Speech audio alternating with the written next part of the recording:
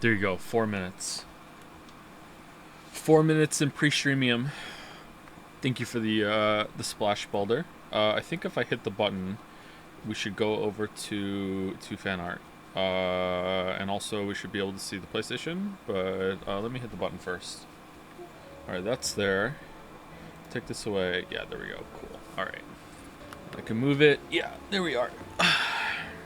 So we have some fan art today, but we're not going to do all the fan art today because one seems to be very high effort. I didn't watch it, but I get the general gist of what it's going to be, and it's by Marik, so we will wait until Marik is here. If Marik shows up in the middle of the stream and Marik is like, hey, I would like you to do it right now, then we will. If not, we'll wait until Marik is here for the beginning of a stream. What's this background noise? Oh, it's, sorry, 1 second. It's a dehumidifier. It's dehumidifier Chan. I'm in a basement, and basements get very humid in the summer, and it's important to manage the moisture level in a basement. Otherwise, you might get mold and a lot of different problems. So usually, if it gets really hot and humid down here, I run the dehumidifier. Did you pull for Eula cons? I haven't played Genshin in a while, and when I did play Genshin last, it was only for like 2 sessions, and then I quit again. So like, yeah, I did not log in for more Eula cons. I think my main account has C1 of Eula. How many chans are we at now? Oh, we have so many chans. You have no idea. Do you know that ABBA song, Take a Chan From Me? That's based on our streams. Anyway, so we have by Luna Panda. Let me read it first, actually. Pick your poison. Pick your poison. Domadicta. Too normal. Hey!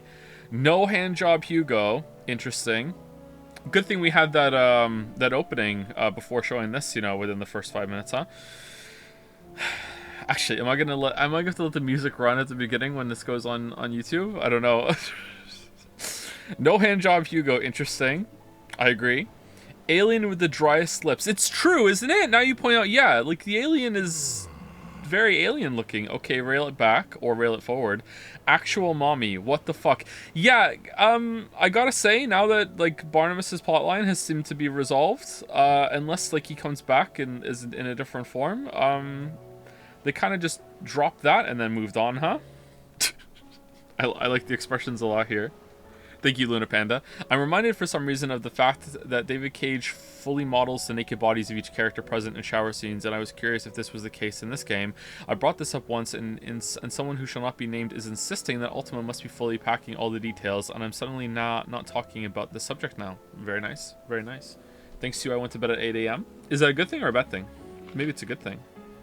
Also by Luna Panda. By Luna Panda. That's a weird title. They had to waste time somehow. Yeah, it's true. They're playing Gwent because Jill sure shit isn't gonna do anything else. Nice. Go fish. It's probably Go Fish. Yeah, Go Fish. Go Fish for Leviathan. Stopping my first Hollow Knight playthrough for this show. Oh, don't do that. Play Hollow Knight. That's way better of a decision. What are you doing? Torgal's playing too. Torgal is a very smart wolf. Could probably play quite well. Pretty epic. They had to waste time somehow. I must confess I missed part of the streams as a Brit, so I was wondering what the dragon was about, why Ifrit was primed, and why it was green. I didn't realize it was a cool stylistic choice, so the entire time I was wondering why Story Boss was a funny green weed dragon.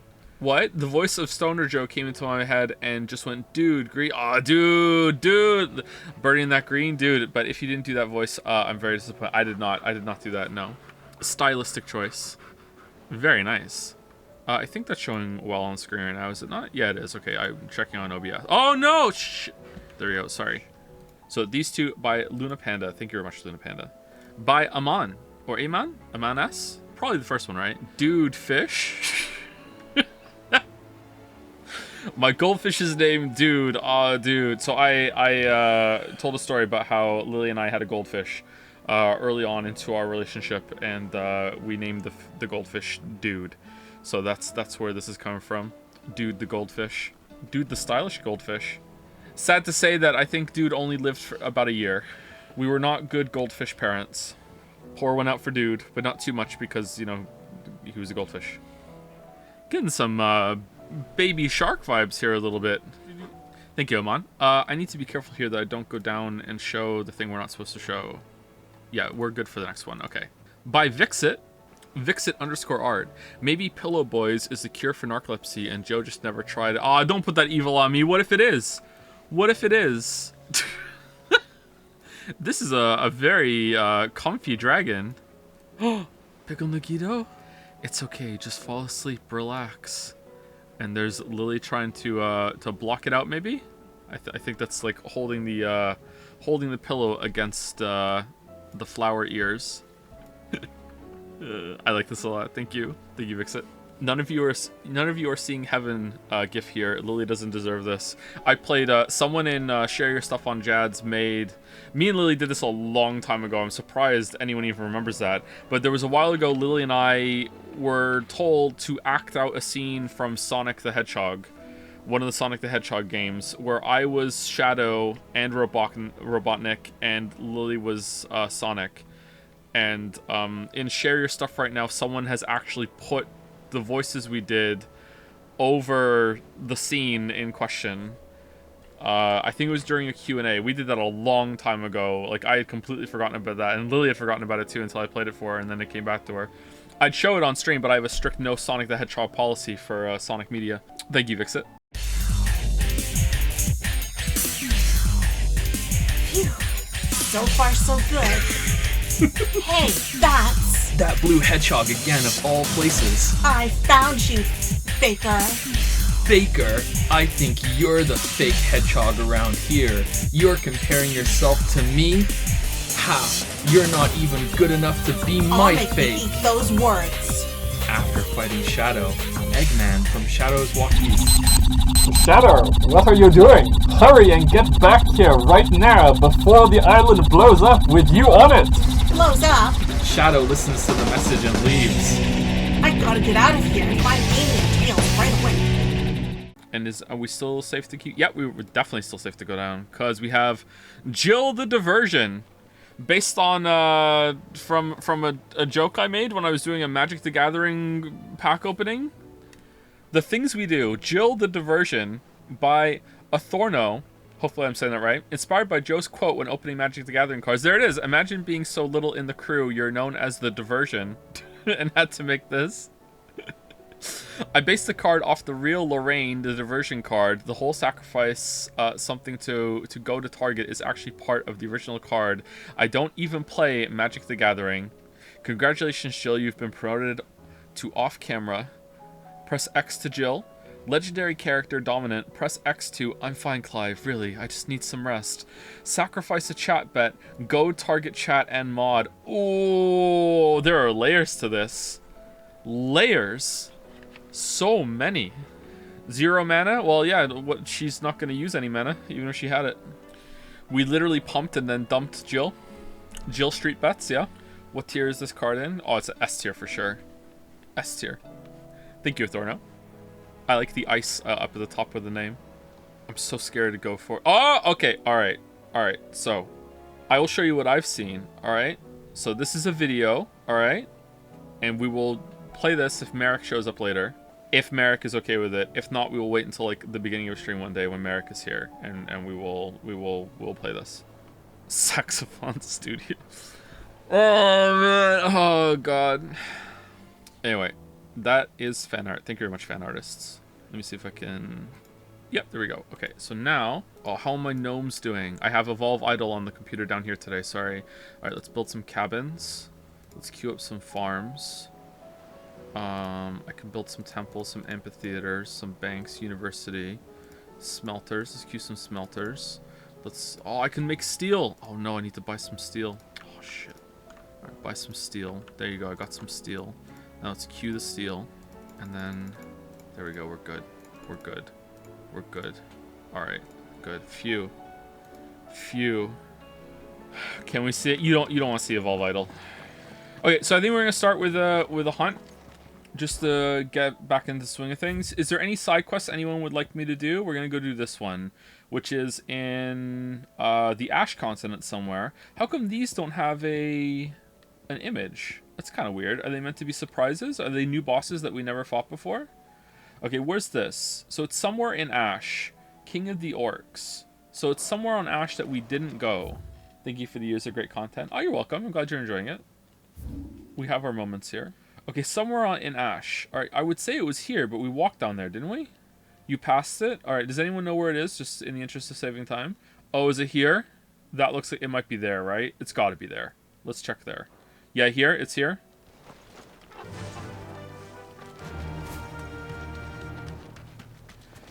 Knowing you just pissed off Annie for Prez, it fills you with determination. I'm annoyed too.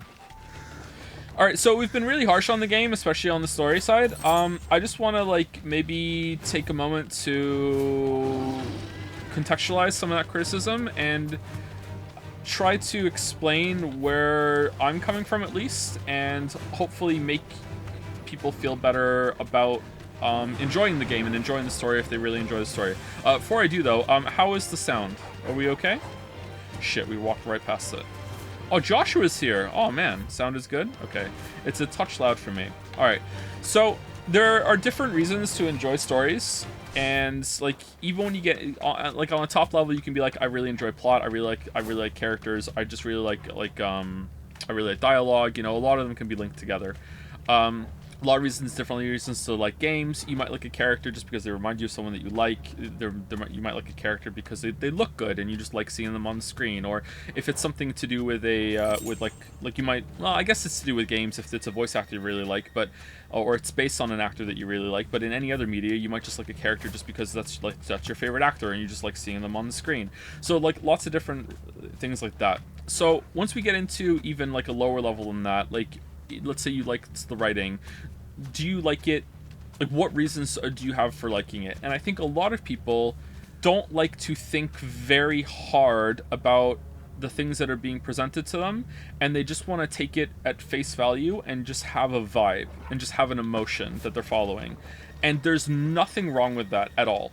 Not even like this isn't. If this comes across as a little patronizing, I'm sorry. I don't want it to be, but I understand that I'm basically saying that you don't think very hard about the media you consume, and that's not my intent, but I do want to acknowledge that it is kind of how I'm saying it, because I don't know how else to say it. You just want to like let it wash over you, kind of vibe. You want to go with the emotions. You just want to be like, okay, cool. You're just kind of going with the flow. Okay, there's nothing wrong with that. However, for some people, they don't do that, or they can't do that, or they don't do it anymore, or they like to think of things a little bit more critically instead of just vibing with it and going with it. And that's when we get into this kind of conflict where people can think, you know, I really, really, really love this, and there's a bunch of people here like just shitting all over it. What the fuck? Because they're looking at it with a like they're bringing a lot more information from the rest of the game into it when they're considering if it's good or not, or something that they like or not, and they're just not vibing with it. I will say that even people that don't tend to just go with the flow can get wrapped up in things sometimes. Like if the story hits them in the right way and there are enough other factors, it can happen to anyone. It's not an all or nothing kind of thing. It can happen to me too, and I'm probably the most cynical person in the whole entire world. I'm not actually, but I'm just playing it up a little bit. The reason I'm saying this is because some of the scenes we saw yesterday were what I would call some of the worst I've ever seen in a high-profile game ever. And yet there's still a lot of people who were in chat or were on Jads or are on message boards saying that they love the story and they really resonated with them, etc., etc. And I think that's where the problem is arising, because people are going into expecting different things. And I do want to stress again, there's nothing wrong with that. If you like it, you like it. Don't let anyone convince you otherwise. But at the same time, you have to accept that some people are going to be like, I'm looking at this from a different perspective, and I'm just not buying it, you know? I don't know, maybe I'm not doing a good job trying to make people feel better. I'm sorry, I'm trying. I just, like, I don't want to be the kind of person that relentlessly hates on something, but at the same time, like, I have a strong sense of being honest and being, like, not filtering what I think or what I say to a high degree that I'm just gonna say things are good just so everyone has a good time. Like, that doesn't mean I have no filter. Obviously I have a filter. I'm not one of those kind of people that's just like, I have no filter, just have to accept me as I am. I'm not like that kind of person. I still try to be constructive, but I'm not gonna pretend that something is good or that I'm enjoying something if I'm not, you know, just to make the stream all happy. Anyway, very long-winded way of saying, like, don't let anyone ruin your fun. Like, if you're enjoying something, then fuck it, you're enjoying it.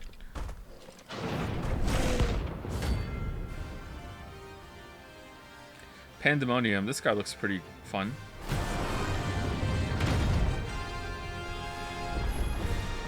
Oh look, it's the king of the castle. And I'm the dirty rascal.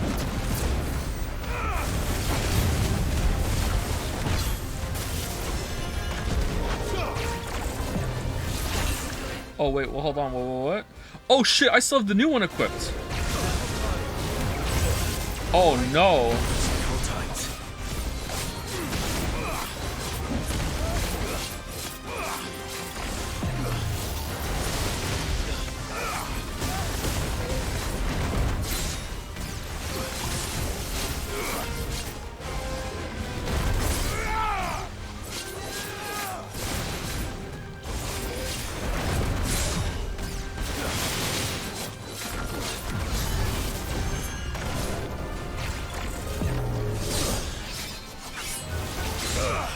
Oh great. He moved.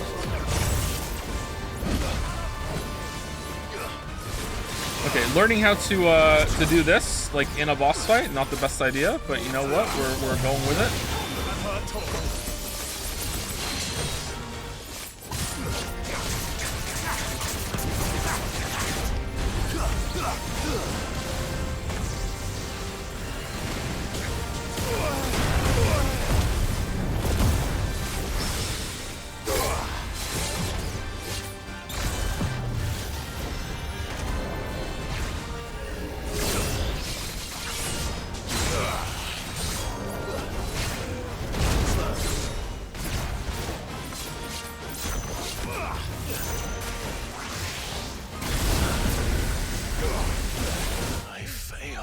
Great. So the counter sent me into the beam. Okay, I feel like the Odin weapon isn't worth it right now. Maybe it's because it's not leveled up. I don't feel like it's doing enough damage. It seems like it might be a fun moveset to play around with, but I don't want to learn it on a boss. So let's do it. Charge Odin up to level 5. It stopped at 3, did it not? Do I have to upgrade it to get to level 5? Like after I got it to 3, it didn't look like it was going up anymore. Increases maximum level to 5, yeah. So there you go. It's not upgraded with mastery yet. That's why. Alright, there we go. So now we can get to 5. Do I want to try it still or no? I guess so, maybe. Do we want Heaven's Cloud or do we want Gungear? Summon a Legendary Spear Gungear and execute an extended flush of such stage. I think Gungear is probably better. Second Blade seems pretty good too. I mean, let's try it. It was going okay. Just like it's learning a new moveset while fighting a boss is not the best idea, IMO. But whatever. Let's go with it. Do you have any stories that you can say objectively is bad, but personally still enjoy from the vibes? I don't believe in objective opinions. Sorry. I believe in objectivity. You can measure things objectively, but you can't measure good and bad. If you could, I think it would be very easy to demonstrate that, and no one has yet. There's no ruler for good. Like a measurement ruler, not like a king ruler. Thanks, Gal. Alright, let's try this again then.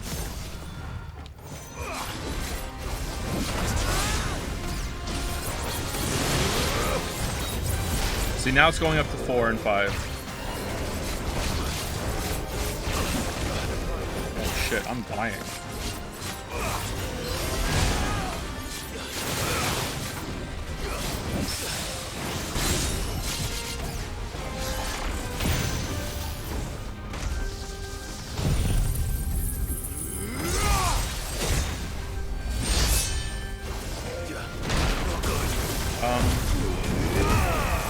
Did that do a lot?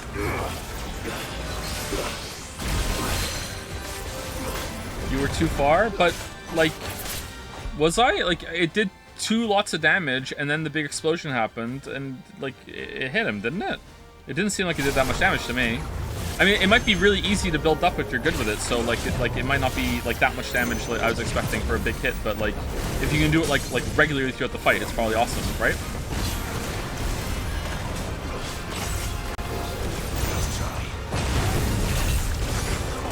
Oh shit, I didn't even see those because of the explosions.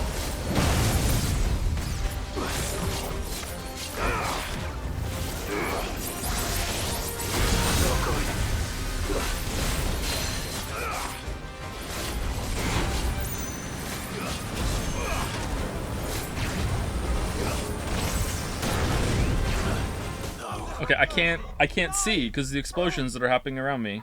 Do I back off when he does that? Like, I just dodge into fucking damage because I couldn't fucking see. Alright. I want to try the new move a little bit more. Does this game have combos like X, X, Y or whatever? It doesn't, but you can chain moves together with air juggles and stuff if you're into that, especially on the lighter enemies that you can pull into you in the air. Most of it's about chaining the special abilities together. I don't really care for it that much, to be honest, but I do like playing it reactively. Did they ever explain how Sid 1 knew who Ultima was? If they did, I missed it. It also didn't explain to me why I don't think it's explained how Barnabas knew Sid either. Sid 1. There's a lot of things that haven't been explained, like why was Annabelle's kid Ultima? I'm waiting for that to be explained. Because he just turned to like magic. Trade off with Odin's you can't dodge while in Odin form? What do you mean? You can. I've been doing that the whole time. What do you mean? Only uses form while the boss is staggered, but uses skills while the boss isn't staggered? What? Claw? I don't know what you mean. Sorry, chatter. You know what I should do? Maybe I should can I have Odin form and then switch over to a different icon? I don't think I can, right? No. Okay. Oh, it persisted. Okay, we can see how much damage it does right now then. Alright, let's save it, because I'm like eating shit on this guy. Alright, here we go.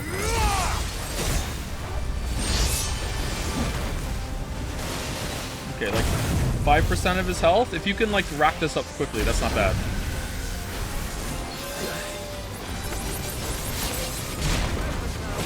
Okay, you can't dodge out of the triangle move I just did.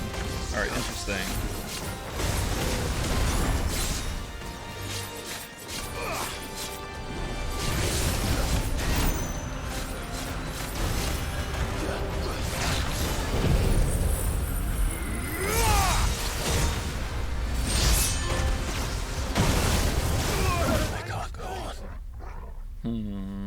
Alright, I don't know. Oh shit, I should have went back to the title screen.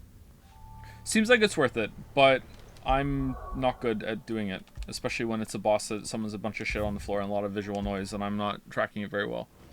Alright, so let's get to level 5 and then switch it over, and then we will use it when we stagger the boss, because it seems like it saves it.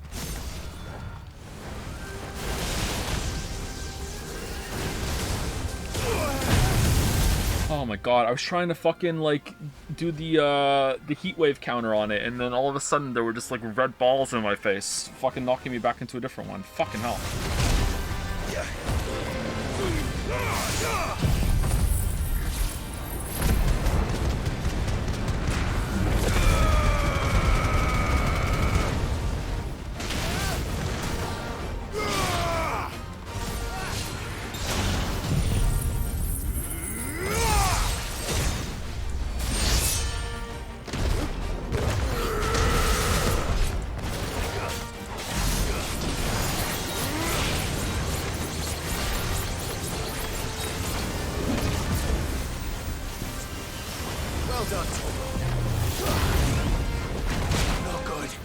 God, the fucking explosions!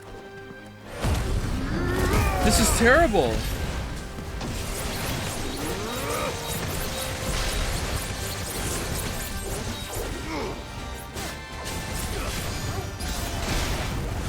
Alright, that's a 4, but, you know, he's staggered, so...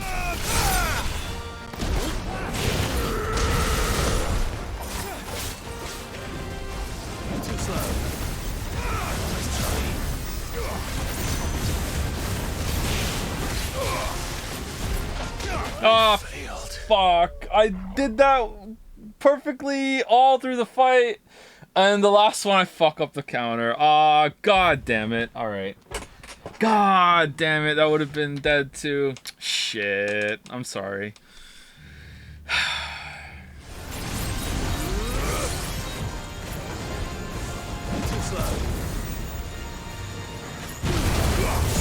Alright, so it lands a little before it touches the ground. So if we can heat wave that, I need to do it a little sooner than that. Okay.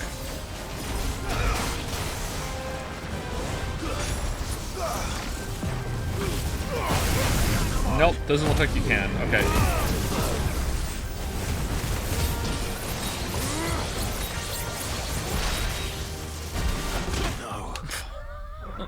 Okay, so he crouches in and he charges up, and it looks like he's gonna release it, but it's like one beat after that you have to do the counter. Okay. The teleporting seems kind of bullshit. I don't think it's bullshit. I think the visual effects are getting in the way and making it bullshit. If it wasn't for the visual effects, it would be fine. Sometimes he teleports when I can't see because there's something in front of the screen, or there's just too much going on, and then all of a sudden he's just there and he's already in an attack swing. It's kind of like what's the fight in near the end of Dark Souls 3 where the guy's on his back, the two princes? Double princes. Like, imagine that, but also there's a random chance, and it's a likely chance, that there's going to be an explosion that's in the foreground that's going to block your view of what the fuck they're doing. It's kind of like that.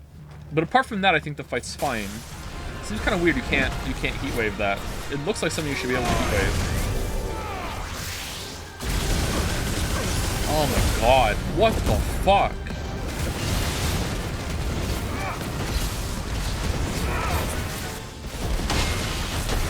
Okay, so he crouches into a power, and when he starts to lift up from that stance, that's when he explodes. He doesn't explode while still crouching. So when he starts to lift up, that's when you do the counter. Okay.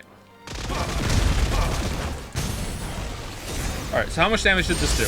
I'm not going to do anything else. That's it. That's the whole stagger. How much damage does this do? Is it worth it?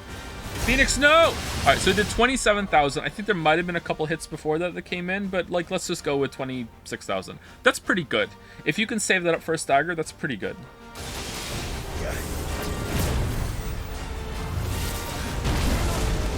Oh my god. That he moved, and that changed the direction of my dodge, which meant I dodged back into the fire that I was trying to get out of. What the fuck? I think someone's saying they think Babby's first spectacle fighter is a good description of the combat system. I would agree with that actually, but not in a derogatory way. He says while wiping on the boss. I think that it's still got enough meat to it. I think it's like an absolute banger of an introduction to these kind of games actually. Keep in mind, I'm also not healing, so like there's a whole like healing system I'm not engaging with to make it more fun, and that's succeeding quite well actually. I'm having a lot more fun without the healing. Joe's talking through. I have my head in my hand. Sorry. He lifts up. There we go. Alright. Grokked it, man. It's fucking grokked. Grok it in. Grok it in.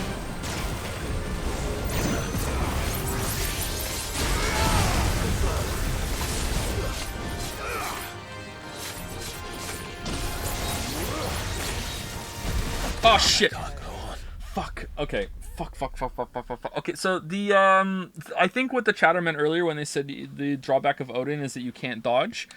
You can't cancel out of a lot of the moves. I think that's what they meant. And I felt that there as well. With I almost got eaten by the beam because I couldn't cancel out of the charge I did.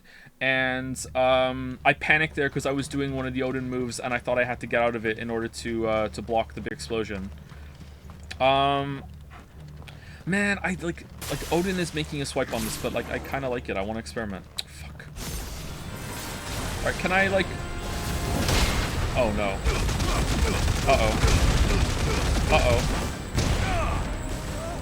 Oh, it worked out. Okay.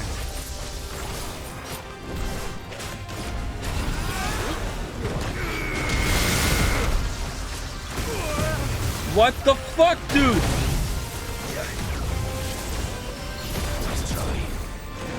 What's the reason for Joe doing night streams now? Narcolepsy.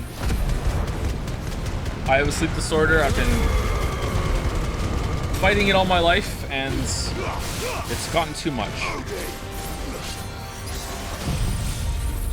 Mostly because of the kids. I have a lot of kids.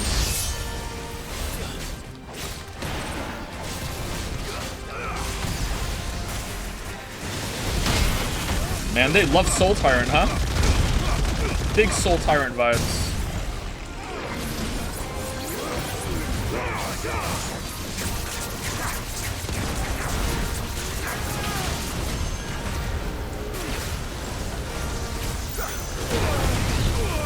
What the fuck?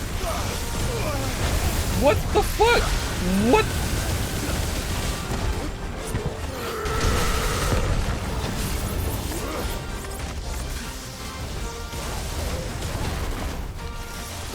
To me, boy.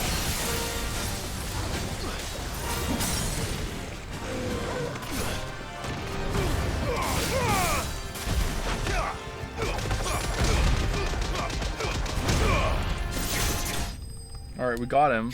Holy shit. All right, we got him while using the new move, so I'm happy about that. All right. I kind of like the addition of having to charge that up, and you can have a big damage reward for doing it between the stuns and learning the fight. So when you have a chance to build the meter a bit, when it's safe to do it. I'm sure at a high level you can just keep in this mode the whole entire time and just keep using it. So that's kind of cool. I don't know if it's worth it or not though. Do you have access to the new moments feature? I mean, maybe. I don't know. I haven't really looked at it. So let's go back to town. Shit. Where's the side quest that unlocks an S hunt? What was it called? Can I do it yet? Did you see the new Baldur's Gate news? No, I did not. Is it important? Bear sex. Alright. That sounds barely legal to me. I love being in a stream because it makes me feel sane when we share opinions, and it's fun to get mad when you spout some bullshit. It's a safe space for people who hate games everywhere across the internet. It's Joe Streams. Hold on, checking on my fish. 1 second. When I say I'm checking on my fish, I'm playing Evolve Idle. What do I want to do? I want to queue up like a bunch of banks, and then just a bunch of universities, because I'm playing Idle right now, and I just want to cap the knowledge. There we go. That's good. All right. What are you playing as fish people? I'm actually gnomes, so yeah. I'm doing my final Bioseed run for the heavyweight champion perk, which I'm very excited to have. Been a fan of your YouTube videos for a while and just realized that you had a Twitch today. Oh, welcome. The streams are very different from the YouTube videos, although we do sometimes do some like live criticism and thoughts about games, but typically we're more about having fun and bullshitting here. Best of luck out there, Sid. Don't expect the same kind of like highbrow, refined, super duper great takes that you see on the videos, because you know the videos are full of those. Nobody's Tool is apparently the side quest needed for S rank hunt. Okay, let's see if we have it. Also, do we want to do these or no? The fact that they don't have an image makes you wonder if they're unique bosses. I do like how many mostly unique bosses are behind these hunts. It's a pretty cool system. I like these this content. There's a side quest that unlocks a hunt after you do the next main level. Levels in not an open area zone. What do you mean? Like the next level of the main quest, or the next level in the side quest currency that we just unlocked? Nobody's Tool. Nobody's Tool. Oh, you know what? It might be there, right? It might be on the reading table. Check the side quest counter. Is there a side quest counter, or do you mean the reading table? Because it's kind of a counter. After the next big spectacle moment, it unlocks Nobody's Tool. I mean, oh, okay. Let's push the main quest then. Let's do that. Unless there's something that people want me to do, I don't think so. I think we can push the main quest. Has the game been better so far this stream, Joe? We just did a side boss, and it was not a bad boss, but it had some problems. Well, it had a problem. The visual noise was the problem. That's it. And it might have more problems on top of that because it was hard to tell what was going on for some of it. Maybe some of the projectiles and combos that it can do were bullshit. It was very hard to tell because for parts of it I couldn't see. Where is Jill? I don't know where Jill is. She's supposed to be on the ship, but we didn't go. Can we go in here? We can. Why would we go in here? Why would it let me go in here? What's going to be up here? Treasure? Hunt for treasure? Oh. Why don't you post videos on your 700k subs channel since last 1 year? I have 700k subs now? Holy shit. I have too much going on. I want to, and I'm trying, but it's too difficult for me. I have too many problems in my life that are of my own making that I can't get into. I'm sorry. I know it's a bad answer, but like, yeah, I just can't. It's not for a lack of wanting to or trying though. It's not even that that streaming is more lucrative either. I know some people might think that the YouTube videos are like easily more profitable, more lucrative than streaming. Like it's not even close. If I was like a no life streamer, like not no life streamer, an all life streamer, like I streamed like 9 hours a day every single day, you know, most of the time I'm awake I'm streaming, maybe streaming would become more, but no, like YouTube is easily more money than Twitch for me. Probably because my videos are so long. How do you make money with Patreon gone and all? YouTube ad rates are really good. Even when the Patreon was at its height, I still made more money from YouTube ads than Patreon. And I get subs and bits here on Twitch. So right now with the Patreon gone, it's ad rates from the video still, which is a fair amount of money still. It's nowhere near what it used to be, especially with videos not coming out. And then there's like subs and bits here on the stream. Do you still make more money passively from YouTube than Twitch? No. Twitch makes more money than YouTube at the moment. If I was to make like a video that would change like in the first month that they came out. Presumably if people still want to watch them. You were right, Joshua. How much does the VOD channel make? I haven't been uploading the VODs consistently. I'm even behind on that. Although I do have a shit ton to put up. If I am uploading them regularly and people are people are watching them, you know, like if they're not like falling on deaf ears or whatever, usually I think it comes in around like $1,000 USD a month. If I'm uploading them regularly. I think right now it's below half of that. What is up ahead? Oh, is this a person? Kind of want to talk to this person. Is there no peace for a dying man? How are you not dead, dude? What happened here? The ether floods made savage beasts of my companions. And those faithless orcs, I knew they weren't to be trusted. Well, sorry for not... What? Sorry for not... Where's that? Well, sorry for not getting you more money. Oh, no, I don't know if that's serious or not. Maybe it's sarcastic. Like, I make enough money. It's fine. Don't worry. We were told. Hey, more money's always good. Don't get me wrong. But I feel like I make enough money, especially if the videos are coming out. Like, I make enough money. That they would stay loyal to our cause. Something commanded their loyalty. But it was not us. I don't know if I should say things like that, though. Like, because I'm not a millionaire. So... and the way the housing market is going in Canada, you kind of have to be. I don't know. Like... I came from very little. My family was fairly poor growing up. We weren't poverty poor, but we were fairly poor. My dad was the only one who worked, and his job was pretty good. But my dad wasn't a lawyer or anything like that. He worked fairly long hours for like a moderate income, but like it still was easier to do things back then. And then when I left home, because I had to leave home early, I don't want to get into that. I've spoken about it on stream before. I just don't want to go back into it again right now. Lily and I were together, and we lived together for many years, and we were below the poverty line in Canada for most of that time. We had no familial support really, especially from my end. And we were well below the poverty line in Canada for about, I don't know, like a decade, almost a decade. So to go from that to making like comfortably 6-figure income makes me look at money and just being like I don't really understand and comprehend money. Money's kind of stupid to me, you know what I mean? Like yeah, I don't know, like to me I feel like I have enough money, but if someone else in my position might be like no, it's not. I don't know, money makes me uncomfortable. They stayed faithful for so long. Perhaps they sensed our downfall. The king is gone, our nation in ruins. What becomes of us loyal pawns now? Sworn to a shattered throne. Fuck Wallout. You making USD, right? I don't know if this year, if we're gonna be 6-figure income USD this year. We were the past 3 years, I think. I don't know if we're gonna make it this year. But yeah, I don't want to talk about money anymore. Let's keep going. Fuck the dead king and his god. Fuck this withered shithole. I'm sorry, wounded royalist. The floods do not affect you. You are a bearer, albeit one who's lost his brand. Pray, hear me, brother. Will you grant this pawn his final wish? Will you lay my dying soul to rest? Of course. What do you need? Finally, some luck.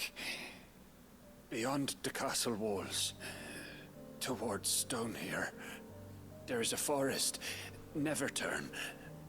My parents are buried upon a bluff, nestled amongst the trees. Theirs was the only love I ever knew. I was torn from them in life, but perhaps I can return to them in death. Take my ring. See that it rests beside their bones. Oh man, free ring. May you find peace at last.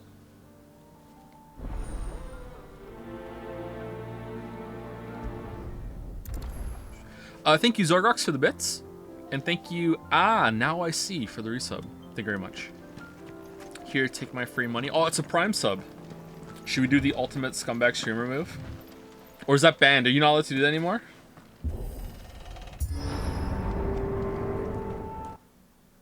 Do what? Let's find out if we're banned. The ultimate scumbag streamer move is to remind everyone that, hey, if you have Amazon Prime, you have a free Prime sub that you can gift out to any streamer that you see fit on the platform once a month. And then Asmongold makes $35,000 after saying that. Don't tell me. The only way to the capital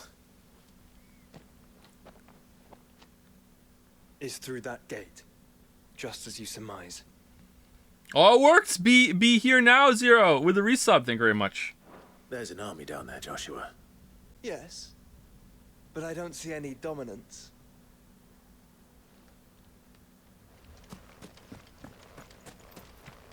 You're not dominant, Joe. You can't prime. That's true. That's true. That's true.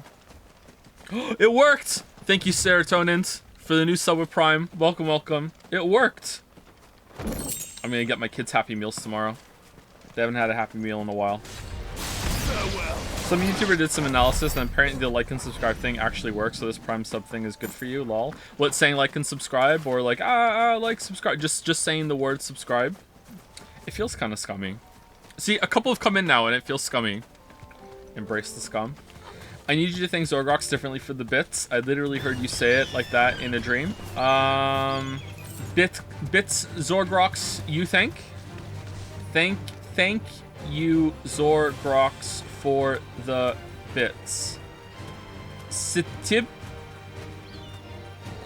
Orf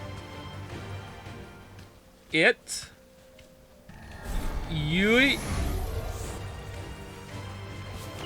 Ka oh shit. What's thank backwards? Ka Kanat? Kanat?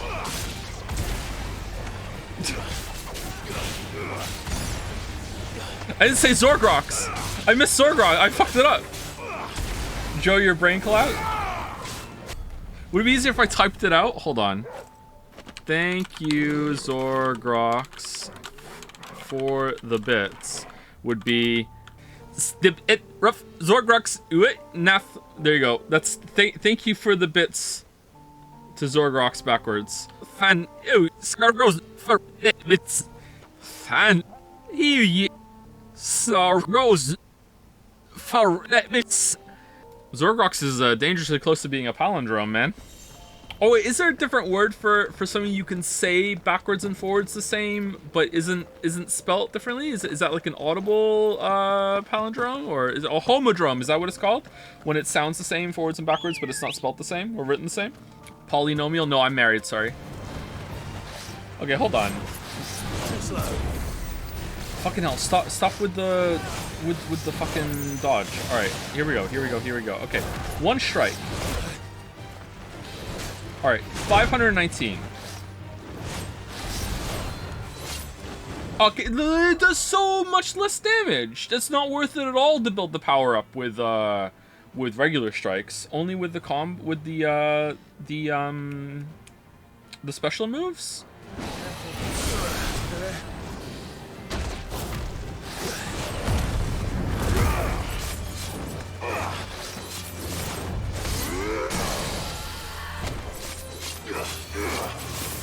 Especially the ultimate? Oh, okay.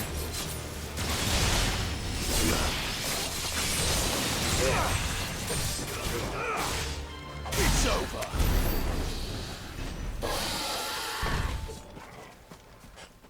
Stibit Zorgrox EU Nath? Giving bits in reward for doing the name backward thing so you feel obligated to never do it again. Aww. Ready, go? But now I'm getting bits for the bit, and not show you my reading backwards trick. People are donating coins to the marble race right now. Do you think more games should have damage numbers? I think that some games need them and other games shouldn't have them. Damage numbers in this game are probably okay. I don't know.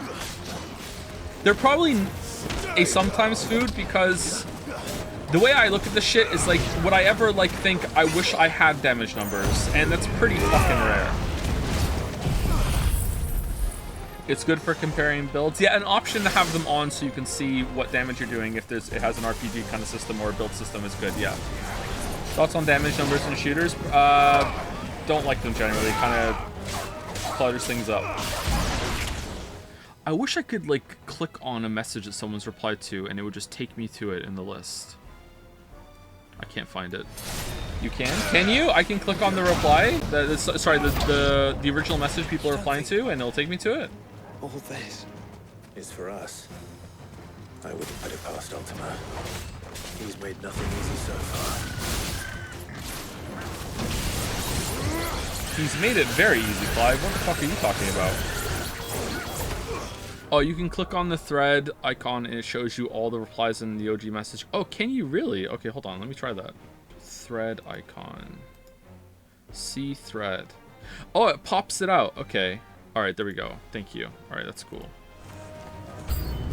Joe, I'm learning. Joshua. Hi, Lisa. Hi, Super Nintendo Chalmers. When I was a kid and that happened, I was like hogged like crazy. I was like, oh my god, he just said Super Nintendo. I know what that is. Video games and culture.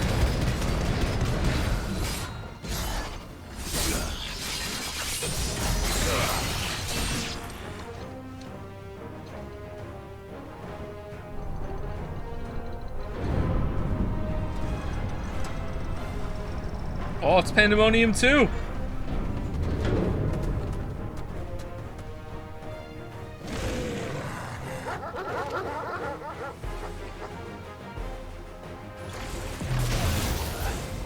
Oh fuck, it really is.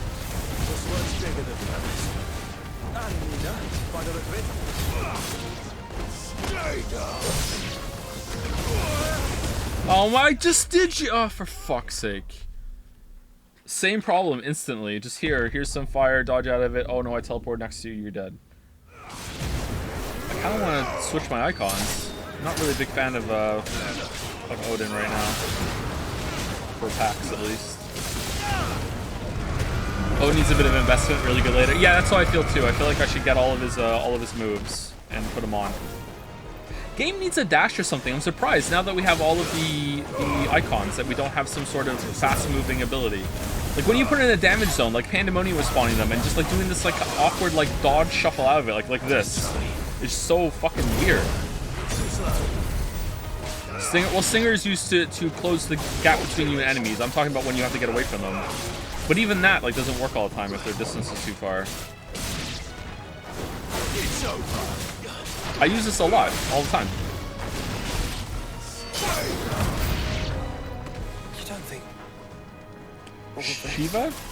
Shiva's not very far.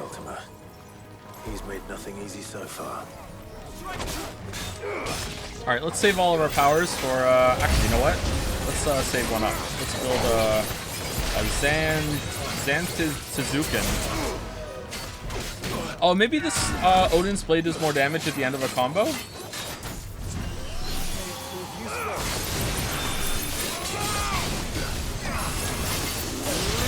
Nice try.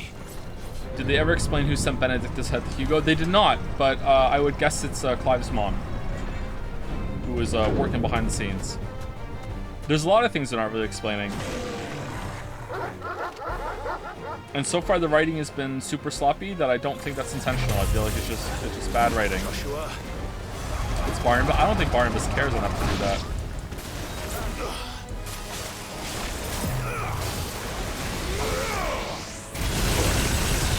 Oh fucking hell! I was expecting him to teleport. Oh man, what's that called when you get dicked over because of the fight? All right, fucking hell! I was expecting him to teleport. Shit. Shit, what the fuck? Again, I'm sorry. I'm so sorry. It's fucking shameful.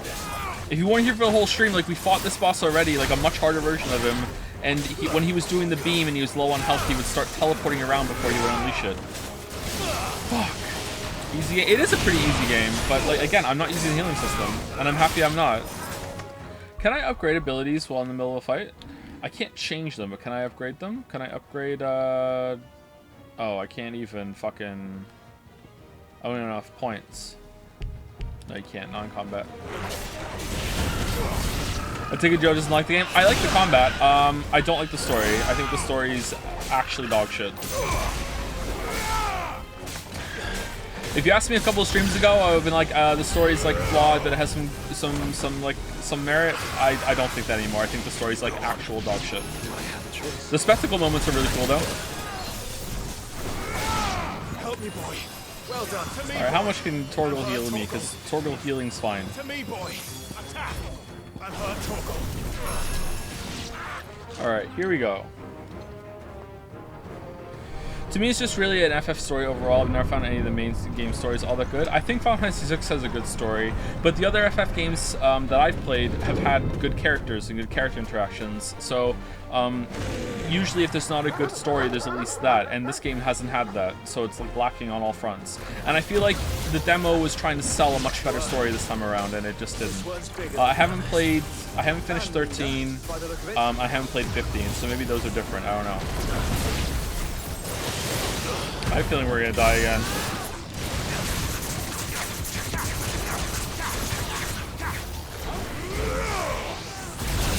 Yay!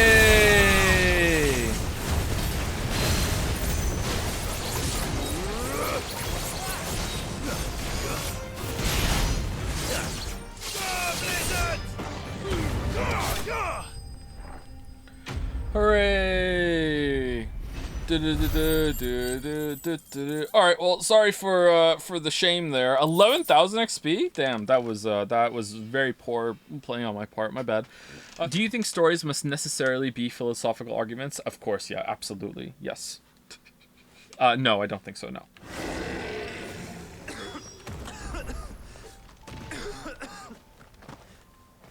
I actually think that on the... I'll be fine. On like the what would it be? On the scale of like stories needing to be like pretty complex and really deep, I don't really need that to be around for me to appreciate a story. I wouldn't call myself basic, but I'm not that complex when it comes to what I want from stories. I just want a well-told story that makes sense for the most part. If you have that, then you have me on your team for the already. Like anything after that is gravy, because that's just so rare. Remember in the demo when you got to play as Joshua a bit and it makes it feel like the whole game will have character switching? What the fuck was that? Yeah, that's true, yeah. I also thought we were gonna have like character switching in the party. Like, oh, I can do my, like, let all my abilities out and hit, and then like, oh, switch over to Joshua for a bit, or switch over to Jill or whoever, and like, there would be like a communal health pool maybe, or I don't know, like, yeah, I thought there'd be healing too, like, switch over, sorry, not this healing with the potions, but like switch over to your healer and cast some spells, like, I thought it'd be like that. You mean like Final Fantasy VII Remake? Oh, is that how it is in that game? I haven't played that game, so yeah, something like that. And you know what? Like, that didn't have to be here either. Like, I feel like the combat system is complex enough now that it's fine. But I just wish there was more party interactions and the party was a little bigger and there were just more scenes with the group. Instead, there's more scenes with the Chuckle Fucks back home at the hideaway with like Karen and co that are just so relentlessly boring that I don't think I can name anyone except for Karen and Otto. That's it. Alright, let's do, let's level up an ability. What do we want to do? Do we want to level up? We're using gun gear quite a bit. I quite like it. Heaven's Cloud. That looks like it might be good for packs. Let's go with gun gear. Let's upgrade it. So we've upgraded it.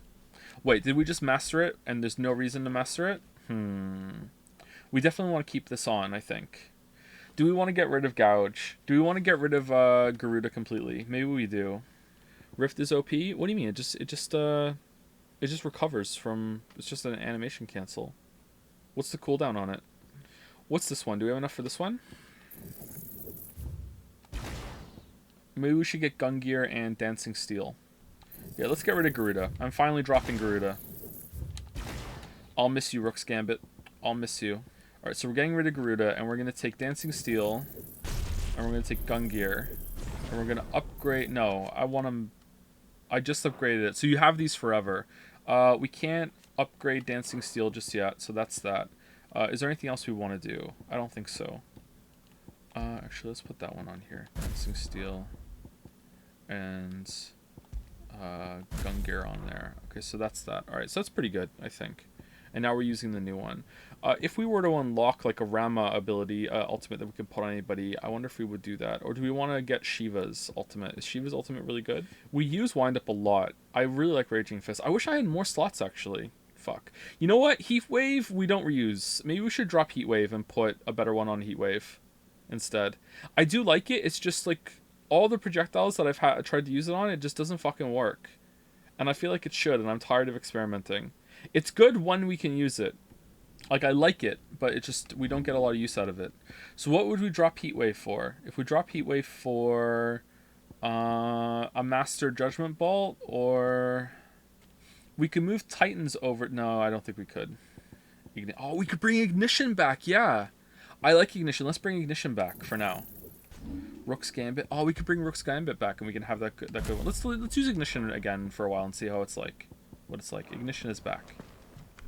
Getting some Forspoken vibes right now. Anyone else feeling like we're in Forspoken land? With like the air being the way it is, and we're going through castles in the middle of like a deserted countryside? Look, Clive. It feels like Forspoken. Look at this shit. By the founder. The place is a fortress.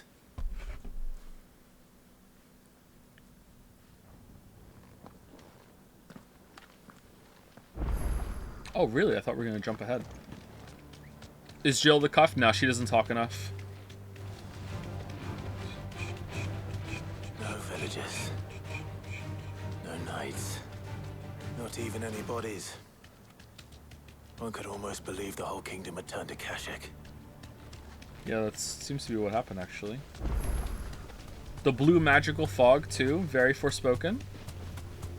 Definitely had some help from the Forspoken team when they made this. Alright, what's down here? Hey Joe, I just caught up with the last VOD. Really liked the Odin fight, even though Barnabas was being a cringe edgelord. Lamayo. Yeah, I thought the fight was pretty good too, yeah. I wasn't very good at it, and I still had a good time with it, so that's a good mark of a good fight. Do you think the trash mobs in this game are way too tanky? Watching you play definitely feels that way. It's possibly, but I don't have a lot of AoE abilities in my kit. I have Ignition now. When I had Ignition, we were clearing them a lot faster. I'm like building myself more for bosses, because that's the fun fights to me. So it could be a build issue or a skill issue. If you played the game, maybe you would find them less tanky.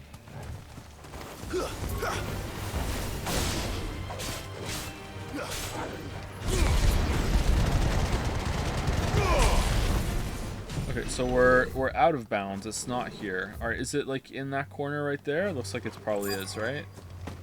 That's 3 in the corner.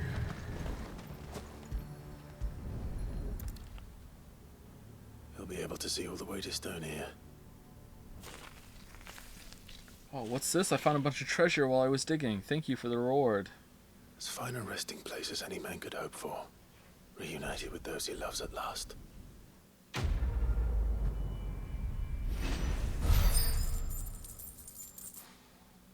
Thank you for the clutch mine and the meteorite while we were digging. Okay, cool. Alright. This was, shit. Okay. Joe took Heat Wave off instead of Gouge. I think we took Gouge off too, didn't we? Gouge is gone. Does it bother you that we haven't heard a single human sound? Everything about this place bothers me. The Bad Back Conservatory. What's the game doing right now?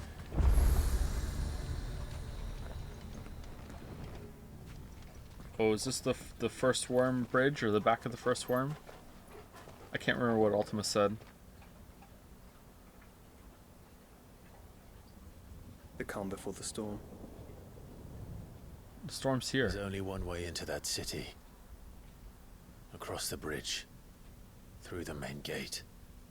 Why can't we just go on the ship and go there on the ship now? The king is dead. Everyone here is Akashic. I don't think the Akashic can, like, use artillery cannons. So why don't we just go on the ship? What are we doing? we're not engaging with the situation whatsoever, Clive. Like, what are we doing? Right into the midst of whatever is left of the late King's army.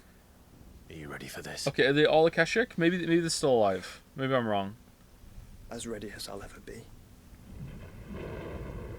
Weren't you at the bottom of the island, and now you're at the top? Is the world really that tiny? It's tiny, and yet the ship that Barnabas was on took fucking forever. Yeah, you're right. We walked all the way here, didn't we? Oh, you know what? We glossed over... Okay, so they glossed over how long it took to get from here. Oh, no, they didn't. We really did walk all the way here. Right? That's it. This to here on the map is this to here. Holy fuck.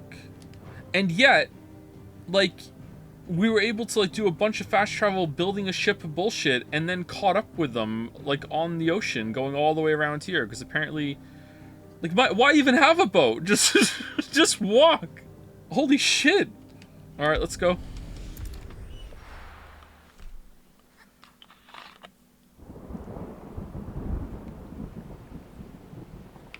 Now Jill using the ice tunnel to get back to the mainland kind of makes sense. Probably only took her 30 seconds.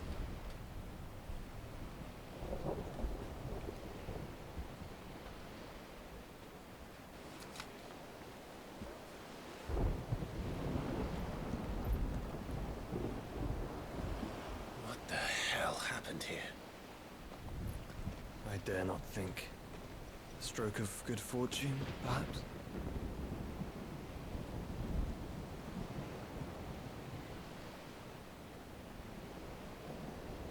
I hope you're right.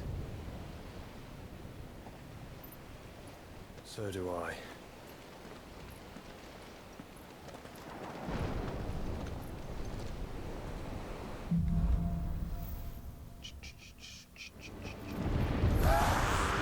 The ether has claimed them all. Let's see the win on next.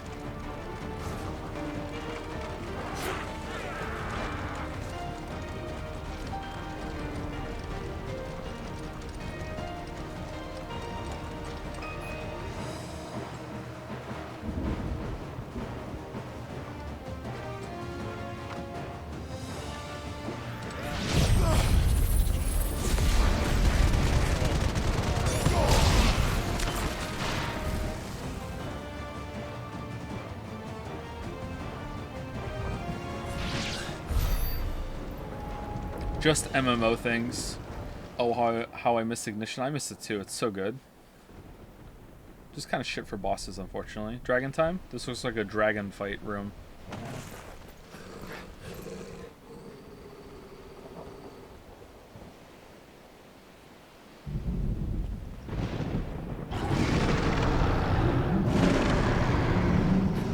Behemoth? That's a behemoth. Yeah, there we go. I'd be mad enough to tame such a beast.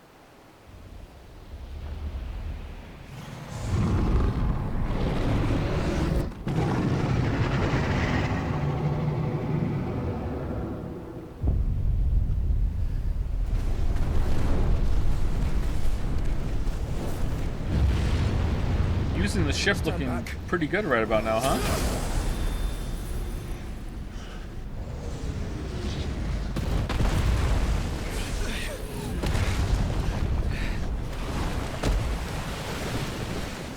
Did I fight the behemoth in Monster Hunter World? I didn't know.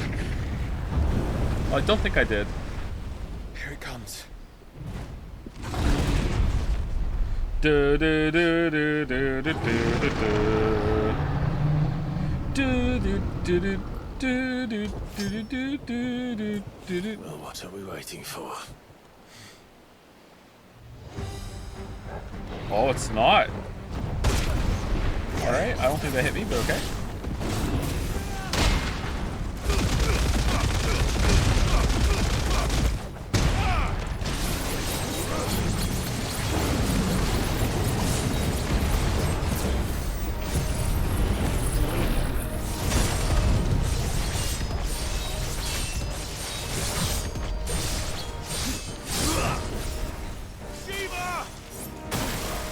Man, I love seeing.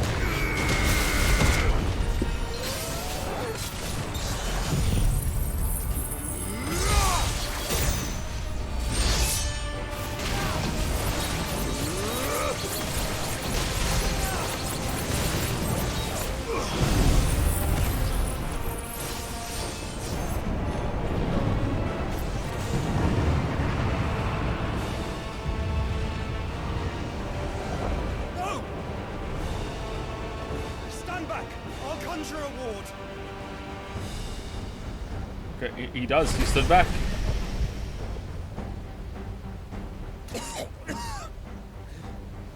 Joshua.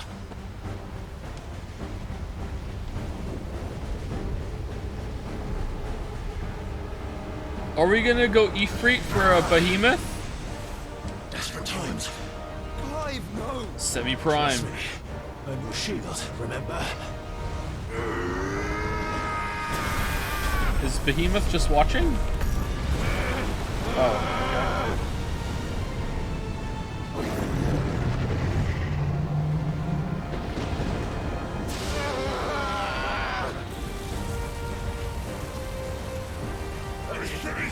This won't be a job for Ifrit! really?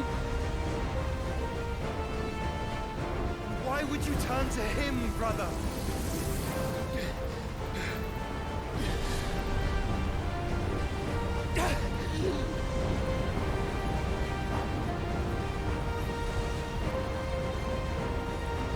When we fight together. Together. Unless I find a fort and I want to go look at a mural, then you fight on your own. For hours. For a long time, actually. Burning!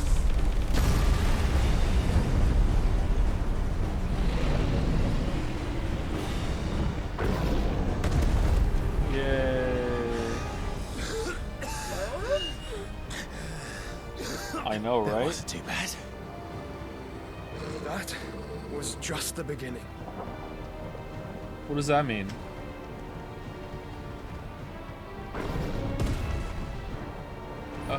Oh. Okay.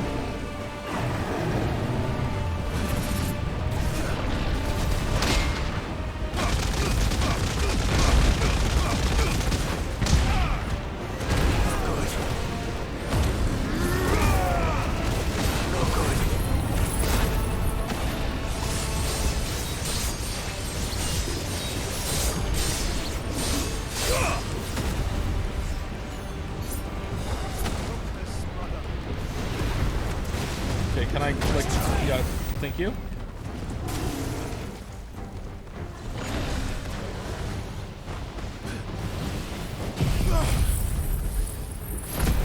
I don't know what happened there, chat.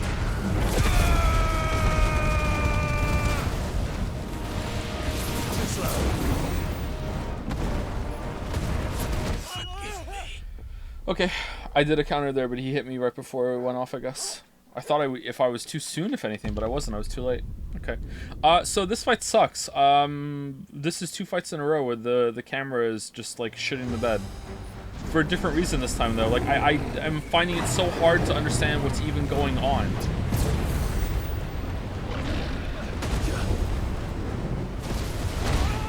It's like he's using Garuda's ult.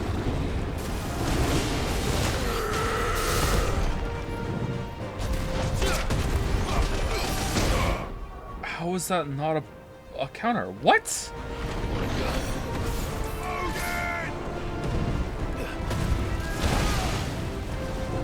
Okay, now I see that move and I'm not in it. How was my last attempt not a counter?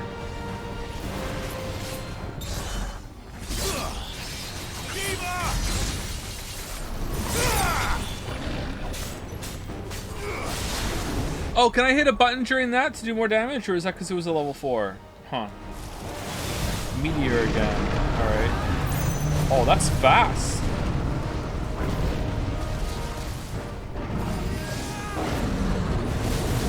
Comet.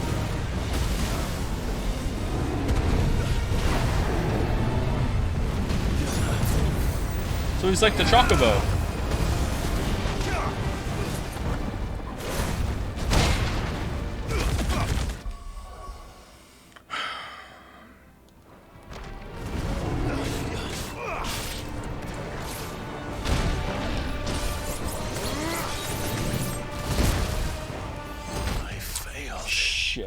I was trying to move over to do the Phoenix thing. Alright.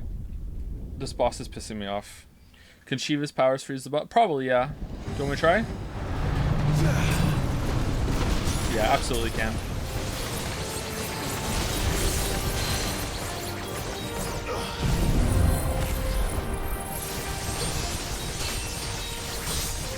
I think doing the Shiva freeze and then charging up your Odin's Blade is actually a pretty good combo.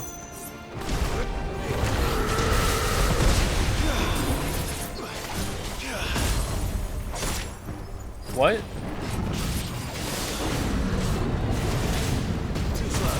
Oh my god.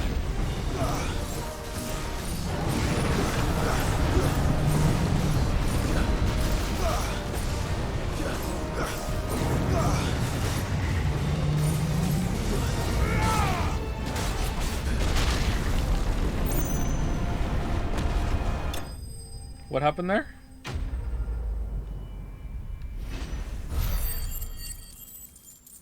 Behemoth Shackle. Okay, I've been pretty hard on the game, so I'm gonna give the game a pass on this one, and say until I fight it again, which I won't. It's not a bad fight. I just sucked at it. There you go. Because I don't want to relentlessly criticize the gameplay now either, but that's like 2 bosses in a row where it's been just, I think, bad. But let's err on the side of caution and say that I was just bad at the fight. It did look cool, yeah. The camera was really fucking me throughout the whole entire thing, but maybe that was a skill issue.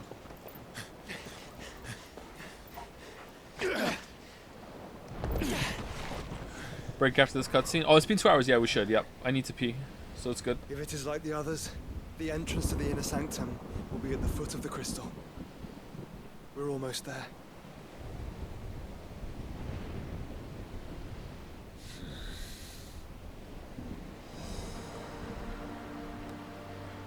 Wait, so now you can jump bridges? Yeah, how did we jump this? That's not allowed? Honestly, why did we jump it? We could just walk down, step over it. It's fine. Alright, that's good. Alright, good place to break. Right back. Alright, how are my fish doing? Let's build some metal refineries. I'm pretty early on in the run of this one. Oops, all sheet metal. No, I'm gonna need some more metal refineries for that then. To be fair, most people like the story, critics included, just we don't think it's great. Is that true? I don't know. I haven't seen any reviews. So are most critics praising the story? That would surprise me, because the story to me is by far the weakest part. The gameplay is much better than the story. The story, no. The characters, yes. What characters are they praising apart from Clive? Sid was pretty good, I guess. The presentation of some of the characters, especially early on, was good.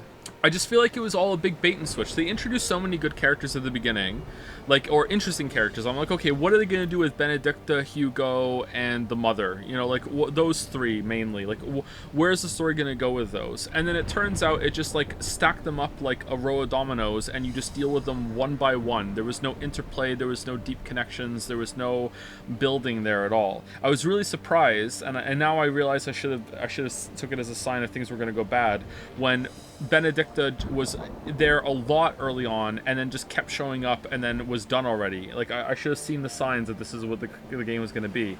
I can't believe I was ranting to this about this to Lily earlier, like a lunatic at dinner, even though she didn't understand. I was like, I can't believe how much they set up Annabelle, Clive's mom, as the potential big ultimate bad that's like really pulling a lot of things behind the strings. Showed her, like, because she was clearly the most heinous and most, like, oh my god, I hate her, the most effective villain in the game, that was set up right at the start, has a lot of time skip to, like, establish herself and start, like, building things, like, up against the world and everything. And then she finally is reintroduced in the story, and then she has, like, what, like, 2 scenes, and then she slits her own throat. What a waste of a character and a concept. We didn't even see Benedicta and Hugo interact except for the you cock scene, and that was it. Banger scene, don't get me wrong. So I kind of stunned at how bad this turned out. I'm really surprised. Once you hit the second time skip, it's all downhill for the narrative. Yeah, that's a really good point. A good point to put the pin in and say this is where it gets bad. It's like, it kind of works against it too. Like, everything to do with Jill doesn't ring true because of that 5-year time skip. They've been reunited for 5 years, and it feels like nothing happens. It's like, how long has it been since the time skip? And look how much we've done now that we're back in control. Whereas in the time skip, like, they did nothing. They didn't destroy another mother crystal. It just feels like they were just idling. I don't understand how she looks the same. She's 18 years older when you first see her. I thought she was immortal or something. And the fact that she gave birth to like an Ultima thing too. Yeah, like what's going on there? Maybe they're gonna explain it. Maybe she's not dead. Odin can do a room-wide wipe at level 5, can it? I don't know if I want to waste it on that, but that sounds like fun. Would you say the combat had enough variety additions throughout the runtime to keep you invested in it? No. It took way too long to add enough things. And then there was a little bit of a lull after we got Bahamut, where I felt like it was like running on fumes. Now it's picked up a little bit more, I think. But the past fights that we've done have had some camera issues, so I'm not sure. The Barnabas fight was really good.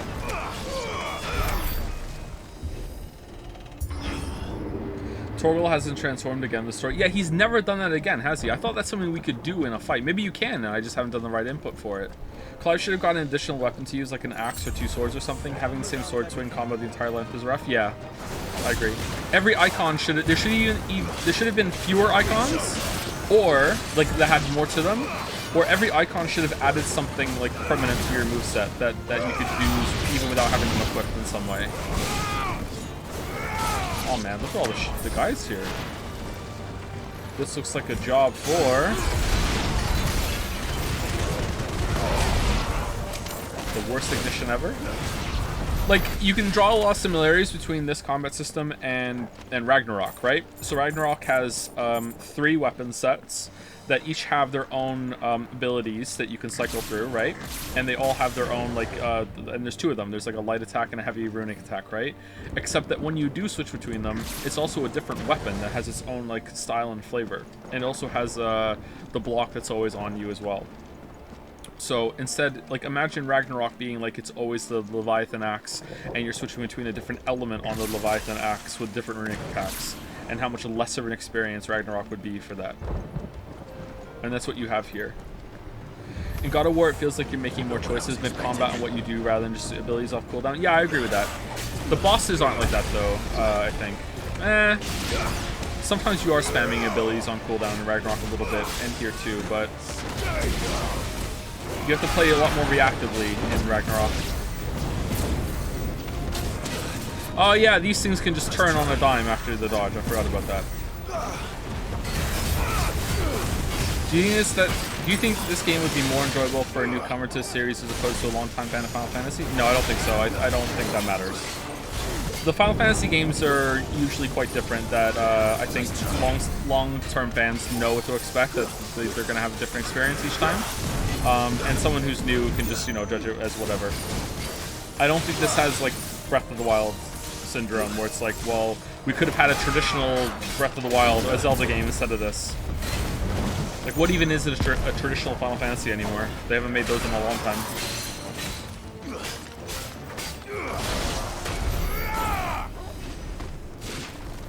Do you think a Final Fantasy fan expects more party interactions and such? I don't remember 12 and 13 enough to say that for sure. And I didn't even play 15. Like, and that is like, what, more than 10 years of Final Fantasy right there? Because you're not including the MMOs, because those are different. There hasn't really been that many Final Fantasy games since 10, for how long it's been since 10. I don't remember them, sorry. I remember some, like, let's stand around and talk scenes in 13, but between the corridors that you walk down, so maybe it did have it? Once we step onto that bridge, we'll be easy targets. To who? Then we better move quickly. Okay. That could have just been like a, you just say that as we're running around. Did you ever find the controls in this combat to be a bit weird too? I thought it was weird to make you go through the switching and trigger holding to cast your spells. A little bit, yeah. It can be kind of clunky. Sometimes I want to do something and there's a little too many inputs to get there for it. But it could be a skill issue.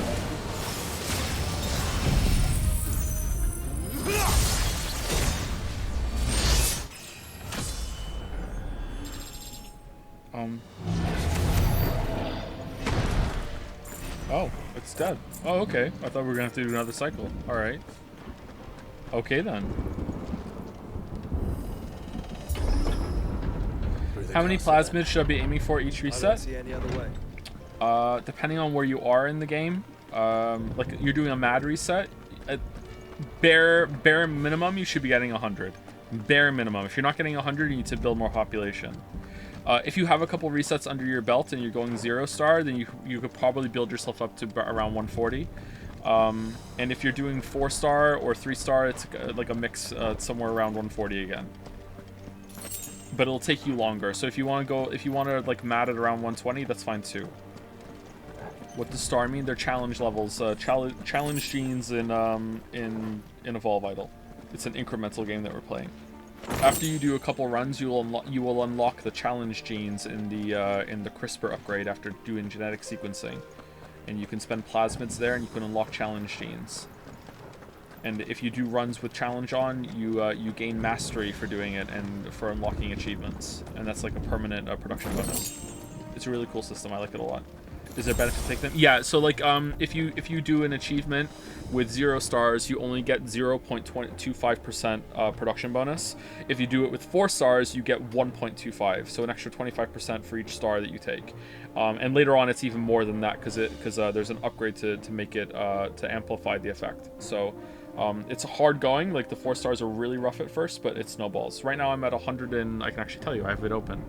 I'm at a 116.4% mastery from doing all the achievements and stuff on 4 star. I typically only play on 4 star mode now. Weak question. Are you going to watch Spy X Family on your own time? Absolutely not. Nope. It has to win the marble race. It's my marble. Yo, what did I miss? Clive lost his virginity. No, no luck this time. Did he really? Not only did he have sex, he streamed it.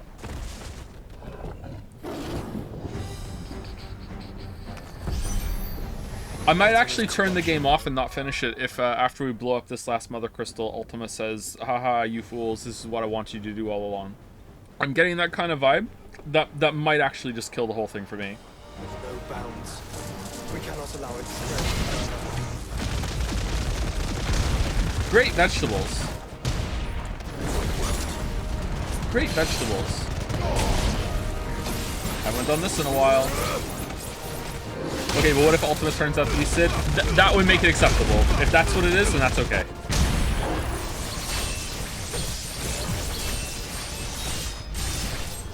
My god, the damage.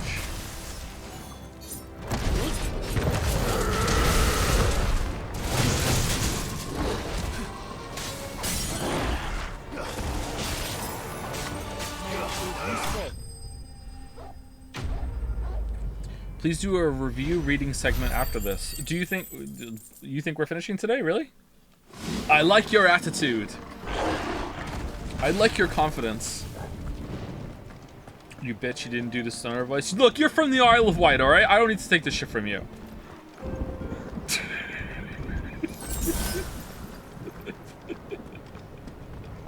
I'm laughing at the all caps wow response. Alright, where are we going? This way. New here, does Mr. Anderson live from the video game media?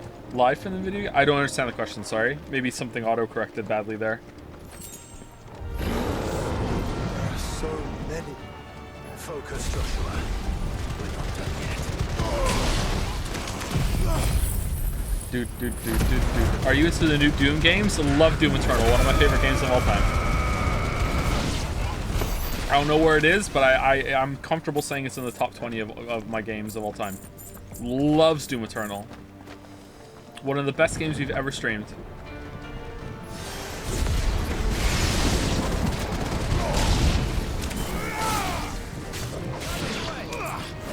Man, the game's so much better now that Ignition is back. Wait, what? It's this way? Really? Really, Lassie? Is there a switch? Oh, you understand levers. Okay. Man, I love having to push 2 buttons to open a door instead of 1. Or, in the case of the game that shall not be named, just walking in and the door swings open when you hit it. Loves pressing 2 buttons. Man, wasn't Donkey Kong Country Returns just absolute dog shit for making you have to, like, wave the fucking Wiimote to make him do the barrel, like, move? Fuck, I hated that. Of course there's more. There's always fucking more. Good game otherwise. by the way, do you have door handles or doorknobs? Doorknobs. We don't have door handles. I hate these enemies.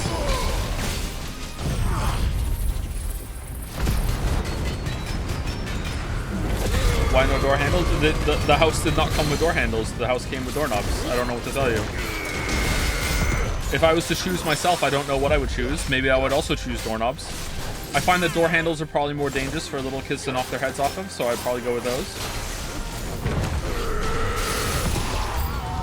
Clive, you mustn't summon a treat.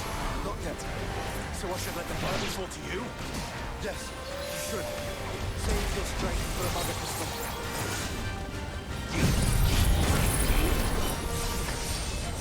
Yeah, we missed.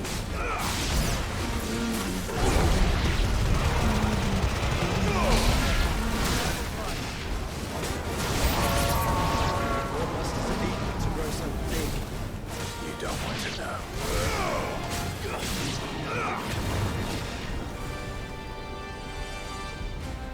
Did you miss the lore that mother crystals are drinking lion's ether causing blight? Because it's been mentioned in every story review. Has it? I mean, I remember Sid saying that. I don't remember anyone with authority telling us for sure. Has the game, has a reputable source, like, told us that? Like, and I missed it? Or is it in a lore entry that is, like, I don't know. Are the lore entries infallible? We've already established there's no evidence. Well, someone in chat is saying that there is evidence, I think, or they're trying to, like, maybe imply that there is. It's definitely not infallible because it says that Clive killed Joshua. Yeah, that's true. Yeah, the lore entries seem to be written from the perspective of the information that we know so far from Clive. Yeah. Sid strikes me as the kind of guy that would be anti-vax. Let's put it that way. Sid has a podcast, and Annabelle is a guest on there sometimes from her own podcast. We have evidence of the opposite. Every time we destroy a mother crystal, the blight spreads more. In the few months we've been destroying them, there's been more of the map is blighted the last 5 years time skip. Yeah, I agree. Yeah, I've said this before, and some people in chat don't think that for some reason. Maybe there's going to be a reveal that's coming up, so they know the whole story. I don't know, but like the reveal that comes at the end doesn't matter because like this is something about story construction that a lot of people are blind to. It's like, okay, just because the story explains it at the end doesn't invalidate or doesn't make it okay that the characters themselves weren't asking these questions throughout the story. So let's just say at the end it's like, oh, the ends justify the means, whatever. It's like it doesn't matter because the characters, as it gets worse, the characters should be like, you know what? Maybe this isn't working, huh?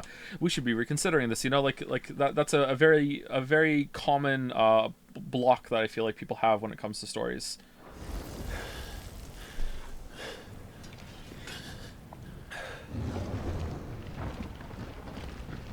Oh man, even more.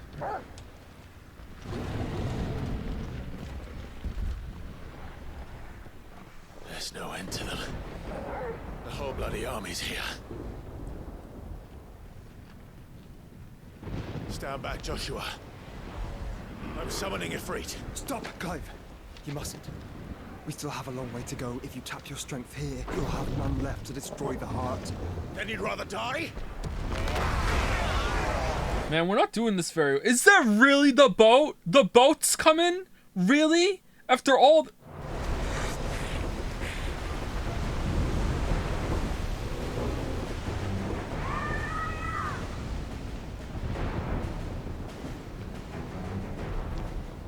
How do they know where we were?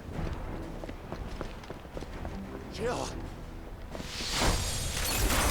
Oh, she can still use magic. Oh, okay. Huh. That's weird. I guess it must be because it was consensual?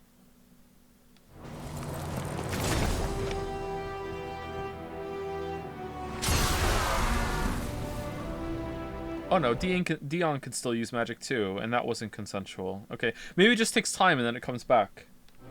There are no... Yeah, sorry, I'm forgetting. That's what really is actually happening here is that there are no rules. Yeah, my bad.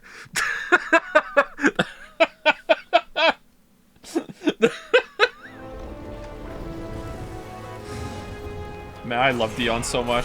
She's not alone.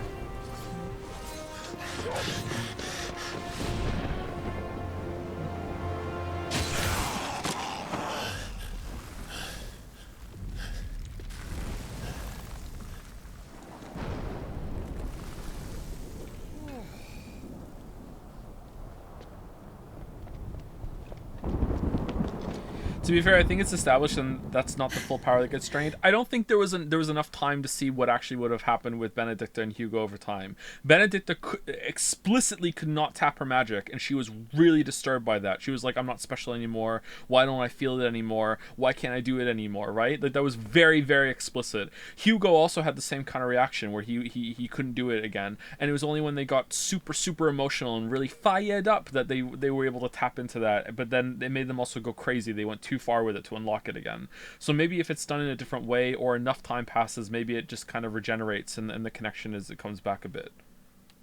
Surprised to see us. How did you? Gav. He told us exactly where you'd be.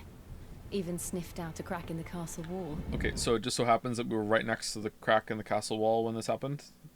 And when we saw the heavens come crashing down, we had no choice but to believe him. Okay. Thanks, Gav.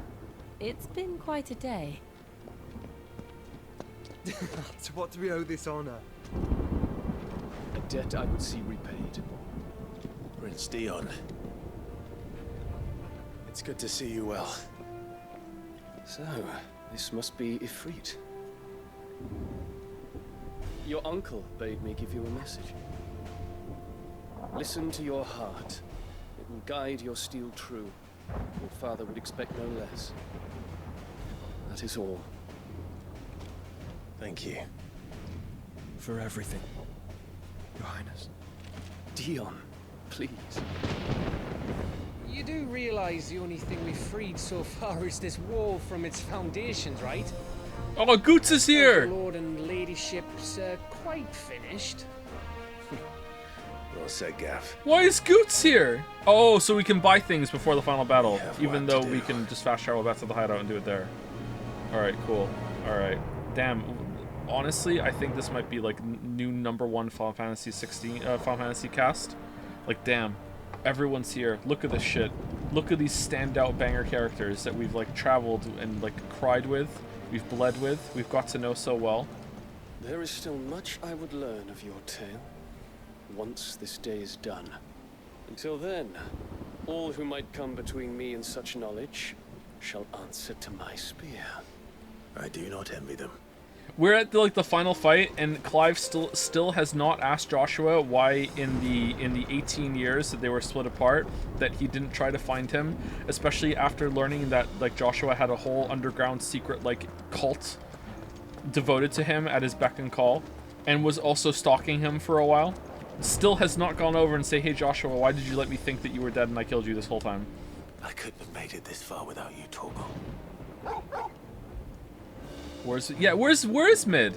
Literally the first time you've met Dion, by the way. Oh, it is! Yeah, it is! Well, like, we met him when he was unconscious. Yeah, that is true. It was the first time we've spoken to him.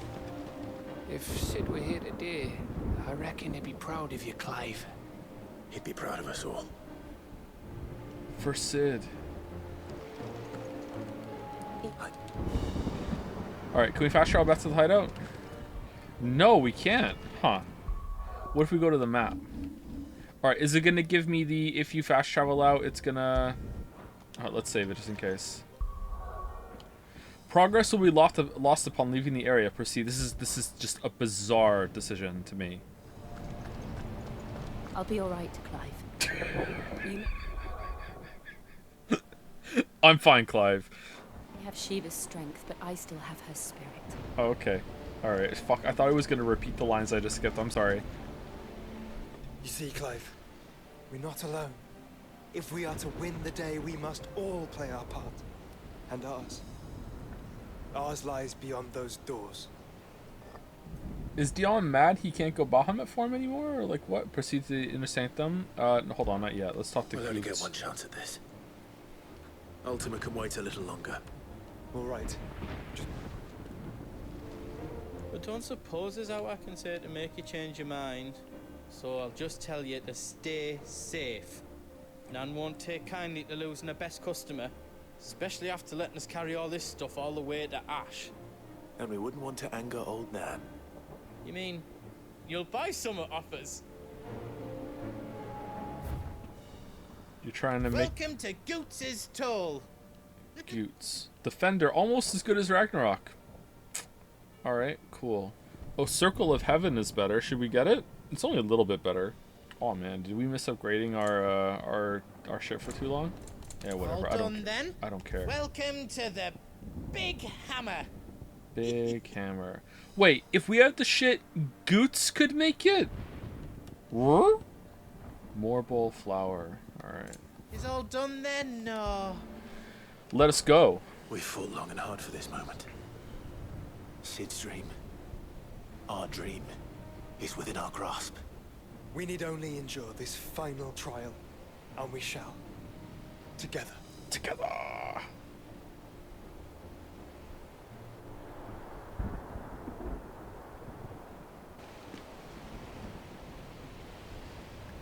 You all know what it is that awaits us beyond this gate. Oh, time for a speech? Oh, man. We shall face it together. Together! Thank you for that line, Joshua. It stole my line. Oh, man. There were more people at the end of Ragnarok than this. Oh, no!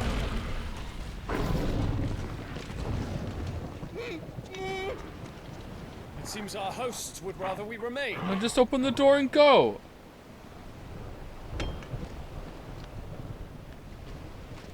I will stay them. We will stay them. Go! Together! Just don't keep us waiting. Thank you. Thank you, Dion. Thank you. Help him open the door!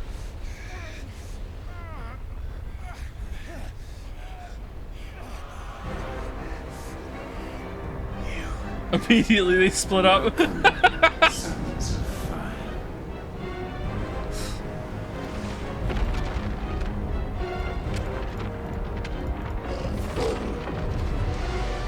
No! No!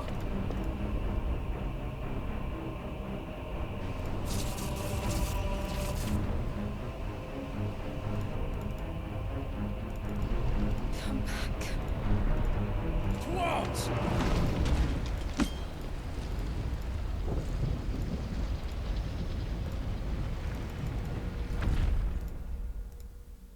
Oh no. Alright, let's build some more Warden Cliffs. 50 minutes for a temple? What the hell?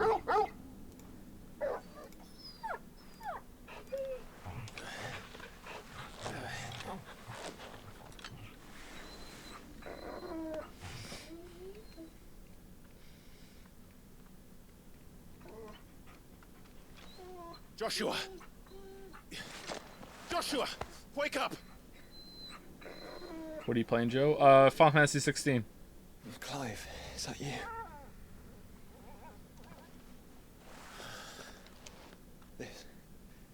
This isn't stone here.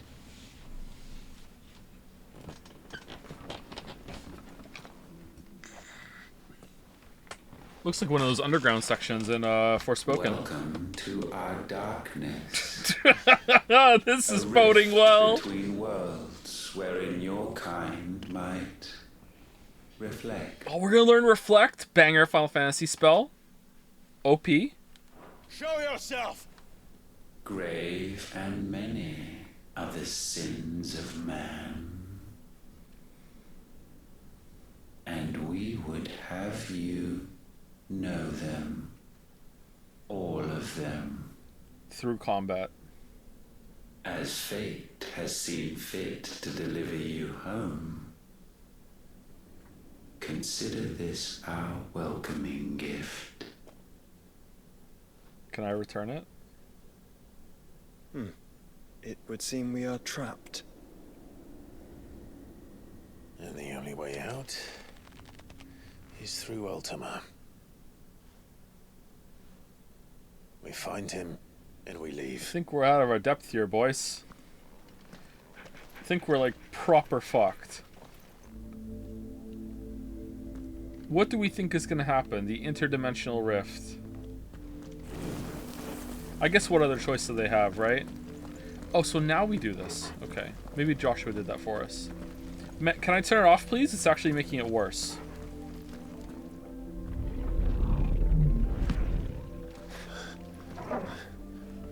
If you are to comprehend the full extent of your transgressions, we must go back to the beginning. When the world was still young, we visited upon it a miracle, magic, and in its light did all life flourish.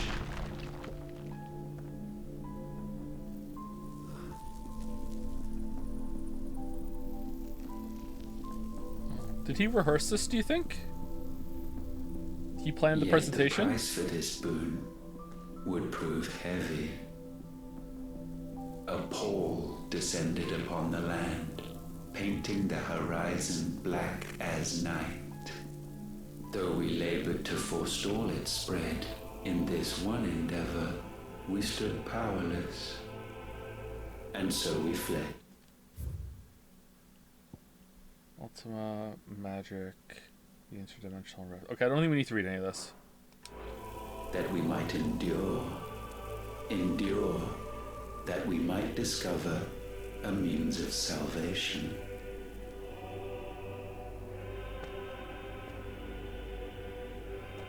But if it was magic that caused the blight, what of the mother crystals? I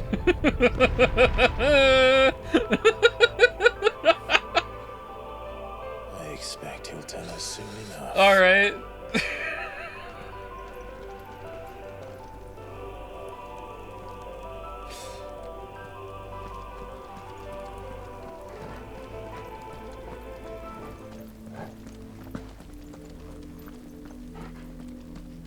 I sure love these walking bits between it. Salvation, alas, was not readily to be had. First, we would require a land unvisited by the stain of corruption. An unprecedented journey lay before us, one beyond the limits of our fleshly bodies. And so we cast them off. Thus, stripped to our very spirit, did we find our new paradise. Where we were strangers. A land as pure as driven snow. Valisthea. Okay, what do you mean? The planet's not that big. There would the true work begin. For the black crept yet behind us. And soon did we arrive at a solution.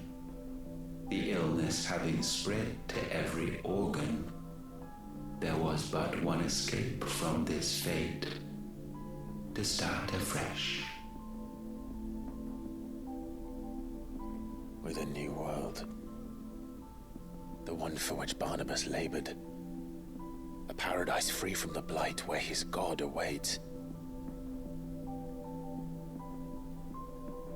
And where, if we only forfeit our wills and abandon everything we hold dear, humanity can join him. So, Ultima would have us follow in the footsteps of the king. What? And follow we shall. Yeah, let's follow. Okay. For now.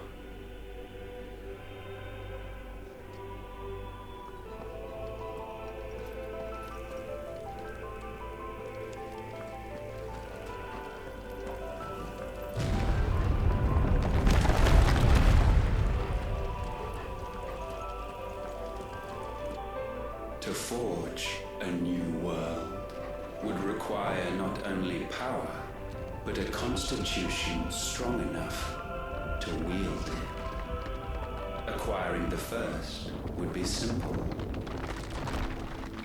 Untouched by the blight, Valisthea was replete with ether, and we had only to place jewels in her crown to claim it. Acquiring the second, however, demanded creativity. And so I cast forth the seeds of humanity. You created us.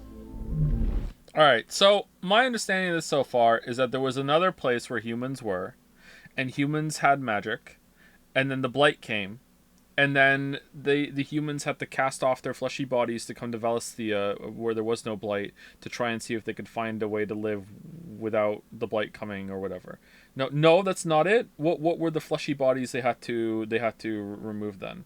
What was he talking about? How we gifted humanity magic? They're a different species. But didn't he say humanity at the beginning? In the beginning, we gifted humanity magic, but that made things go badly, so there was a blight. And then because there was a blight, we had to move to somewhere untouched. Didn't he say that? He just said created humanity. Yeah, that's why I paused it to clarify, because I'm a little confused.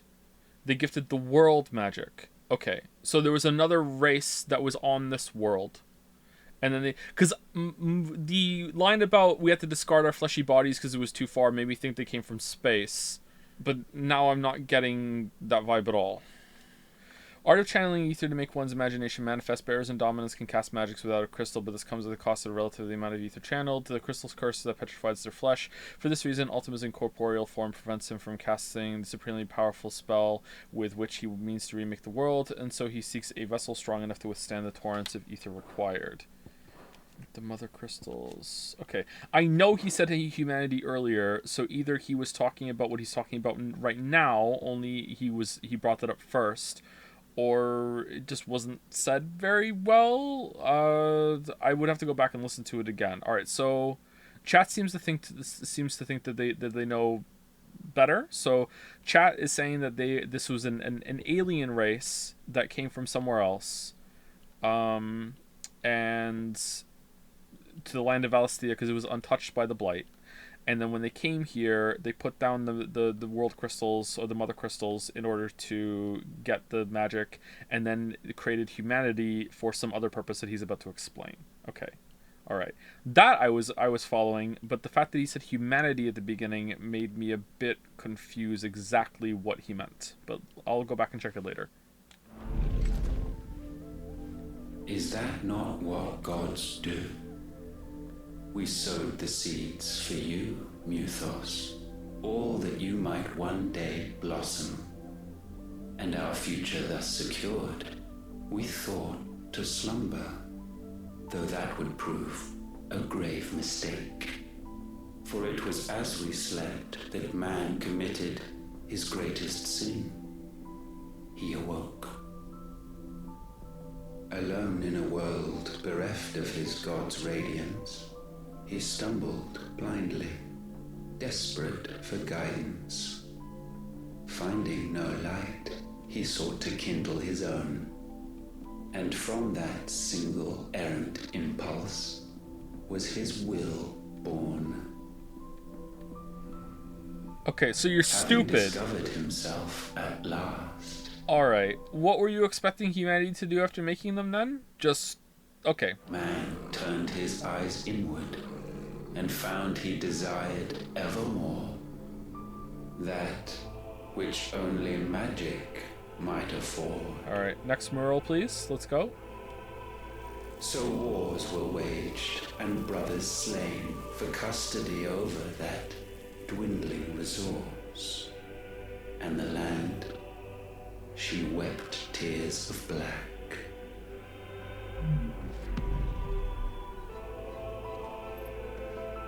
He would condemn us for this. Surely he cannot be so blind to his own hypocrisy. I think we're dealing with a dumbass here, Joshua. Blind. Just unwilling to admit the truth. Though we're one and the same. The rare, we're no different, you and I, from the protagonist. The fire is like legit making it worse to see where we're going. Maybe the contrast on my screen is still wrong.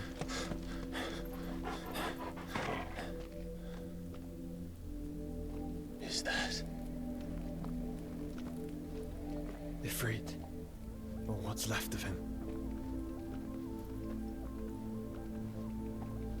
Long have our ashes lain cold for want of a spark. Cast your eyes upon them and see what you must become.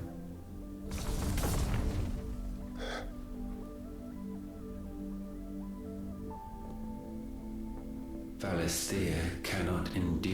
a second claim upon her being. The avarice of man drives her ever closer to destruction. What does that mean? But she may yet be saved by you. It is what you were born to do, why we nursed you and fed you, as your own mother should have. And now that you are fully grown, our mythos, it is time at last for you to serve your purpose. You know what? I say we do it. Let's just do it. To right your wrongs. Oh, fucking hell. Here we go. Here we go. With barely understanding what's going on. No, you. Fuck you. No, you don't know. Nah, you've underestimated us. No, we will never submit. If our sin is wanting to survive, yeah, here we go. You're as marked by it as we are. You dumbass. The fault is yours. Man, I feel so bad for Ultima right now. Abandoned us. And now, you would have us forfeit them. All for a place in your new paradise. Do you imagine yourselves worthy of one? Mankind has no place in our world. Is this truly so difficult to comprehend? We only ever require you, mythos, when the time comes to bid this wretched realm farewell. None shall follow, none shall remain. What do you mean, none? This is our world. Once the land's rebirth is complete, humanity will have served its purpose. Why would we continue to suffer that which has caused us so much vexation? How big is this planet that their fleshy bodies can withstand a long sail journey when they have all this fucking crazy magic tech? What? How big is the fucking planet? Because the island we're on is fucking teeny tiny. How'd they even find it? What the fuck are they talking about? The land doesn't belong to you. All right. It belongs to us all. Yeah. What? Uh-oh. That is where you are mistaken. You own nothing but your precious will.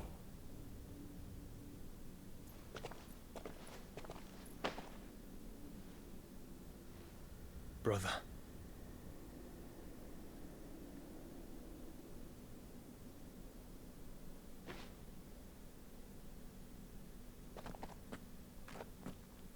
I can't do this alone.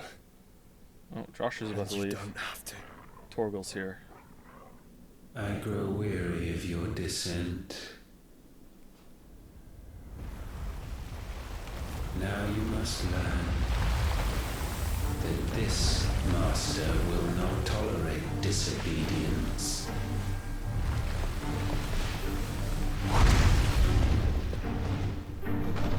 Are we really gonna hit him with our sword? I can't imagine hitting him with our sword. My friends. My family. We have all suffered. All fought to survive. This world may be flawed. It may be broken. But it's all we have. And if we can't share it... I still don't know what the plan is here. Ultima can't punch Clive into agreeing with him. Yeah, I thought after we destroyed the Mother Crystal in right before he cast Primogenesis, which who the fuck knows what that's even for, okay? When he cast that and he was talking about, oh, I see the problem. We need to discard all the threads of humanity in him. I thought that was talking about all the threads he has, like all the connections he's made to people. So what Ultima was like, you know what I have to do? I need to isolate him and like remove all the relationships he has in his life. Like, let's kill Joshua, let's kill Jill, let's kill Dion, let's kill everyone at the hideout. That's what I thought it was gonna be, and then like whittle him down into this husk of a person that has no connections. And then when I've broken him, then I can make him do. But instead, like, What, like, lure him here and do a PowerPoint presentation, and when that didn't work, I guess I'm just gonna have to fight you? Like, what is this? I see only one other choice. Yeah. You have to go. I know his weakness. Did he say that? Yeah, that's... You may have created us. Relationships, you know? Bonds. Oh, but then he probably looked a little deeper and realized that there is no, like, party or relationships in this game. That's true. But it's time we lived on our own terms. This isn't your world anymore.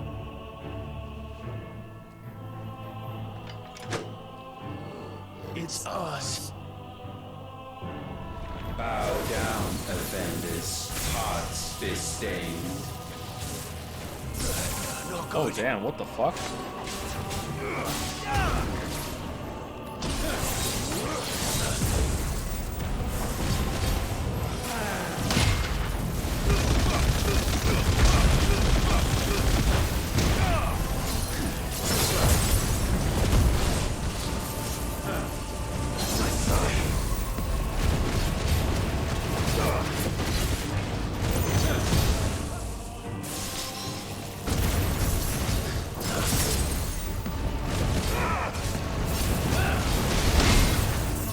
Man, can't wait to get this guy into a semi-stagger state.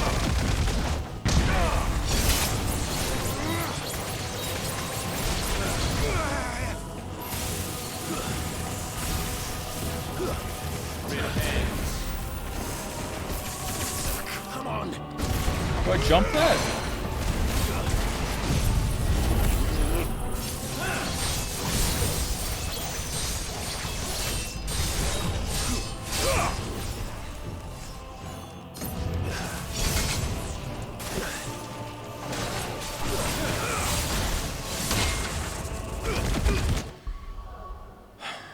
Every fucking fight.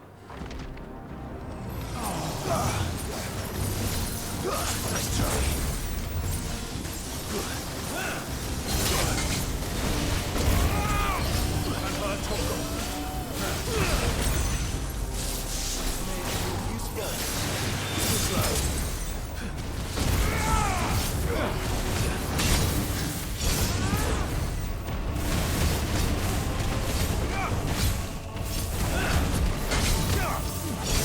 How did that not block him? What?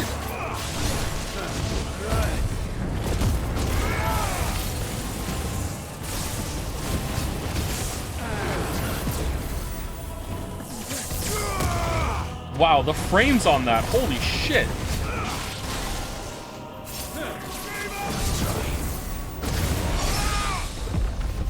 Oh, he parried Ultima. That's good. I thought we might be able to. Oh, he's staggered. Oh, okay, cool. Thank you.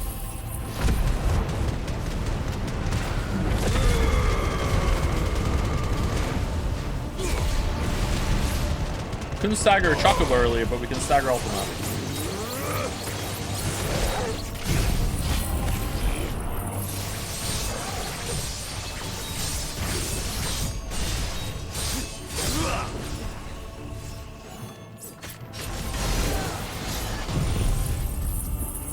Missed the stagger. Yeah, that's fine. Still does damage.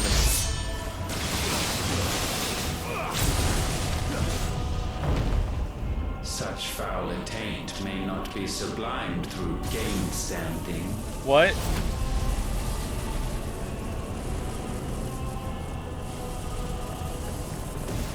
Only with heads hung low is penance paid. Oh, wretched mortals incapable even of contrition. In fitting season shall we reap our harvest. Holy shit, Torgal. Alright, like, the frame rate dipping during that attack is not very fun. Alright, do I, like, dragon step behind him, I guess? Shiva's power can freeze him, yep.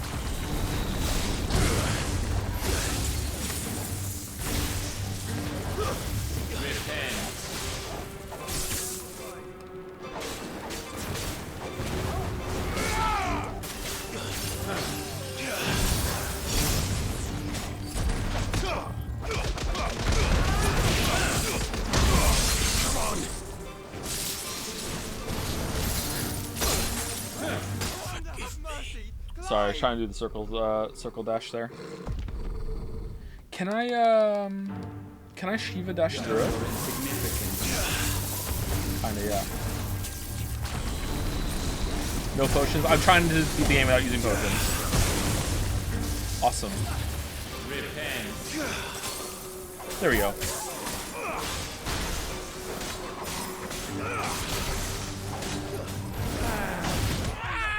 Oh, okay. Alright, so can't dash back when he's casting that. Alright, cool. Alright. So it seems like there's a lot of little, like, traps in this fight that you have to be aware of. You can't just be, like, aggressive all the time like I usually like to be. Okay. Thanks, boy.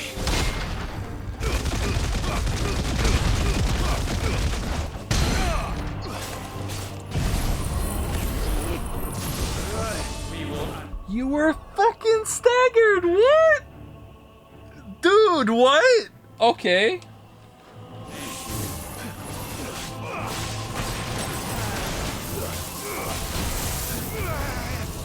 Okay, so what do I do here? So this pulls me in.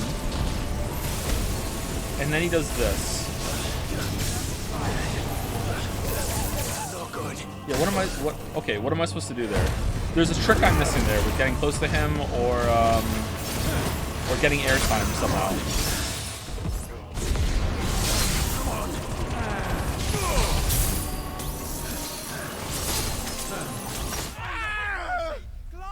Wow, okay.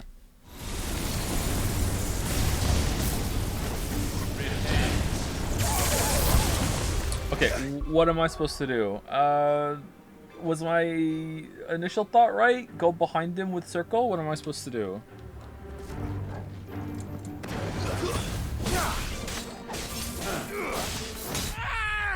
What am I supposed to do? That's just a bad dodge. What am I supposed to do when he does that? There's gotta be an easy way to deal with that. He does it a lot. Alright, so there's part of it that I don't understand. Alright, I have to get away from that because it's dragging me in.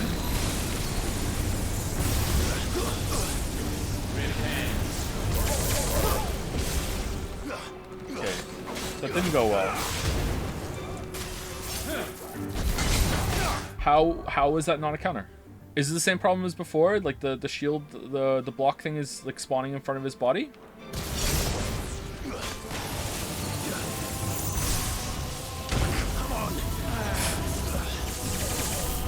Fucking hell, man.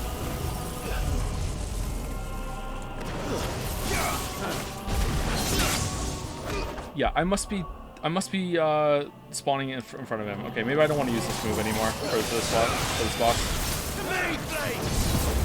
Just do dodges, which is a shame because I like that move.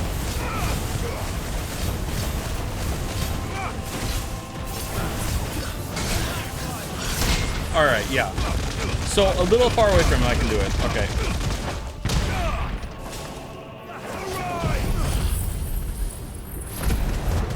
Maybe use the Garuda counter instead of the Titan one. I don't have that, and I don't think I can switch my icons right now.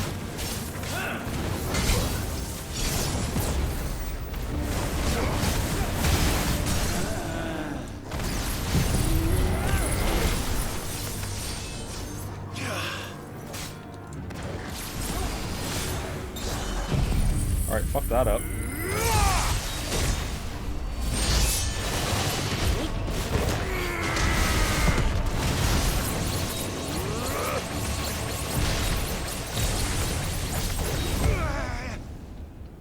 Gifted this chance, and still you would raise your hand against the Lord. Okay, I don't like this. Now I'm past that phase and I feel like I didn't really understand that phase. There was something about that move that I could have learned. Maybe I'm just supposed to like perfect dodge through the laser beams or something? But then I would have to have the Berserker Ring in order for that to work. There was like some combos there where it's like I would dodge the laser, but then when I would land, I would be like staggered a little bit from the dodge or like from the landing and immediately eat a laser or a lightning bolt on the ground. There's gotta be a way to make that easy. What now? The darkness bends.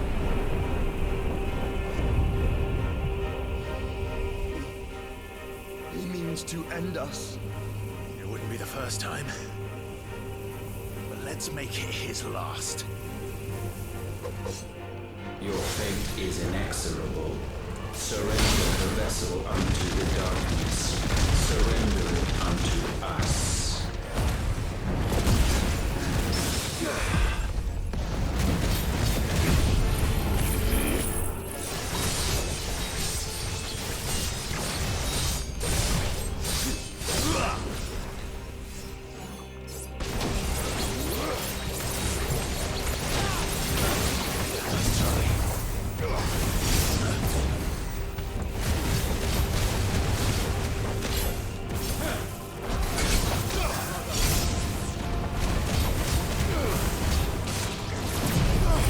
Oh shit.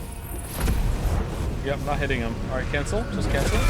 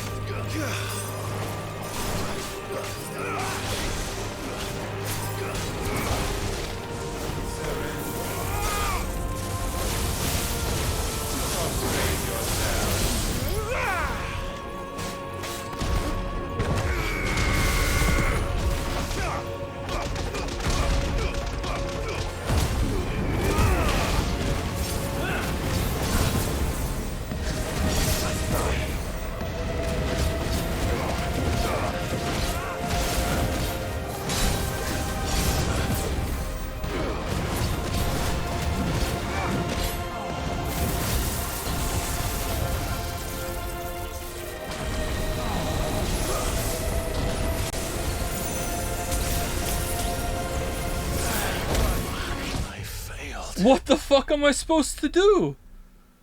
Seriously, what the fuck? I can't even dodge through it. You walked right into it. Dude, the fucking black hole sucks you into it. That wasn't me walking, that was me being sucked by the suction effect of the black hole. It's a gravity well. It fucking pulls you into it.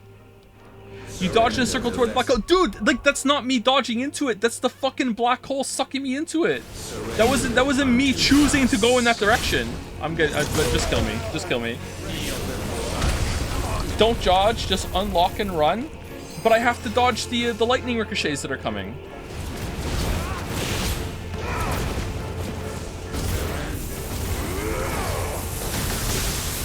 I'm behind you, dude. Dude, I'm behind you. Okay. You weren't behind. I absolutely was behind him.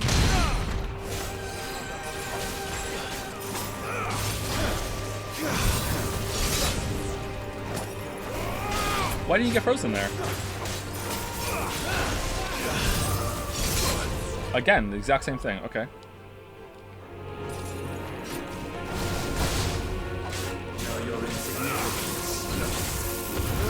Alright, here we go. So, unlock and just run away from him. Alright.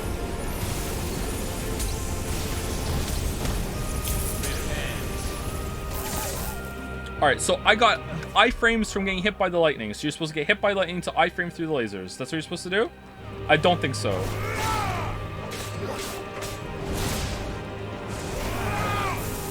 It worked, like, in a shitty way.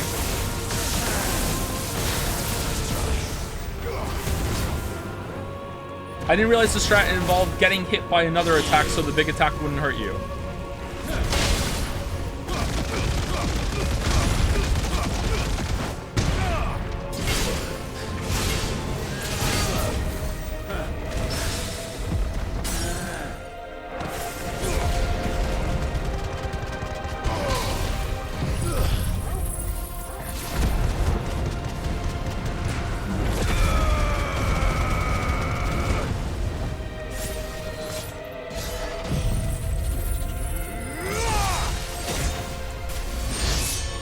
I feel like you're being too greedy at times when you should just be passive. You're trying to sneak in an attack and it's costing you. That's not what's happening at all, no. Like, I'm trying to have the fight be fun. If I'm getting punished because I'm trying to sneak in an attack, I'm not, like, having any issue with that. That's fine. Like, that's me being punished. I'm cool with that. I don't understand how to dodge that move. I'm not even mad at the move. I just want to know, like, what I'm missing about it. That's all.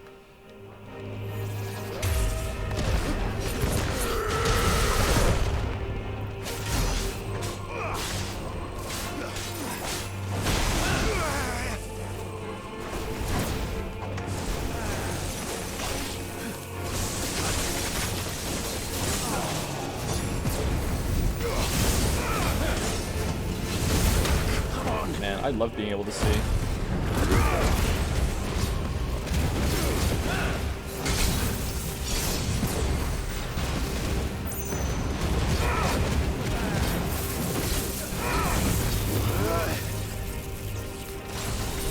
Alright, here we go again. You unlock, and then you just run away, and then you jump over the first one, then you get hit by the lightning, and the lightning doesn't do any damage. There you go, done. Alright, that's how you do that move. Alright, cool.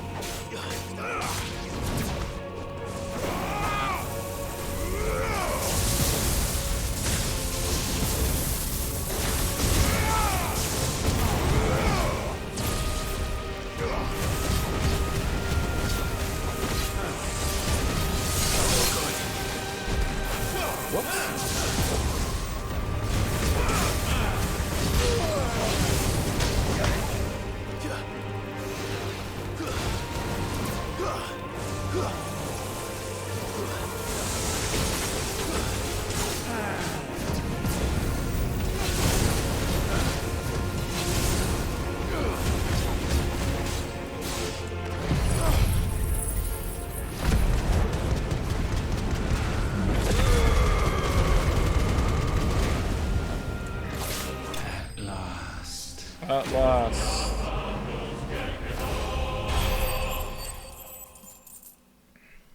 Increases rate at which Dancing Steel fills Zantetsuken gauge at 25%. That's pretty good.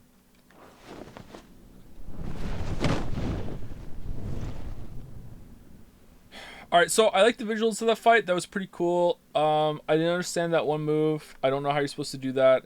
If locking on, unlocking and running away, that can't be how you're meant to deal with that. That's counterintuitive as fuck. Like, I don't think so. If that is it, then okay, that's fine. That's a fair response to figure out, like, after a lot of attempts, but that's so counterintuitive. I don't think that's the way you're supposed to do it. Maybe there's supposed to be, like, I'm supposed to use some move that I don't have equipped in order to get over that. Or maybe I didn't try hard enough to get behind him in that phase in order to do it. But then the black hole kind of sucking you in is like fucking crazy. How is it counterintuitive? Really? Do we have to have this talk? I'm not doing this.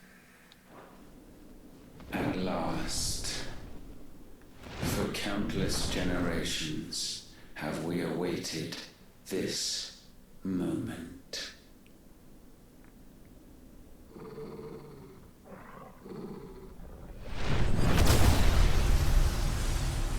Okay, so we're gonna fight him as Ifrit and Phoenix now, the big spectacle finish.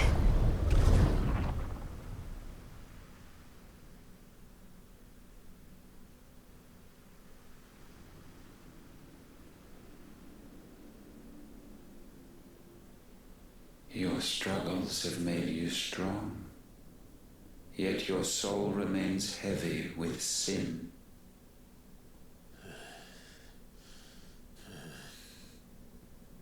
Absolution is nigh. Repent, and all shall be forgiven.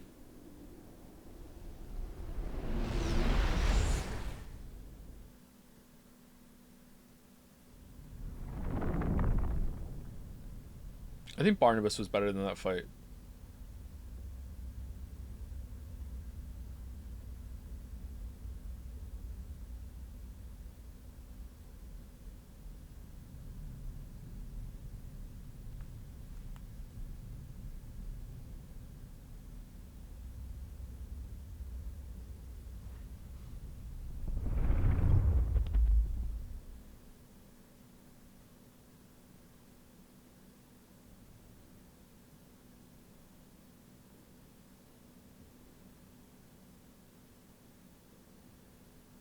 Tell me, Clive, how many lives have you saved since taking my name? Don't know. Let's go. Fewer than we have ruined.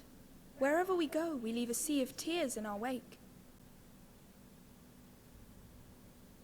These are the wages of your will, son.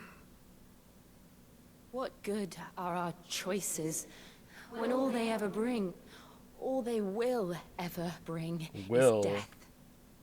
There's no atoning, Clive. No matter how hard you try. So why not leave it all behind?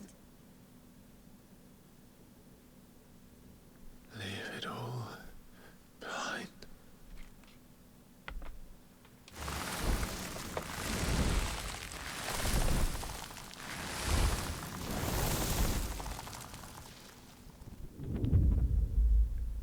Clive!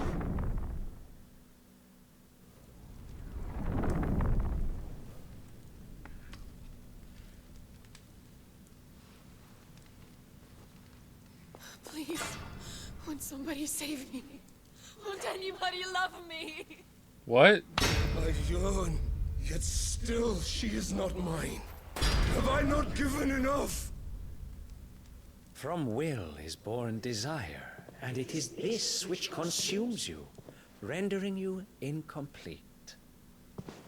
Do you not see how the world bends and warps under the weight of your hungering hearts?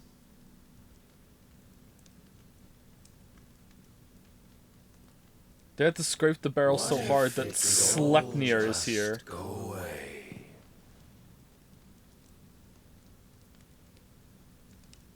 Just go away. Oh man.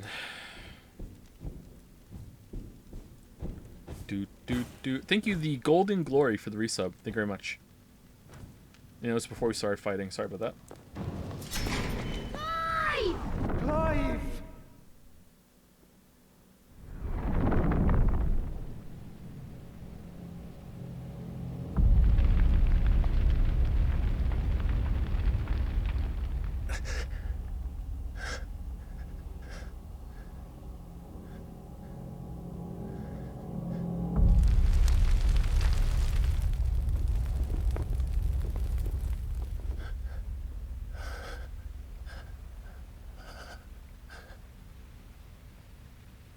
None of this is real.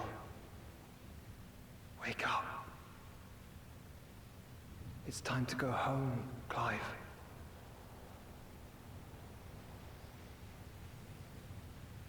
Clive. That's right. You're my brother. Okay, usually I like this kind of scene, but I don't feel like the story earned this and has enough to work with.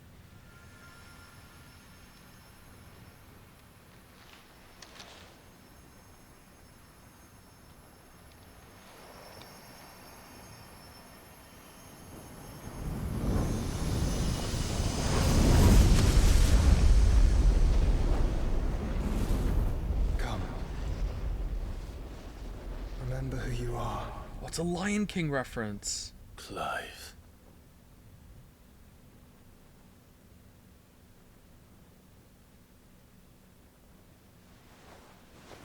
Once more, lest you forget.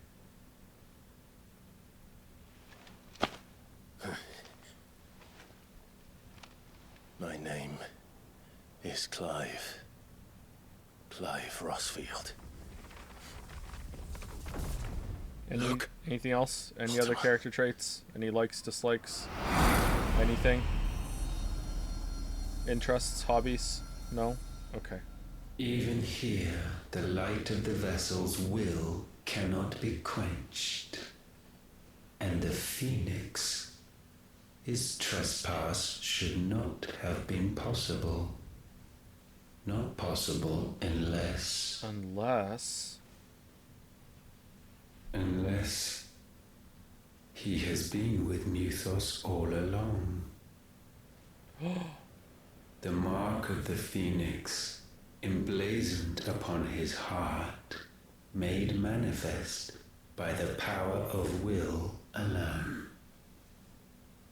The power of creation. Can it be? Are their wills truly so potent? Are you still talking?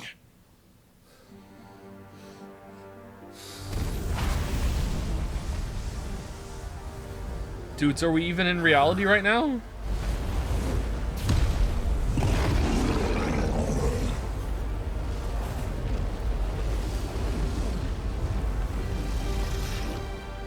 Oh.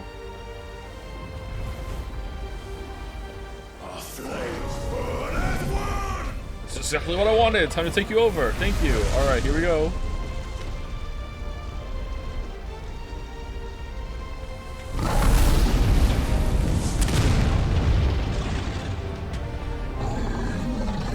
This is no mere evolution, it is a mega evolution. And herefrom does Logos rise.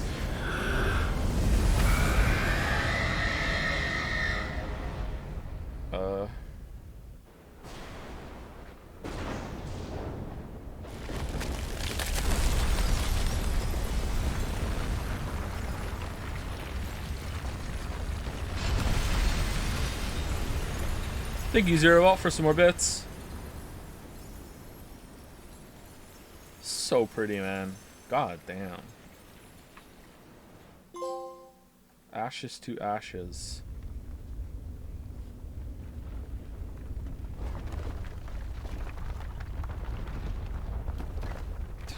Damn it, Clive. Wake up.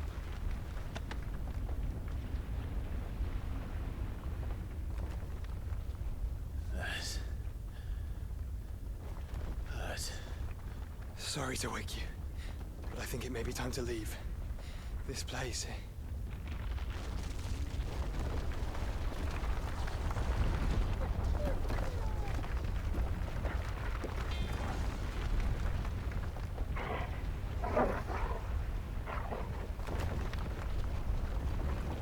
And once again does my creation stray from the path laid before it. Steeped in conceit, you fancy yourself a god. You embrace Logos. But we will put an end to this hubris. Am I supposed to know what Logos is? Whatever. What are you talking about? In the Thank you. halls of origin does our true power quicken. And there shall you be made complete. Soon, mythos. Soon you will discover Oh, there's another place we have to go. Oh, okay. how little you know of suffering. Back to the hideout.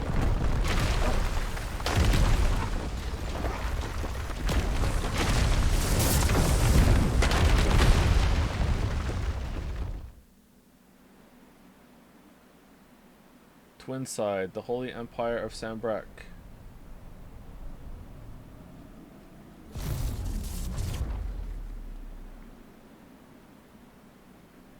And so the crystals are no more, yet in their sight a new song rings, its chorus building, a crescendo as it enters its final movement, stirring those long aslumber to waking. And back to their origin. Final Fantasy Origin? Man, Ultima really wishing we had destroyed this Mother Crystal last. Would have been a lot better if this one exploded and then did this. It's a shame.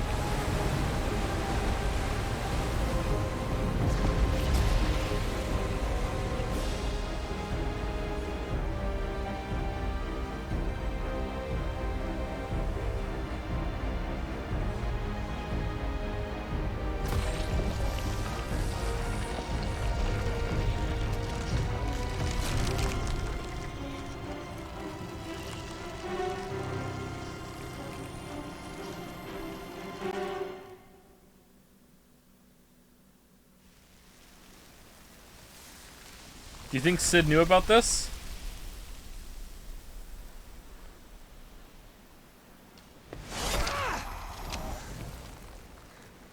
The bloody crystal's cracked. So where the hell are they?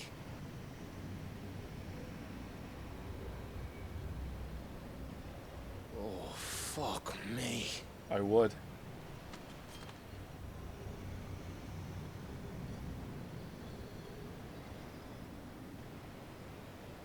Is that ether?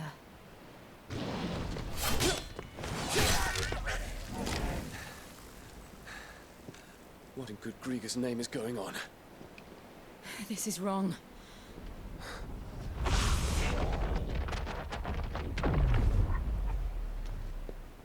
Are we back? Clive! Joshua! Jill!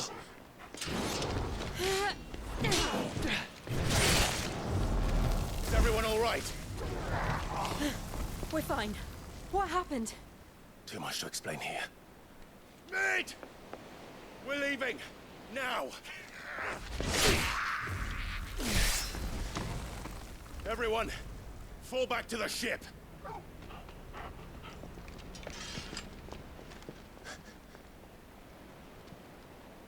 I will be with you anon. Thank you.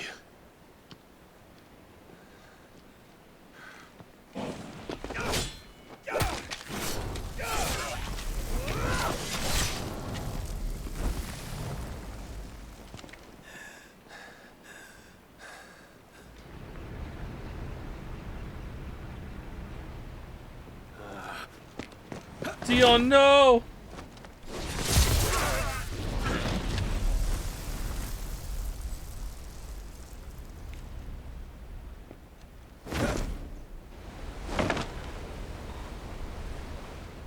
Oh, thank Grieger.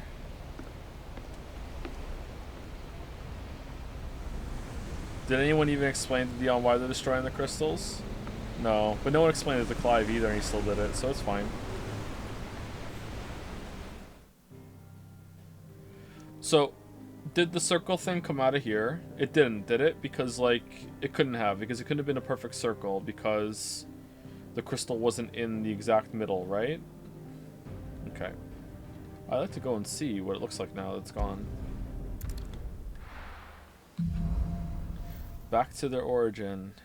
I need to tell everyone what happened at Drake's Spine. And I'm going to need Otto's help. Oh, great. Here we go. There's something about... Okay.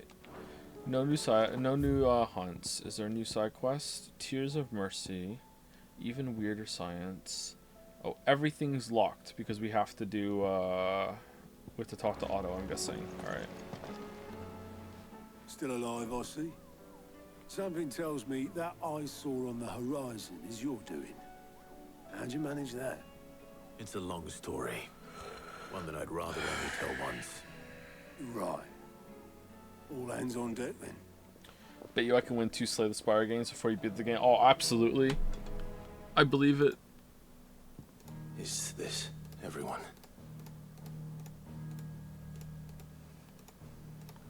Do, do, do, do, do, do, do, do. As I'm sure you've all guessed, the crystal which now commands the eastern skies was summoned by Ultima. Who? He called it Origin. Though the significance of that name is as yet unclear. What does it matter what it's called?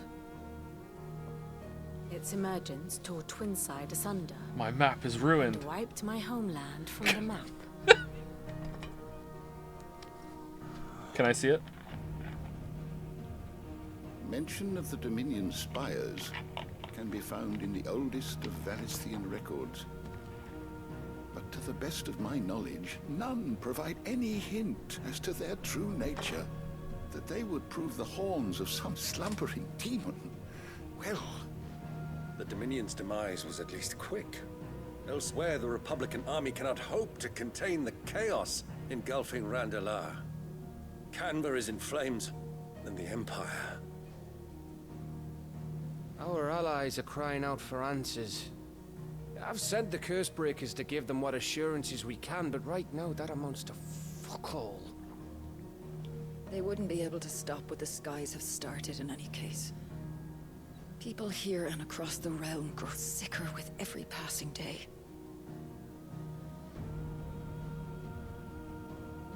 Could it be that this new mother crystal is like the others? Oh man, we just need to destroy this new one that spawned after we destroyed all the other ones. That's what we need to do. That it draws upon the land's ether. It certainly looked that way from stone here. If that were true, it would explain the hastening spread of the blight since the crystal's appearance. Would it not? And as the land's ether slowly rises to the surface, it pools, corrupting all who cannot channel its energies. Arcane above, ether floods below. Do you think a second playthrough will change your opinion on some boss attacks? I think with all the boss checkpoints, you don't have enough time to figure out the attacks you thought were unfair. Oh yeah, for sure. Yeah. Like the move I had trouble with in Ultima, like I'm not calling that bullshit, and I'm not saying the solution that people in chat were saying was a bad solution. It's just that I don't think that's the intended way that you're supposed to deal with that move. It might be bullshit if I play with it more, maybe. But like yeah, for sure. Like if I was to do a video on this game, which again I won't, I would go through like all those attacks and I would make sure that there isn't like an easy way to dodge them or a way that I'm missing. Yeah, for sure.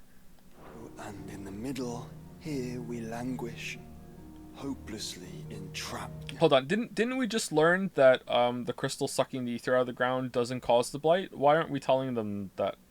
Or is that what Joshua just said and I'm just checked out?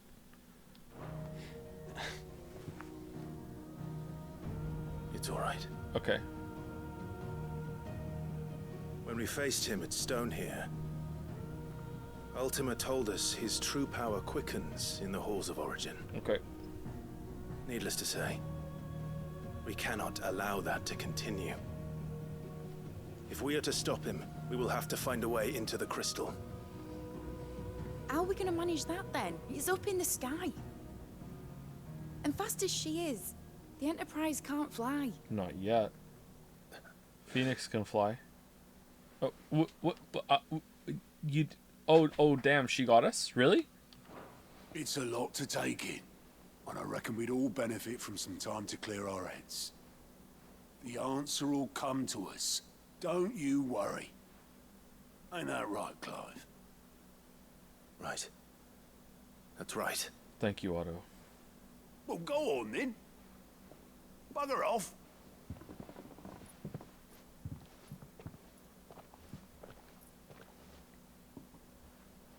Same goes for you, Clive. You won't solve anything like this. Trust me. Go and get some fresh air, eh? How do you feel about the Crucible Knights? Those ones in Elden Ring? I liked fighting those. Those were fun. You. Joshua seemed upset. Alright, we still can't do side quests. Alright, let us take a quick break, and then we will see if we can finish the game. I don't know if we're going to do any more hunts or anything. I kind of just want to be done right now. Especially considering I'm guessing that one of the S tier hunts is going to be a Morble, and the other one is going to be a rematch against the Behemoth, but even this time the camera is even worse. Anyway, we're back. Alright, back. Sorry, I wanted to make a tea, so I did that. And now I have it. It's a little too hot to drink at the moment, though. Alright, how are my fish? Oh, man, taking a while. What the hell? Joe, apparently Jill and Harpocrates side quests are important to the ending, so do them if they're available. Why aren't they just main quests, then? Do you not turn off the teapot prematurely to have instant drinkable tea? What? The tea has to be... Okay, first of all, I didn't make this with a teapot. I made it with a Keurig machine, which is not the preferred way, but like that's what we're dealing with, so we don't have to wait for the kettle to boil. You can't turn the kettle off prematurely to have drinkable temperature that's drinkable. It has to be hot to steep and get the flavor right. You can't just like what? You can't just be like, oh, that's drinking temperature. Thank you very much. Now I will steep. Like no, it needs to be boiling hot. Just microwave the water. That's like, what if like part of it gets way hotter than the rest? It gets a little dicey, a little dangerous. Hey Joe, just woke up. How's the stream and the game been? Stream's been okay. Game has been, I don't know. It lost me a while ago for the story. The fight that we did against Ultima was alright. The Behemoth one was, the one before that, again, was a lot of visual noise, a lot of mess, and between that's been a lot of filler packs of trash mobs, and that's been kind of boring. Have you played Ni no Kuni 2? What do you think? I have not, no. You can just sort of teabag the teabag into the water a bunch for it to steep much quicker, though. What? Man, chat is really going hard for these side quests. Apparently there's a bunch of side quests that are good for all the characters, and they decided to make those side quests instead of main quests. That's such a shame. Shame. Shame. Thank you, Turtle Jesus, for the resub. Thank you very much. Thank you, thank you. They're right, keep dunking it for to speed up the steeping process. I usually swirl it around and then squeeze it against the inside of the cup if I want to go faster. I don't dunk it in and out like that. I don't think that's going to be faster than keeping in the water and sending more water through the tea bag. But like, how does that relate to the using cooler water is what I'm confused about. Almost like side quests are optional. What the fuck does that mean? Sorry. The main quest has been full of really shit filler moments. So my problem with what I just said, sorry to be clear, I forgot what fanbase I'm dealing with. The problem that I just said is that why is it that important stuff that's relevant to the main characters in the plot, why is that a side quest that you can miss when go back to the hideout to fucking play with a jukebox was a main quest that you had to do? That's what I mean. Created us. But he doesn't make us who we are. Only we can do that. And if he would have us fight for our survival, so be it. It's what we've been doing all along. Much like Ultima himself, it would seem. His new world being naught but a means to survive. And so, we must contend to decide which of us shall inherit the land. Should Ultima prevail, it will mean death for us all. Coffee or tea? Of that we can be certain. I drink more coffee now, but I think I prefer the taste of tea. Coffee is super inconsistent. If the water is boiling, it's hot enough. I agree, yeah, I agree with that. Where our newfound freedom will most like prove a chain in itself. Rolling boil. Well, that may be. But a chain can always be broken. As long as one has the will to break it, it won't be easy. It may take generations, centuries of suffering. And that is if everyone plays their part. But it will happen. And when it does, it will be on our terms. That is the world that awaits us. Indeed. And what better world could one wish for?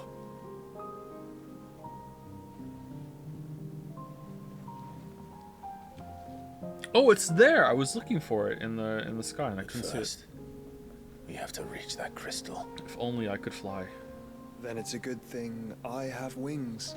Oh yeah, you can't. Can barely stand, let alone fly. And only the Founder knows what horrors await in those skies. You certain about this? Yes. Am I certain? I am the Phoenix. I will do what I must. This is our fight. Remember.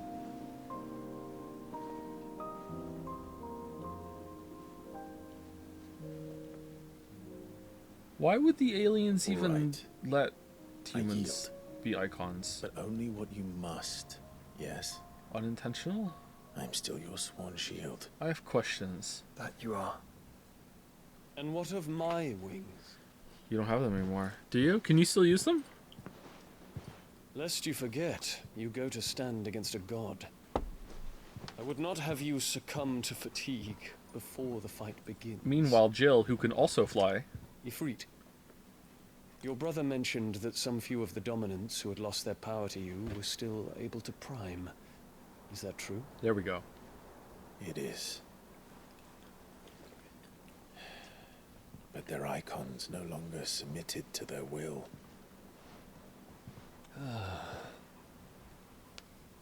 Then mine will have to be stronger. That you both might save your strength for the battle to come. You don't have to do this. If you do, there's a chance you might lose all you have left.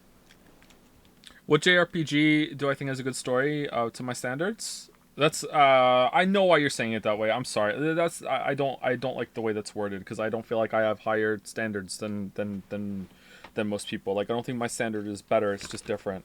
I can't think of one off the top of my head that I would say I like the story of that and I think it's well written. There are some that I like the characters and a lot of dialogue and good moments there. I haven't played Final Fantasy VI for a long time, so I'm hesitant to say Final Fantasy VI. I haven't played Final Fantasy VII in a long time, so I'm hesitant to say Final Fantasy VII. What else? Does 13 Sentinels count as a JRPG? I don't think so, right?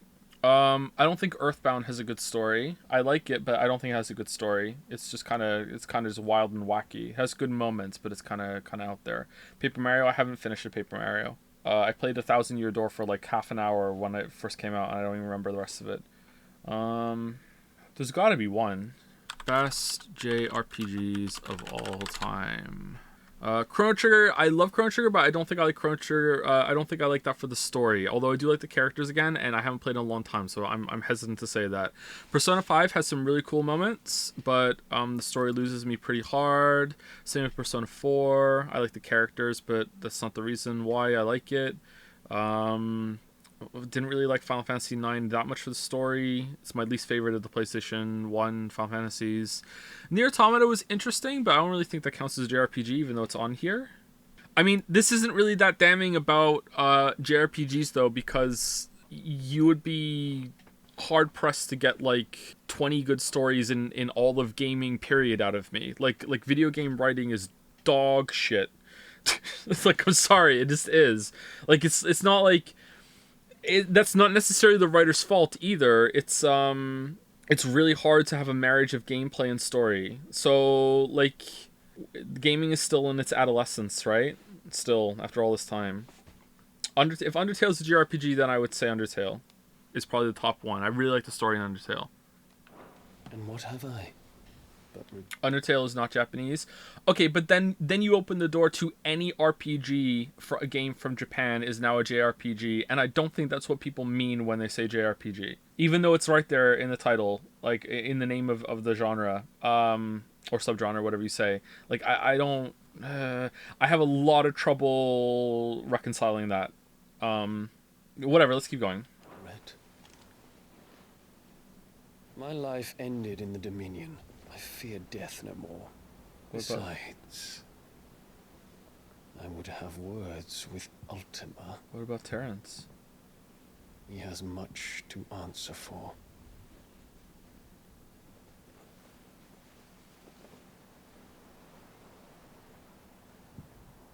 We are in your debt, Dion. Dark Souls is a JRPG. Oh, in that case, yeah, I still can't think of a good story in a JRPG. Yeah. When this is over. All right.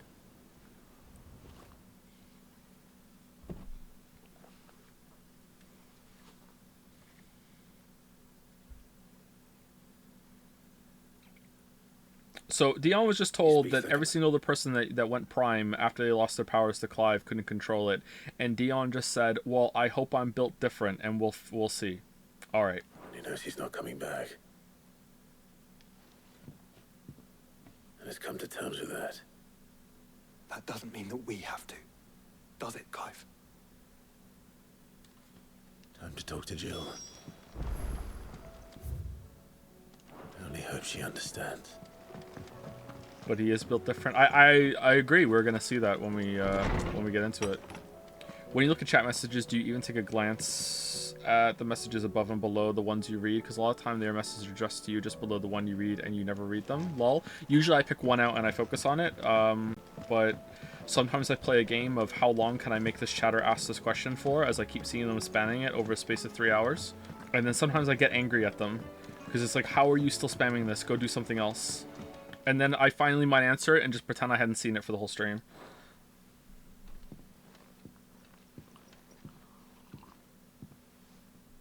Come to wish on a star. That might not be such a bad idea. I was working at a oh man, this is an embarrassing story, okay? I was working at a place once, all right? And I was the only one in the office that day. It was we sold machine parts. We were so I would handle shipping, sometimes sales, but I didn't really know enough about it, so it was hard for me to do that. But I wasn't supposed to do sales, so anything was extra. Answering phone calls to direct inquiries and when to call back when some of the techs were there. But mostly shipping, okay? So it wasn't really a store that people would come into. It was more of an online store. But we did have, you could come into the store if you wanted to. This was back in Toronto. So I was the only one in the store / office / workshop that day. It was a very small place. I was the only one there, and I went to the bathroom. And I don't know what I had eaten, but it was a Final Fantasy 16 QTE length poop, okay? I was in there for a while, all right? I was the only one in there. I had an upset tummy, okay? I was in there for a while. So as I'm walking to the bathroom, okay, the phone started to ring. And I go in there, and I'm like, I'm sorry, I can't answer the phone right now. I have to poop. Like, I say this out loud as if the guy on the phone can hear me, but he can't. I didn't answer the phone. So I go to the bathroom, and I poop, and I'm in there for a while. And while I'm in there, the phone just kept ringing, and ringing, and ringing, and ringing, and it would stop, and he'd call again, and ringing, and ringing, and ringing. It was like the guy was just like, every single time that the phone's not answering, I'm just gonna keep calling. So, like, I was in there for a while, and I was getting really fucking annoyed. So when I got out of the bathroom, I saw that he kept calling, and I saw it was the same number, and I just was like, you know what, fuck you, dude, I'm not answering your call, fuck you, you can stop calling, and then when you call back an hour from now, then I'll answer the phone, fuck you. So as I'm sitting there, and this motherfucker kept ringing the calling for like over an hour. Just non-stop calling. And I would look at the number every single time, okay? And if it was a different number, I would answer it. If it was the same number, I was like, fuck you, okay? I don't know if you're going to be on my side for this one, all right? Or if I should have answered the phone, all right? So I was like, fuck this, all right? So then finally, after over an hour, he stopped calling, and I'm like, I won. I was like, that's good, I won. Unbeknownst to me, this motherfucker lived in Toronto. Was not one of our American customers that was calling, okay? So he shows up to the store with my boss, who is there, being like, is there something wrong with our phone system? And I had to play it off like, no, I've been answering phone calls all day. I don't know what you're talking about. I'm on the phone right now. I had to put someone on hold to answer you. What are you talking about? And I got away with it, but like the look that this guy gave me, and I got to see my enemy that day, who just decided to call like a psychopath literally over like 100 fucking times over the space of like, I don't know how long it was. Like, I don't know how long I was in the bathroom for, but it was like well over an hour after I got out of the bathroom. All right? Am I the asshole? Am I the asshole?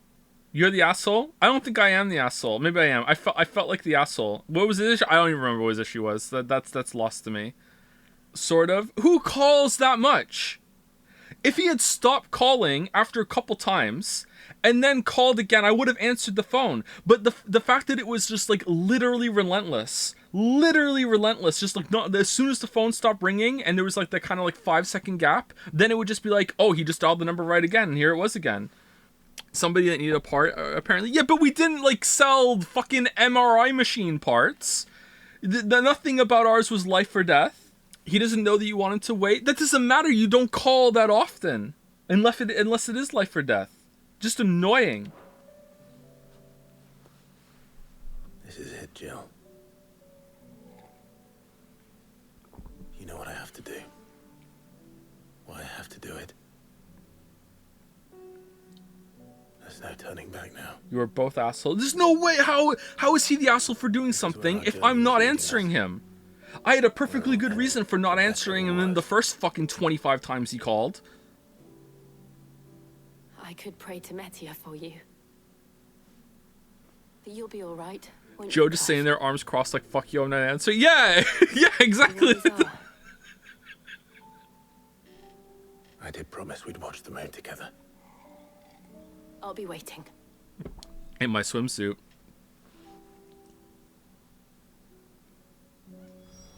It's almost time. Better make sure I haven't forgotten anything. I gotta admit to you, I didn't hear a word that Jill just said. In search of a lost... What was it called again, the quest we have to do? A new... Oh, fuck it, who cares? Let's just keep going. Make for Origin. Alright, can we do the quest now? We can do the quests now. Or what was the quest called? It is Nobody's Tool. That was it, Nobody's Tool. Or was Nobody's Tool on the board? I don't think so. After we're done the game, can I, like... Does it do a, like, oh, here you go, we'll put you back to the... Before the point of no return, and you can do all the side stuff? No. What do you mean, no? Hot water. Use your loaf. Lines in the sand. Force your way. Carving out a niche. This is where we were. Okay, I don't see it. Apparently it's in the hideout. Do you have to do another quest before it's there? Did we do it already? Sadly, Nobody's Tool is second part of the first one that has not been done. Well, that's a shame. Alright. Oh, well. Alright, we have a save. We want to come back here and do the shit later. Let's go and see if there's any more hunts on the board, and then we're gonna fucking go. Why did someone want that hunt quest done? Oh, I did. I like the S hunt quests. I wanted to do all of them. The Blood Moon. The Blood Moon's on the rise again. All the horrors have returned to the world. Be careful, Link.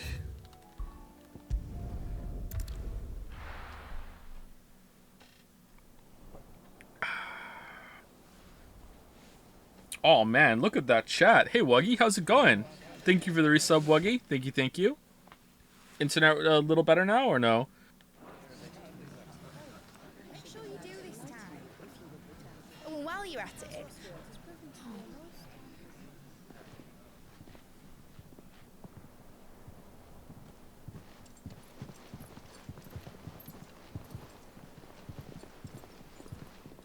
Clive, if you see me dad up there, tell him we were right to leave his legacy with you. What? Tell him. Alright, I acknowledged the fucking message. Alright, we're done. It's done. I answered the phone. There's no way he'd miss this. Fuck your weeb game. Shibuya fucking fuck your ass. There you go. Well, behave yourself, mate. We'll see.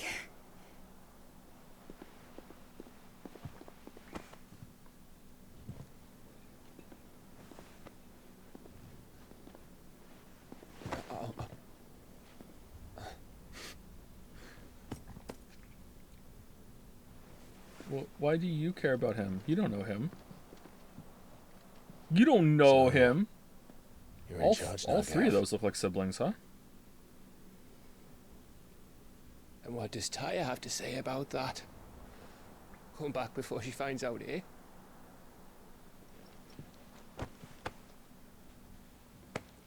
Gonna catch a killer. Oh my god, are you crying?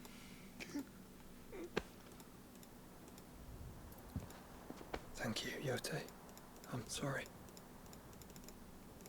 Your Grace, I shall pray for your safe return. That's kind of you. But you should pray he took his medicine. I didn't spend all night grinding herbs for his lordship to leave them on his nightstand. Again.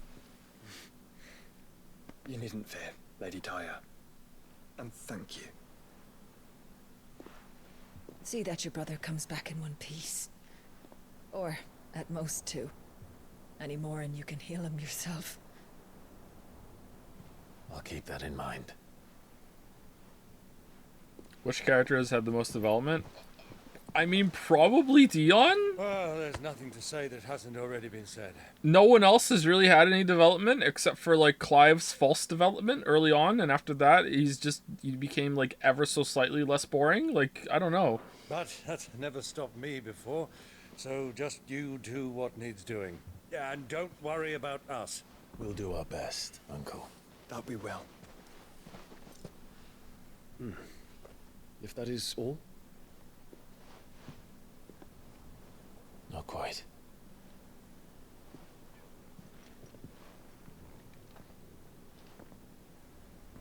Jill.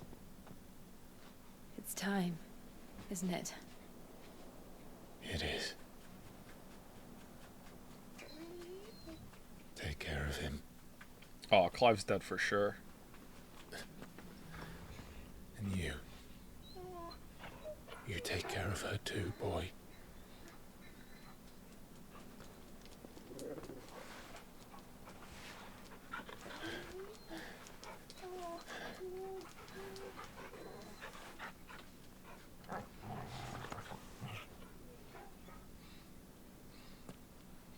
Don't forget, Clive. We all choose our own path. Believe in yours. I do.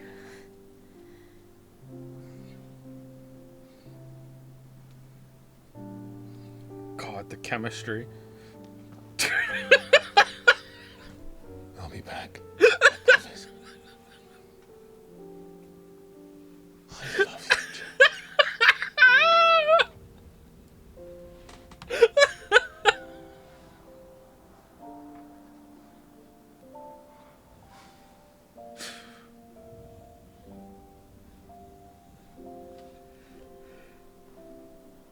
I know.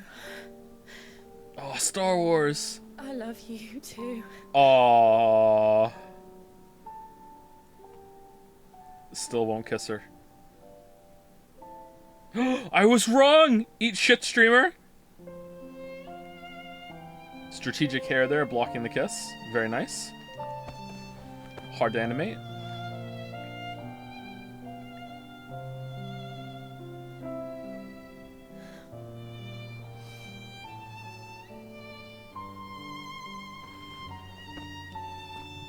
Man, where was this the whole game? Fucking hell. Like, they're both completely broken people that have gone through so much shit. Do this, like, fucking, like, before the 5-year time skip and, like, fucking built on it.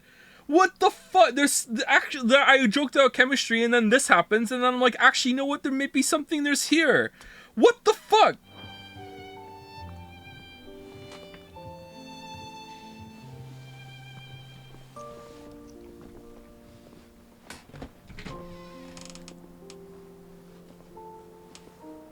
We saw you kiss her. We saw it. Now, we have a god to kill.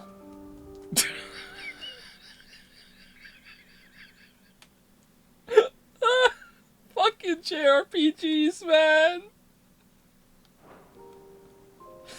Is it gonna be biological hell god, or is it gonna be twisted technological, unfathomable magic tech god? Is it gonna be both? What is it gonna be? Phase 1 of one, phase 2 of another? Uh-oh.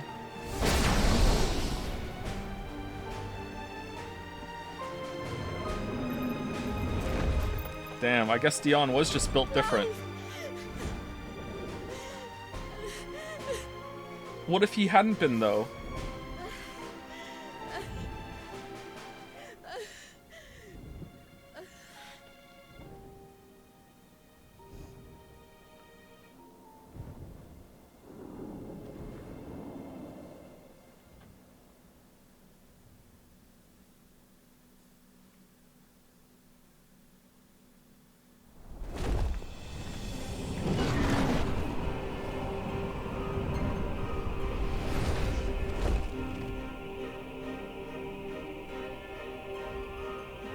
Origin.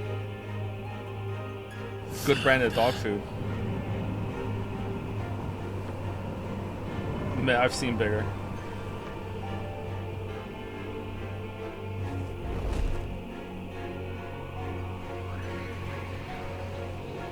Here they come. Hold on, Joshua. Already am.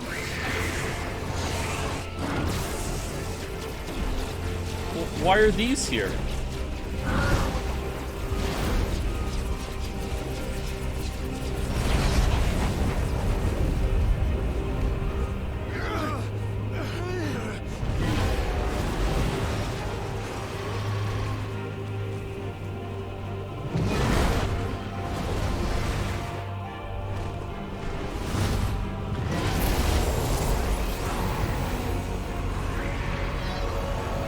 It's going to make us a way in.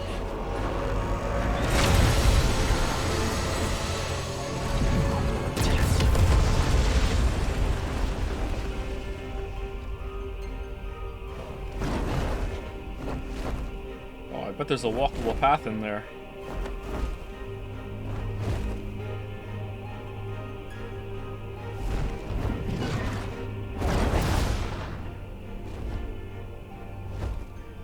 Oh, this thing's huge.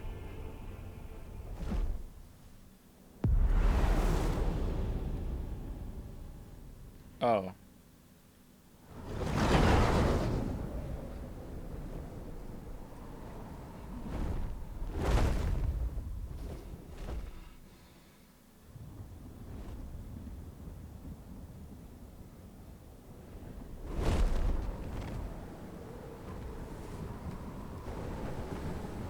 So, this is Origin. I'm upset that the game couldn't let Jill come for this. Yeah, but then who's gonna hold their pregnant stomach in the epilogue after it's not sure if the main character is dead or not? And she looks off and says, you know, it doesn't show the pregnant stomach until she's like looking up at the sky, and she's like, "Oh, Clive, don't worry." And then it pans down, and she's holding the fucking pregnant stomach. You know, we'll miss you. You know, how else are you gonna end the game?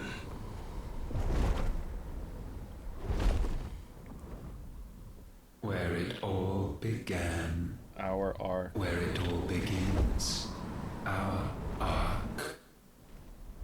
Your architect.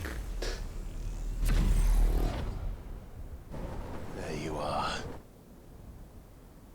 It was here that we slumbered.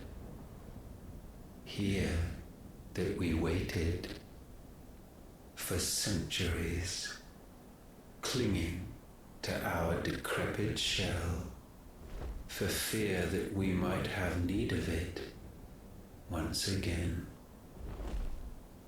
But you have come at last. It's true, I'm not a virgin anymore. And now we shall be truly complete. Okay.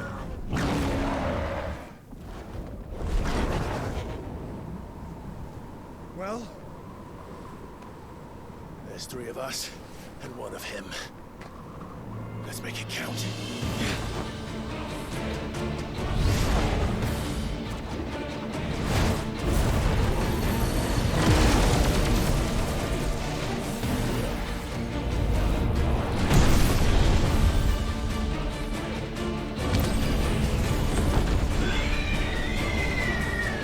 Oh man, Joe! Dominance.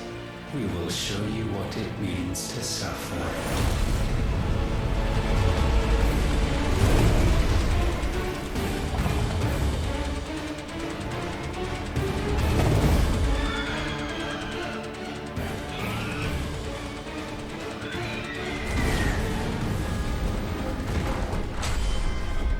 Ultima Prime.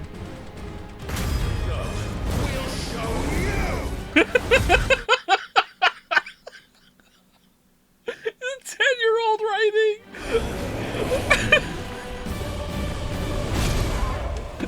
Oh no, he showed us.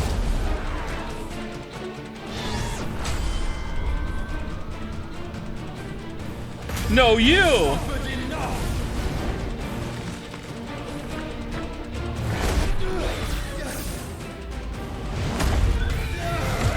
Oh, nice use of the damage numbers there.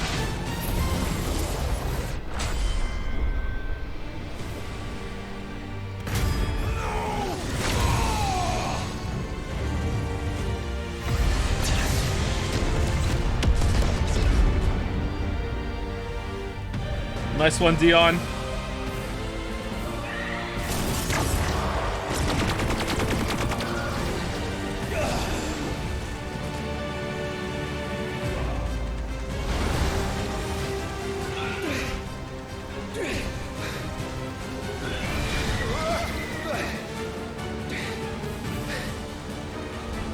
You know what I haven't tested? Can you press the wrong button in the QTE?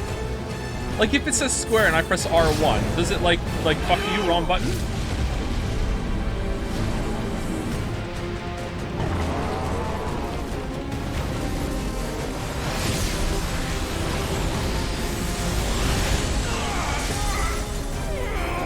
Oh no.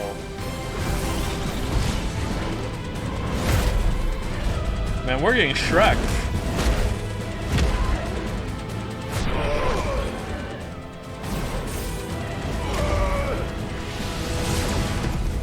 I'm doing all this, by the way. I'm this bad.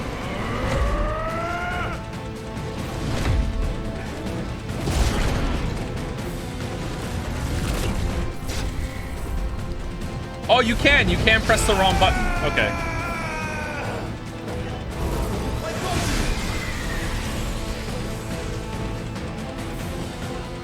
Move aside, Phoenix.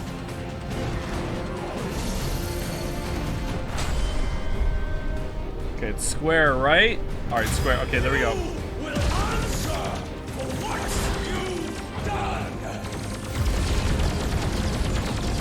You freeze. You cannot control us. Is it square again? Yeah, it's square. Okay, good, good, good. Joshua! And you will not claim us. Oh man, so many squares.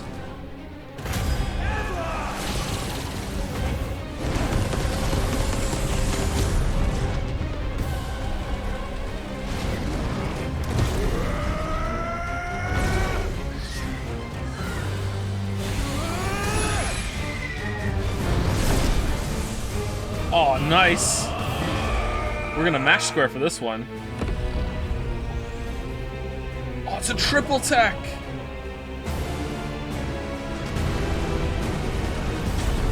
Yeah, I'm mashing square.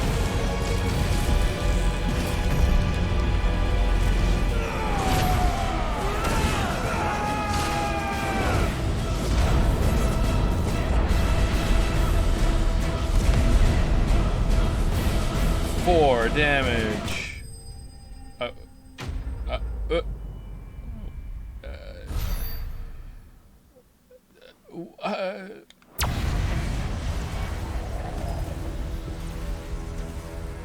And you only surrendered. This unpleasantness could have been avoided.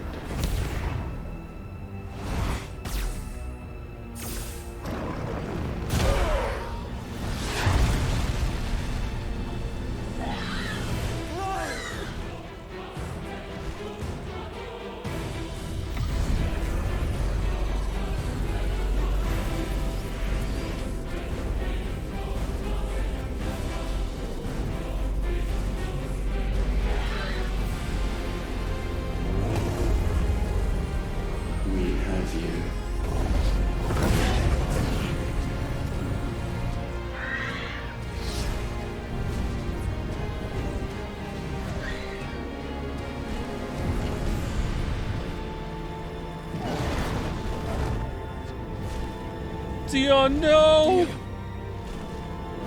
You're the only good character, Dion. Save your brother. No!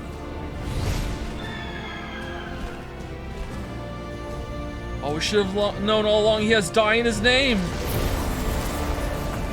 The foreshadowing.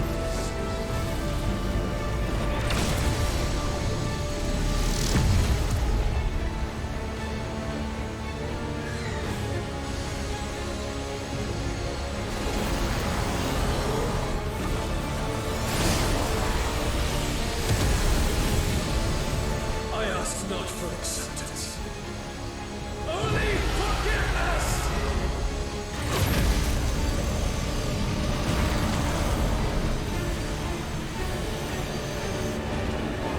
Man, I wish I was mashing square right now.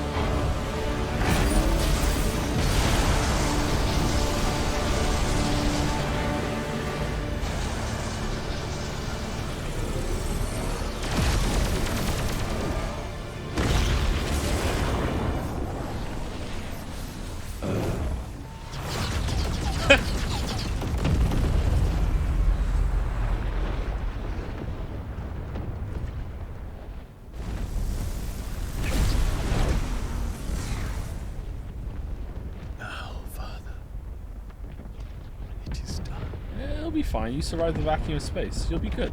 Don't worry, you're fine. Medicine girl will find you.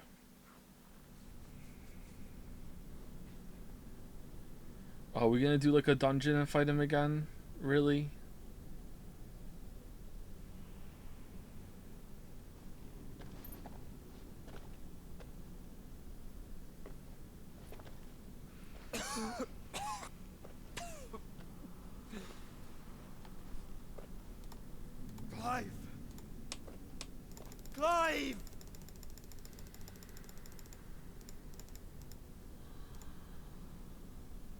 No.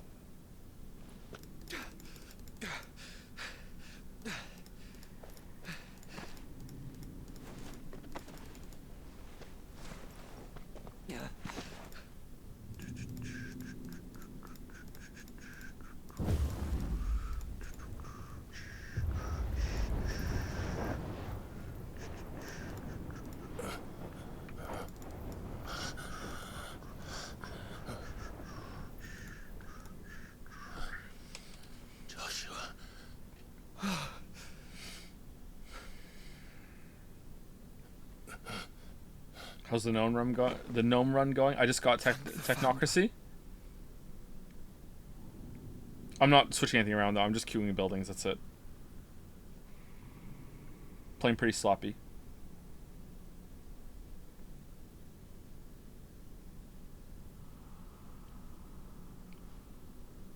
Did I mention you look terrible?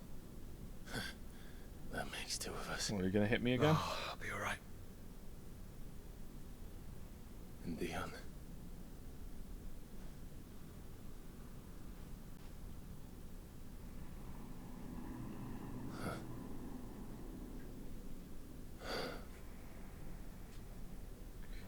Is theocracy always best? No, nowhere close. I think theocracy only gets good in the end game. I told you, I'll be...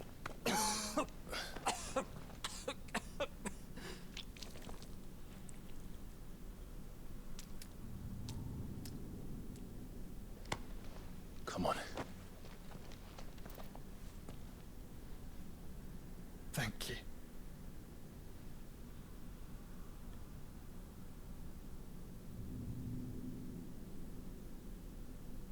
Press on. Always.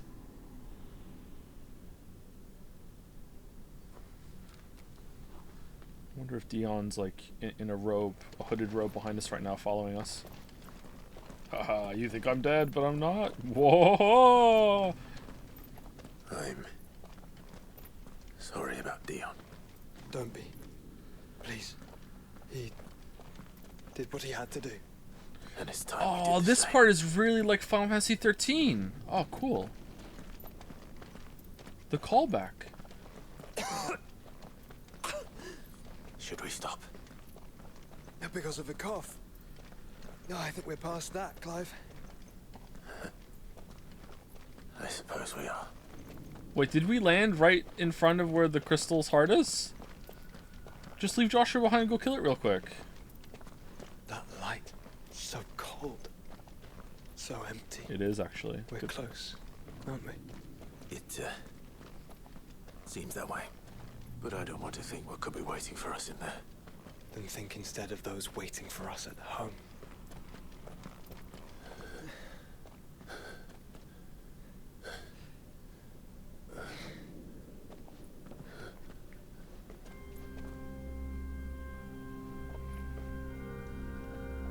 Ooh. You know Final Fantasy is done fucking around when they bring out the organ. Which is why Final Fantasy VI starts with the fucking organ. And it never holds up. Whole way through. Banger after banger.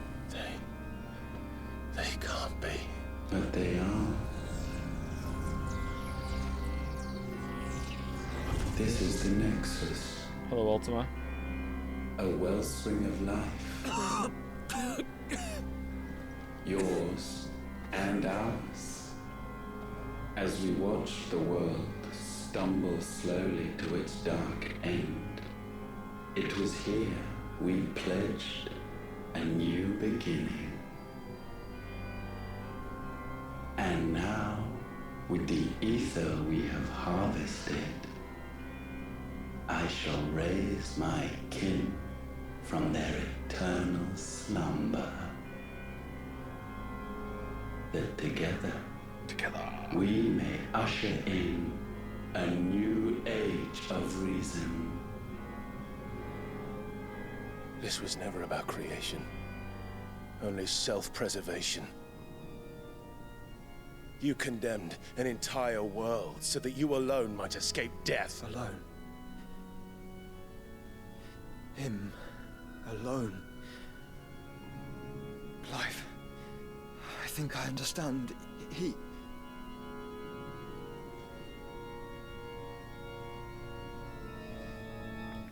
Alright, chat. Why is it that the first time Ultima interacted with Clive, he tried to take over his body, and Joshua had to, like, eat him and trap him in his own body in order to stop him? And ever since then, Ultima's like, I'm not even gonna try that anymore. Like Joshua is, like, fucking, like, dying here with a piece in him, like, holding him back. What's that all about? No rule? Yeah, it's true. Sorry, fuck, my bad.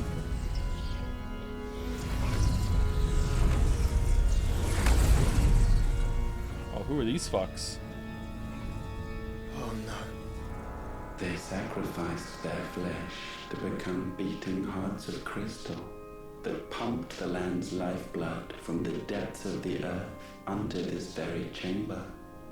And thus would they labor still, long after their work was done, had you not set them free.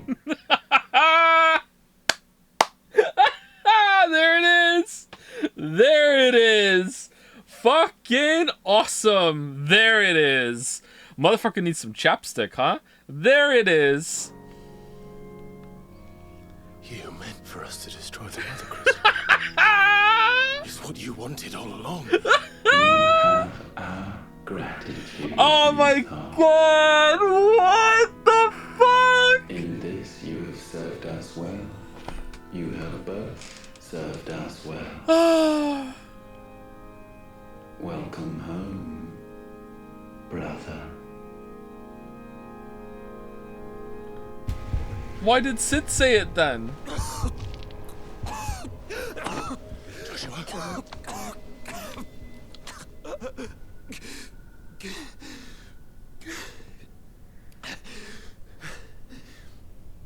I thought it was me, but it wasn't my grasp that grew weaker. It was his growing stronger.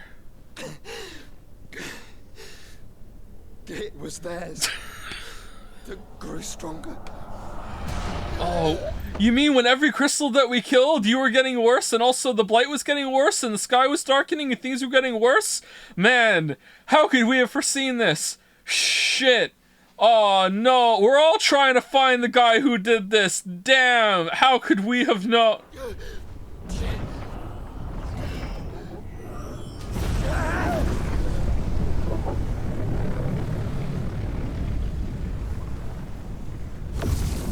What? Joshua! No!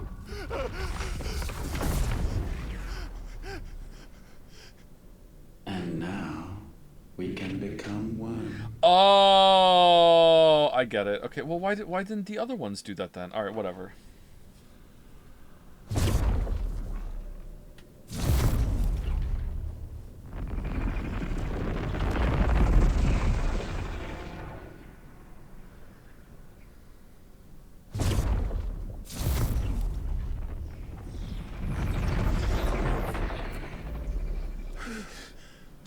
Clive.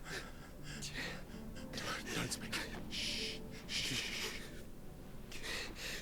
The one possessed of the destructive flames of Ifrit and the healing flames of the Phoenix.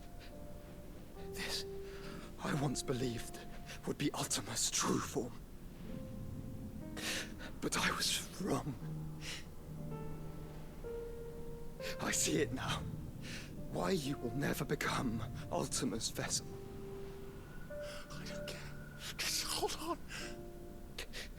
Listen to me, Clive. You remember the murals? People once knew that Ultima was their god. That he created them. And they worshipped him, prayed to him, looked to him for guidance. In vain. In vain. For he did not listen, did not acknowledge our will, and so we strayed from his path to forge one of our own. So absorbed was he in his own desires So driven by his own will alone that he shunned the one thing that could have made him truly powerful. Friendship. Faith. The same faith people now place in you. Faith that you will fulfill their dream, Sid's dream, of creating a better world for us. Faith that you will follow in Father's footsteps and save those who need saving most. Faith that you will answer Jill's plea to save yourself. The difference is, Clive, that you chose to listen, and that is what has steeled our bonds. Bonds that helped you stand firm when Ultima's pull was at its strongest. What's Ultima doing right now? His power may be absolute, but so is ours. And so will yours be. With my light in your heart, not even a god might stop us. Joshua!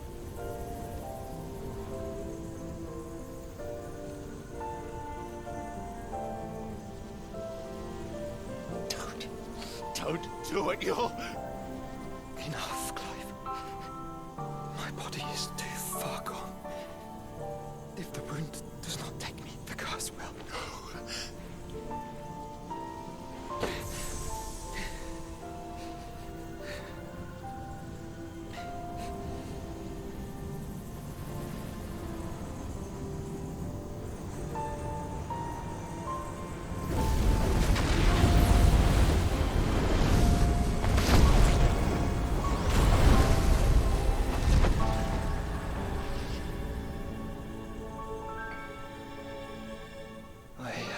Always been proud to call you my shield.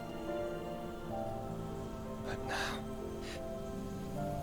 it is the world that needs you. Thank you, Clive. Thank you, Joshua. Thank you, Jill. For being my brother. Aww.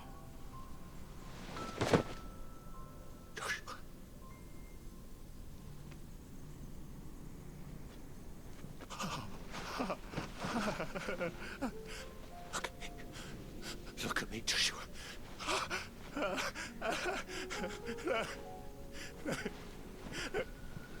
Open your eyes! Open your eyes, Damien!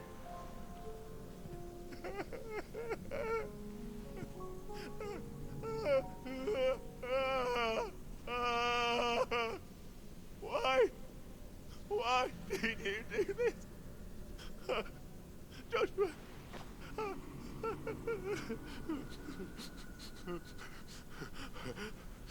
Joshua!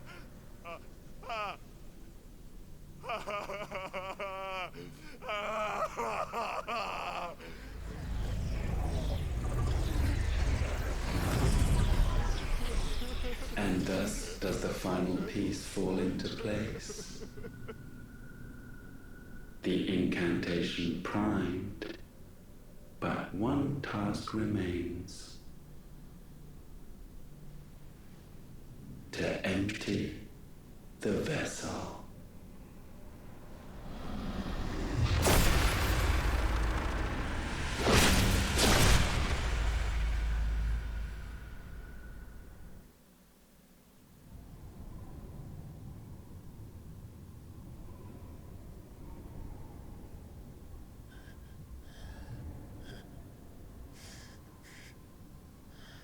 Damn, those are some shoulder pads? Well, yeah, it's an MMO. Yeah.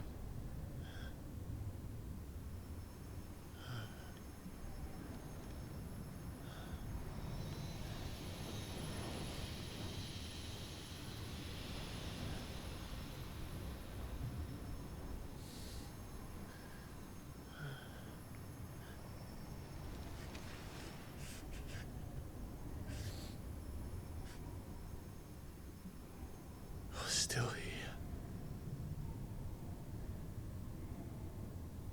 With me to the end. Even now, you would deny the inevitable.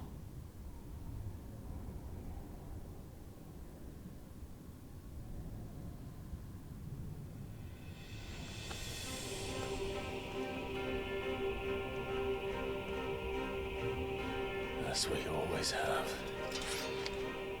And always will.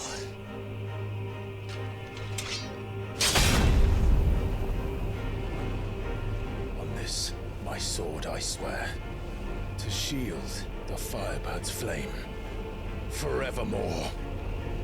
Forever.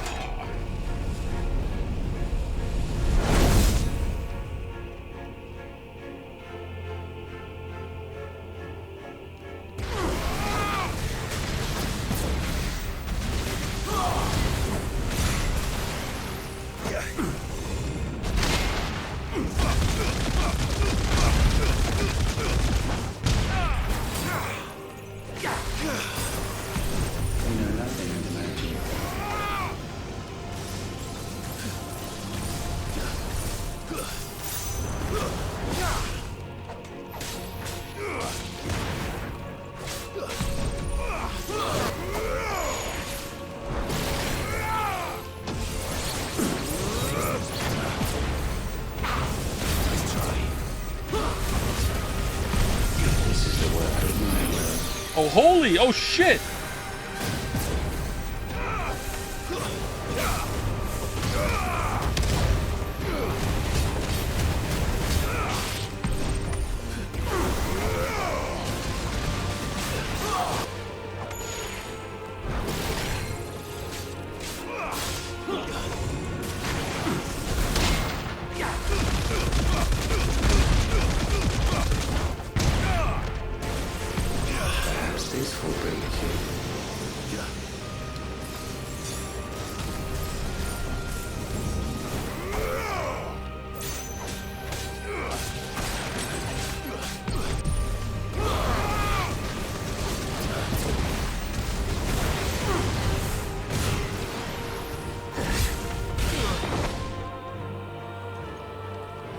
Countless centuries have I waited for this moment. This moment in which I might revel in my creation, only to find it profaned and so. It must be cleansed. Ultima's legit dumb.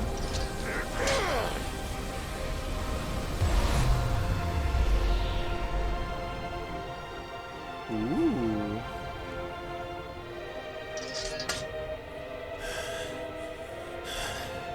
Unexpected. How is it that your will yet endures? Oh, the turntables are turning. So easily broken.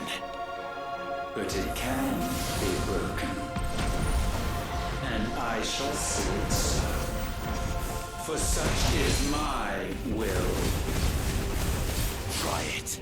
Wait, what happened there? I did a Titan block and it didn't work, but then he just kind of got knocked back. That was weird. What happened there?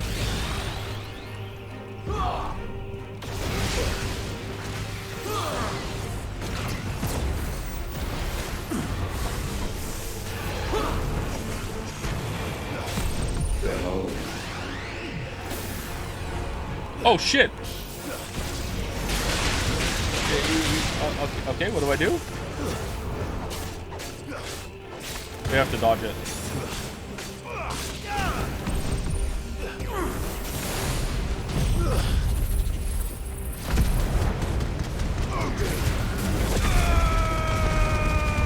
Unlock and run +2 chat +2.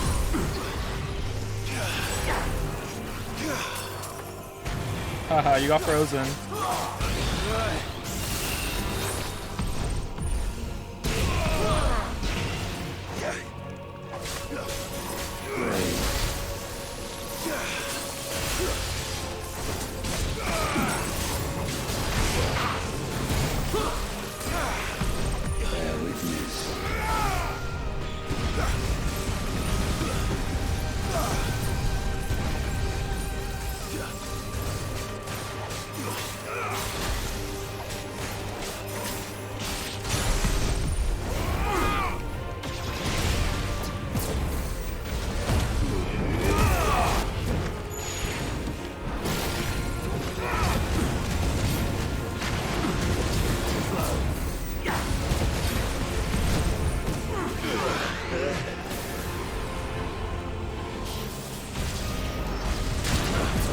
Oh, Wait, what?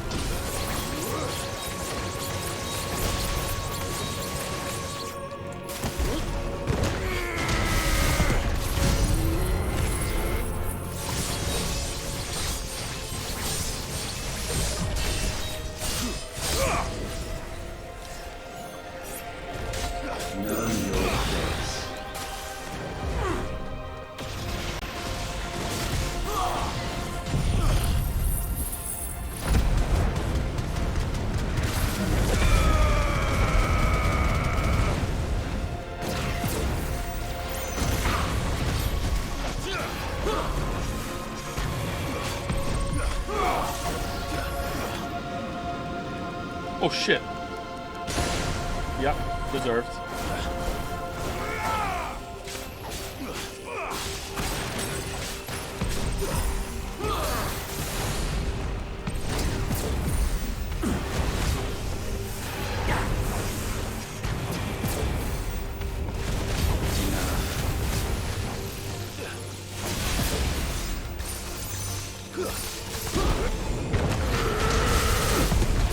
Haha! Why? What latent force feeds these flames? I sense more here than mere will. Is this Logos? Have you truly become free? No, I forbid it. You are not a god. You are but flesh and bone. You are not one of us.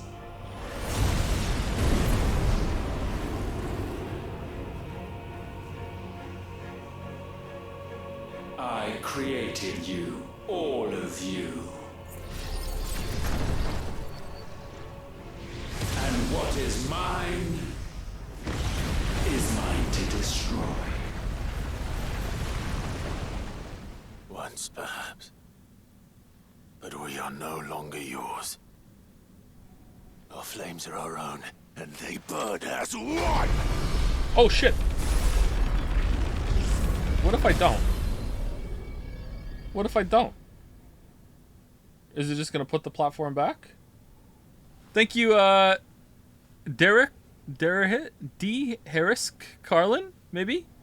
For the resub? I'm sorry I'm saying your name wrong. I think it's Harlan at the end. Thank you, Harlan, for the resub. Thank you very much.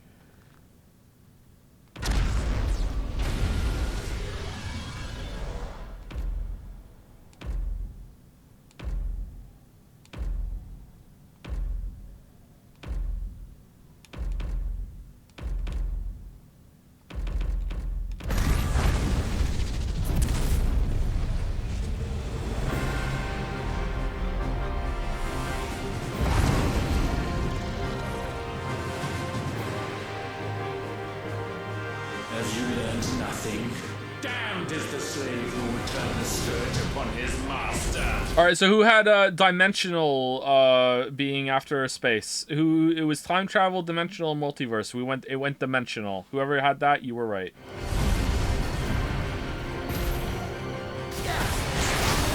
Oh man.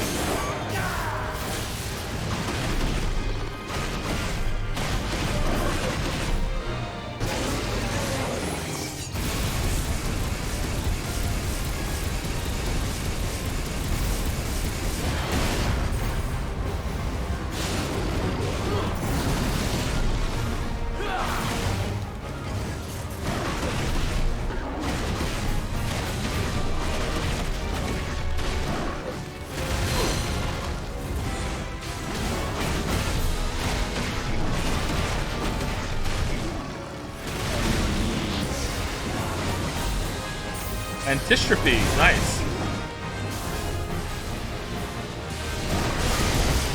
Oh no.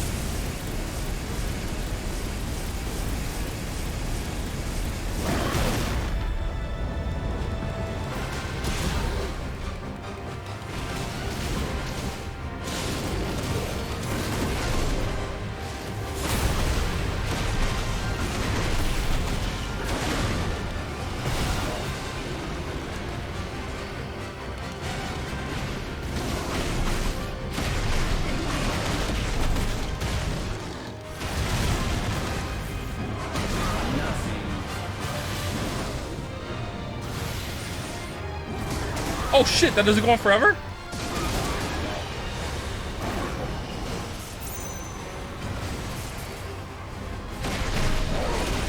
Big Gravity Rush 2 vibes.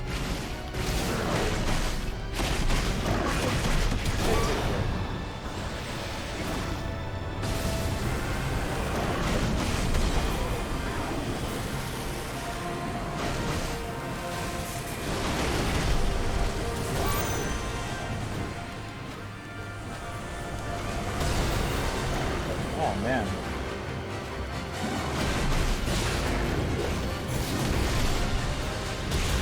Oh, these ones all come out at once.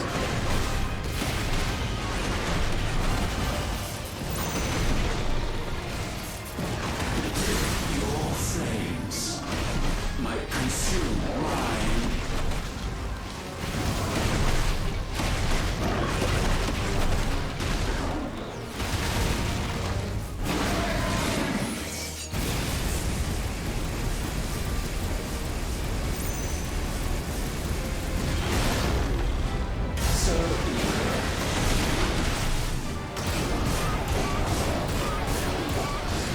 Okay, come on.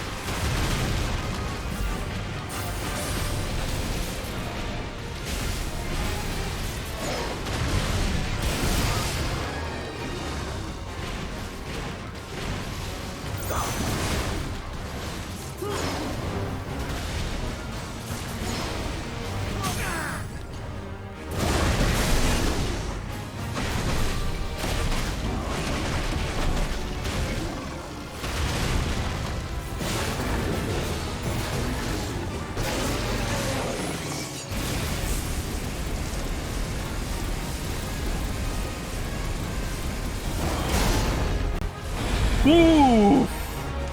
How is this possible?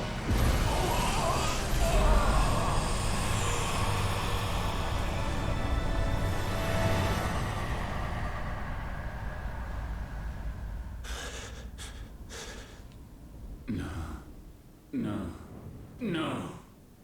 My will is inviolable. Something is wrong. You have more kids than health right now. Have been. From the moment the Blight exposed what you were, weak, you conceived us to prove otherwise. But the results shook you to the core.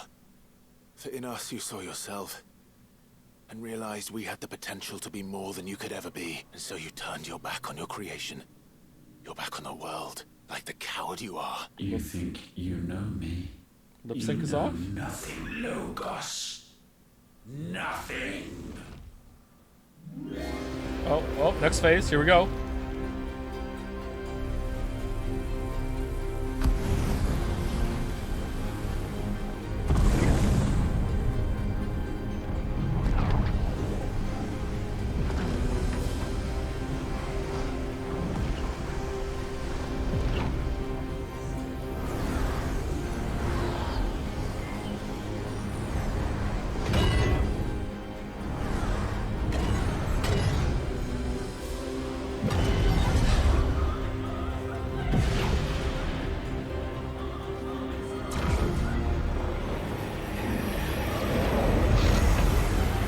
The Latin has arrived.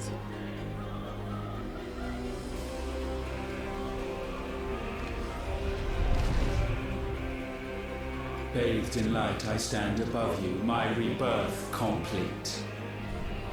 And you, for your defiance, shall pay the proper price. An eternity of anguish.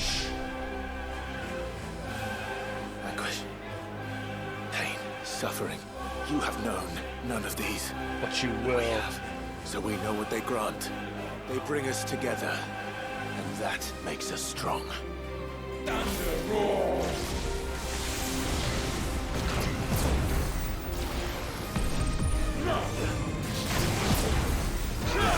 Too slow. My will be done.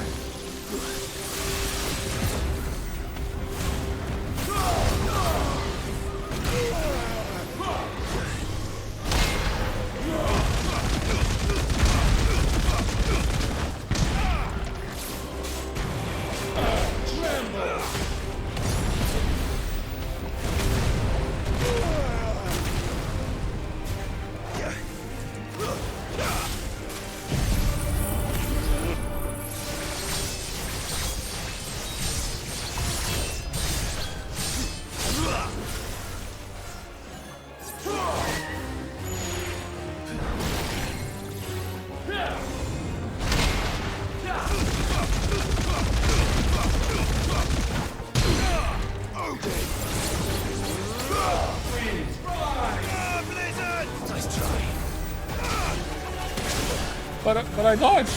But I dodged.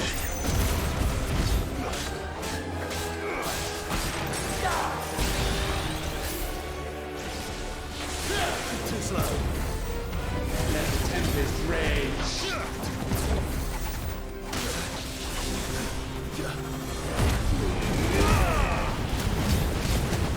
I will crush you.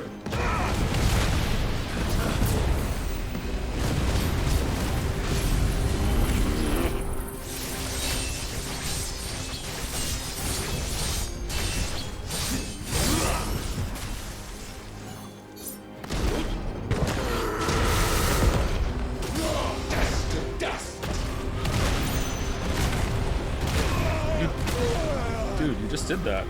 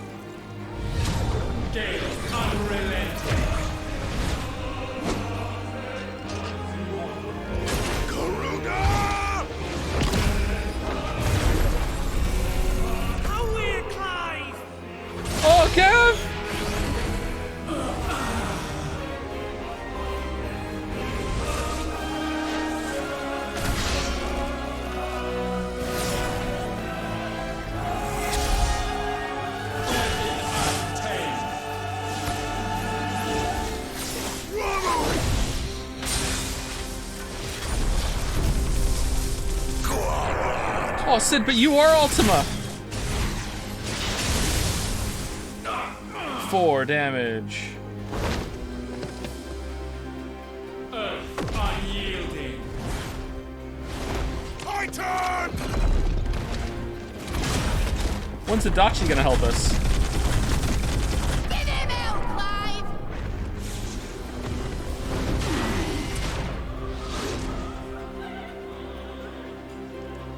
Yeah, it's gonna suck to die after all that. It is not yours to take. Let's try. Thrust forward. Darkness spread. Too slow.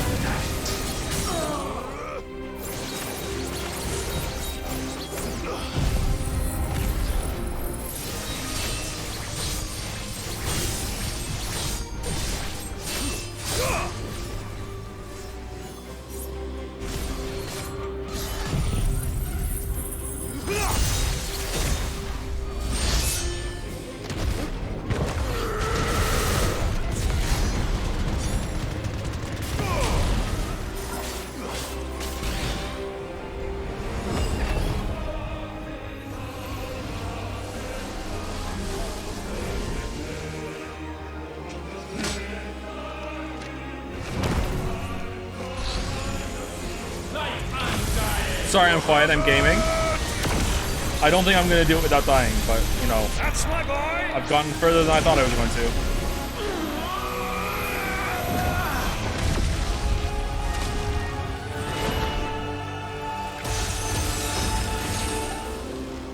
Ice unfeeling. Ice Ice Baby. Together. Together.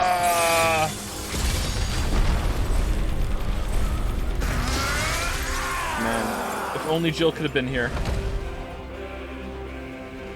Darkness unending.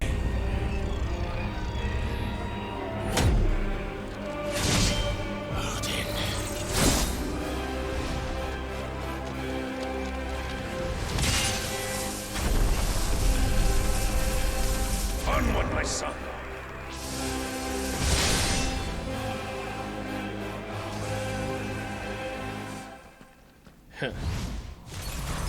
No, mine is the altar at which 4 damage.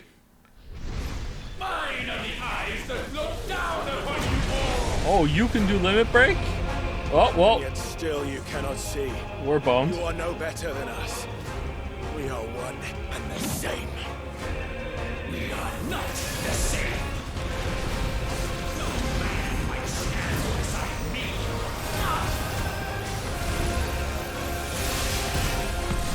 Witness my creation.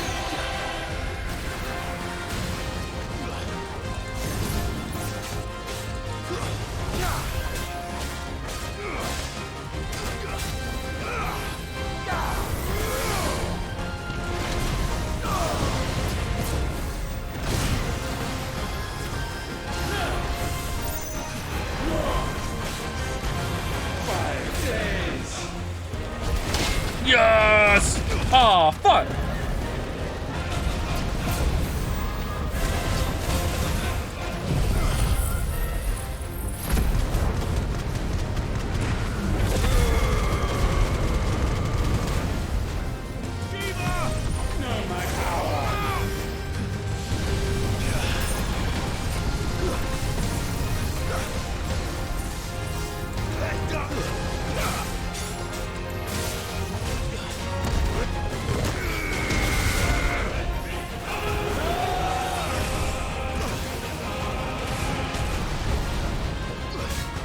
Petulant child.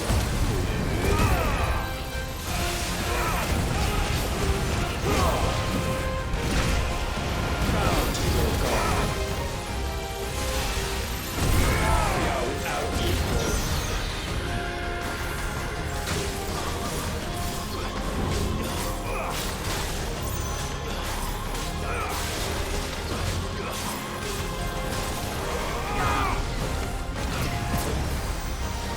Let all be consumed.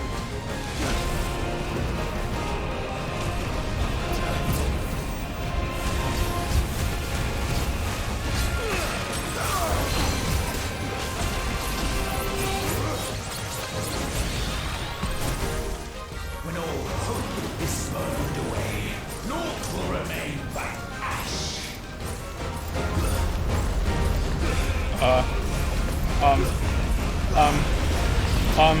Heat wave? Heat wave?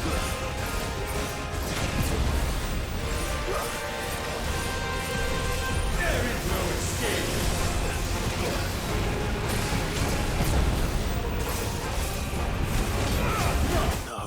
Oh shit, what the fuck, where'd that come from? Whoa, whoa, whoa, oh, does it like shoot out fucking fire from it? Fuck!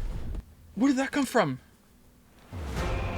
We are not the same. Oh, now it's not like a no-heal kill. Fucking hell, man.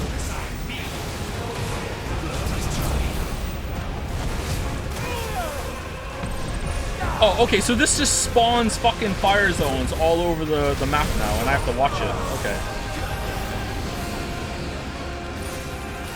Oh, it's done. Okay.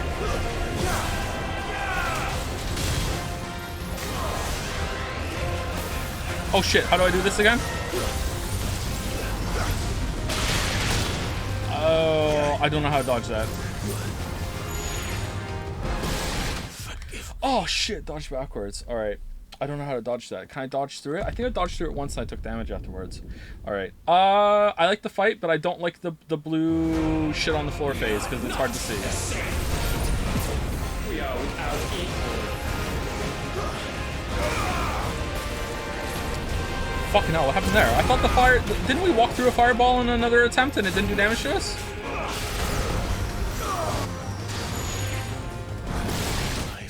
Shit. Oh, man. Alright, that was really bad. I'm sorry. I'm sorry. I did lunge instead of dodge.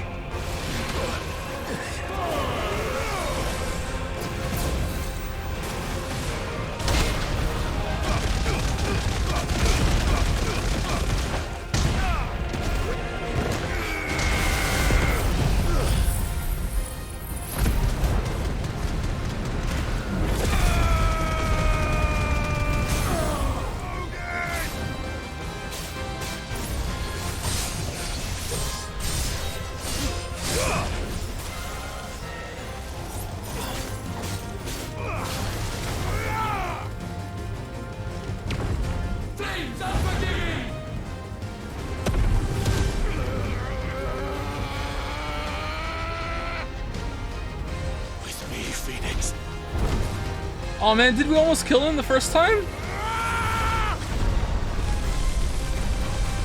Forevermore.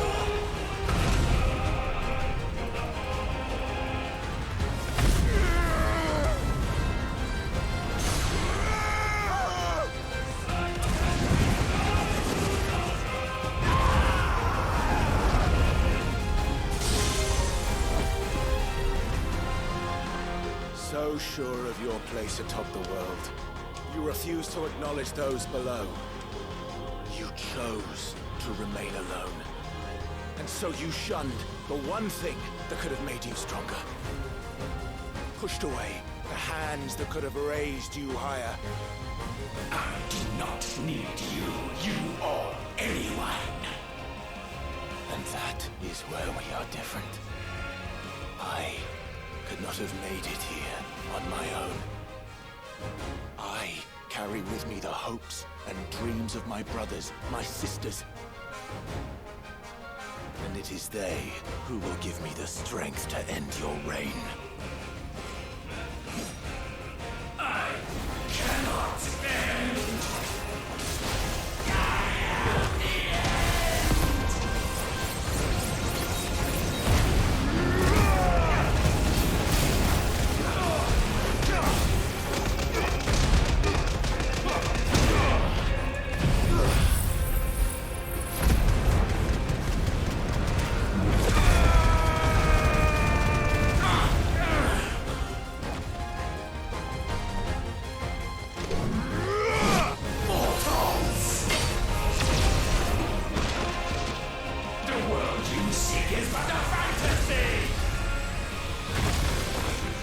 Fantasy here is yours.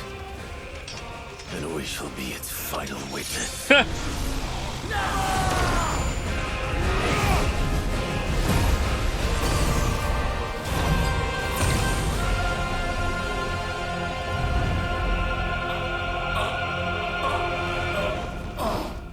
I said, it's over!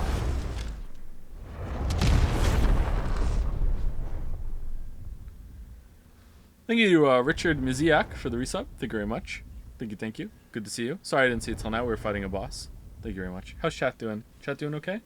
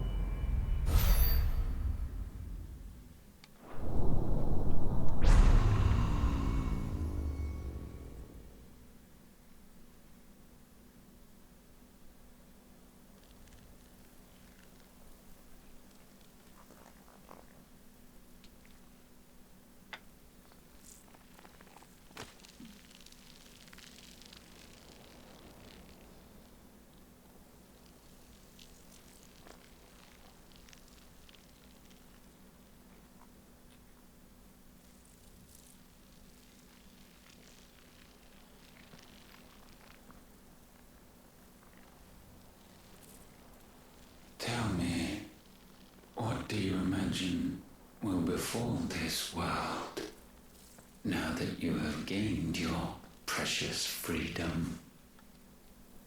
Oh, is Marik here? Marik, were you here for when Ultimus said you destroyed the Mother Crystals, thank you, and Clive was like, oh, this is what you wanted all along? Oh man, fucking hell! I honestly don't know. I was not hitting all the bad tropes. It will be pretty. A sorry tale of sin and suffering, hardship and pain.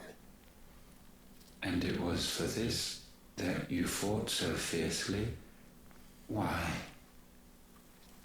It's who we are.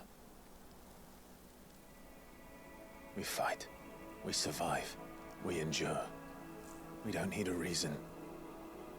We are imperfect creatures. When we stumble, we reach for a shoulder to lean on. When we fall, we stand back up.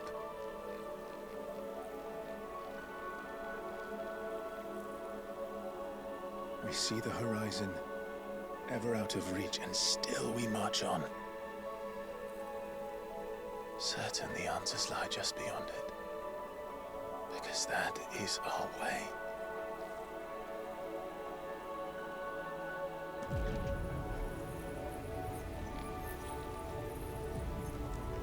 My congratulations. Relish this victory, knowing that you have but delayed the inevitable. Your world is already dead. May you enjoy an eternity on its blackened husk.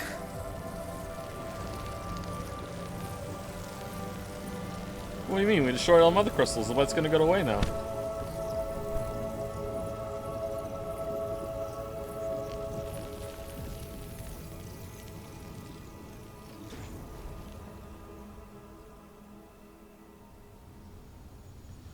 Wait, did we just absorb him into us? Isn't that what he wanted all along?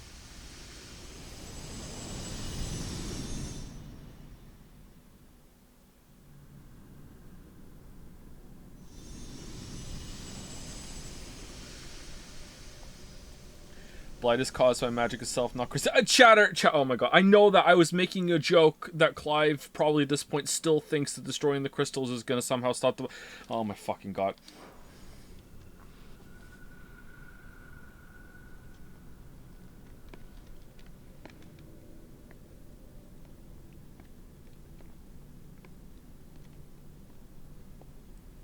I was born in a prison, no hope for escape. I got used to the silence. Is that the lyric? All 5 of you that played that game?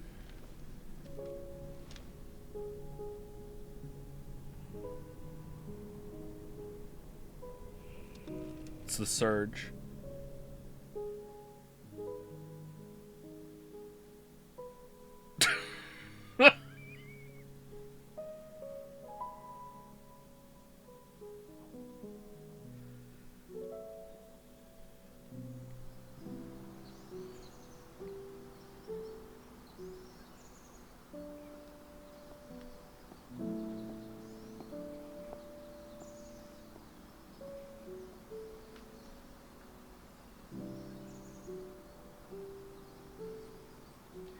Isn't the whole continent fucked by now? Anyways, is anyone left to save? Nah, Clive is gonna fucking use the magical power to make the blight go away.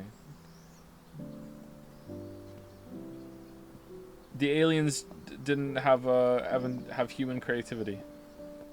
Lowers the ARPA cost creep, and this is a big spell. You have to charge it for a long time. Humans are just built different. I don't want to tell you. We love this shit in our media. We love it. Like, we're just the most tenacious species in the whole of existence. We're flawed, but goddammit, we just never give up, and that makes us special. Fuck you, alien. You just don't get it. What? I don't understand. In the face of all reason and logical that you can't beat, you should just back down. Nah, that's where you're wrong. You just do it. And somehow you win.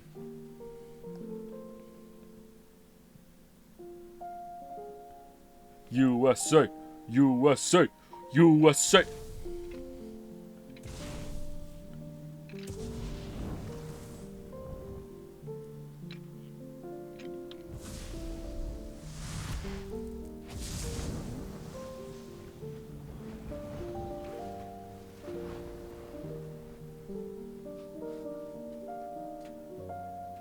Thank you, Joshua.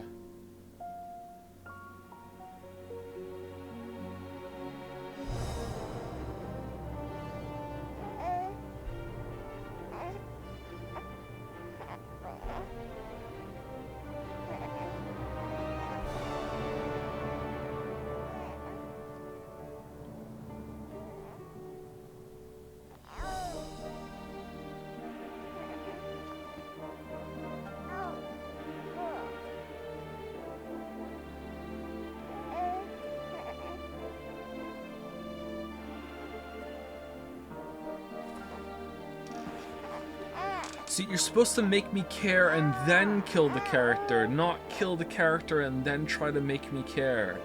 Classic mistake, I know. Alright. I like the music, though. The music has done a lot of heavy lifting in this game, let me tell you.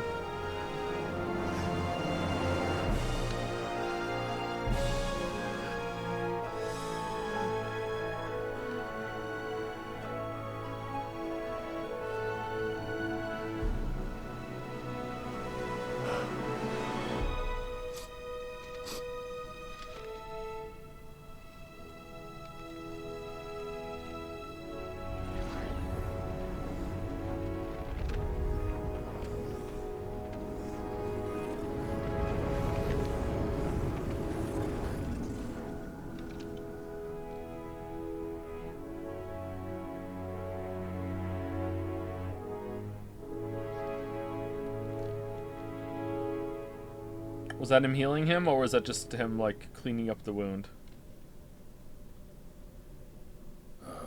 Oh.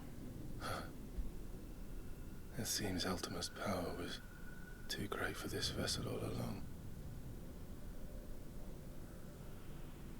But while I have it,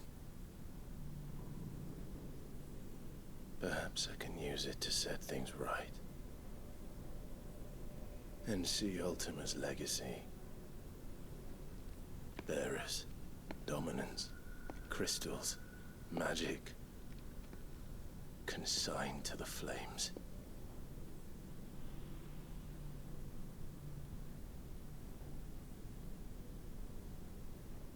Even if it means the end of me.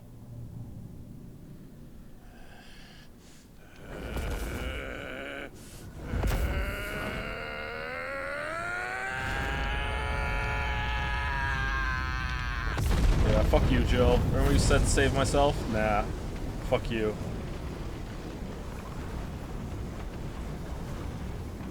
These are our terms.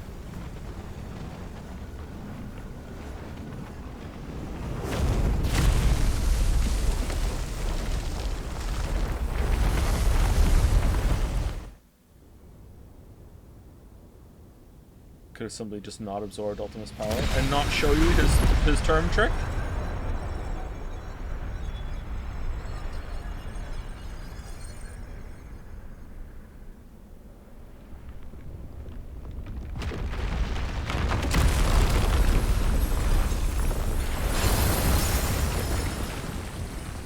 Do you know that enough time has passed now that I'm genuinely not sure if Korekio says that or not in the game, or if we riffed it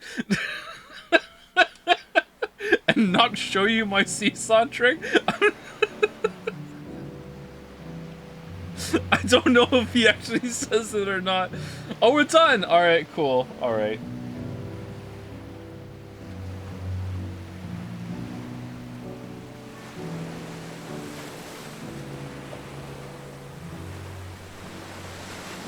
Alright, so he's alive. Alright. Wait, wouldn't you sink in armor if you fell in the ocean? You wouldn't get washed ashore. It's heavy fucking armor.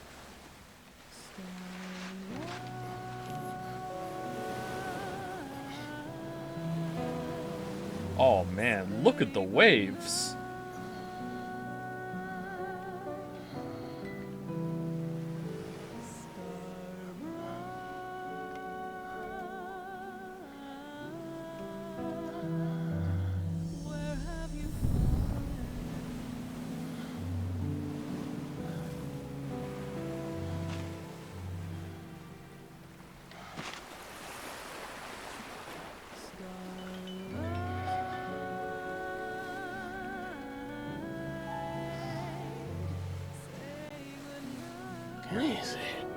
Really thought the red star thing was going to be important.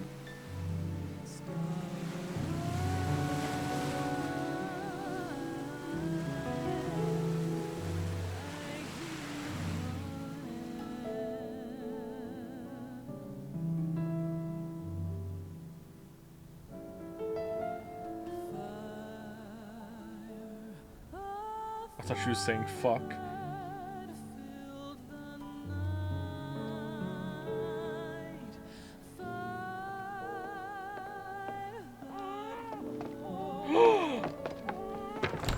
Aren't you the most beautiful thing? He is, isn't he? What are you gonna call him? Let me see, let me see. Oh, read little one. Got a smile for your Uncle Gav. Not so loud, you burp. What? I was only... Shh, you're scaring him. It's all right. You're next, Jill. You're next.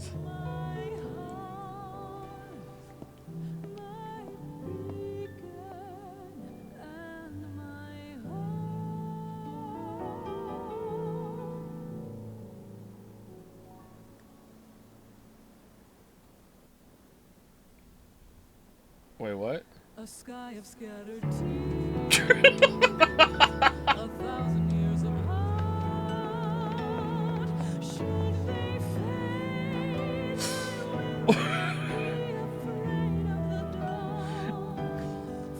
Okay, music's doing the opposite of heavy lifting there. I'll hold you to that.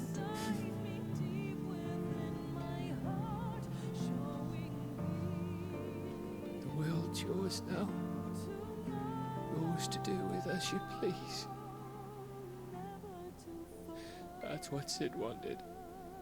That's what they both wanted. Poor Gav. Poor Gav.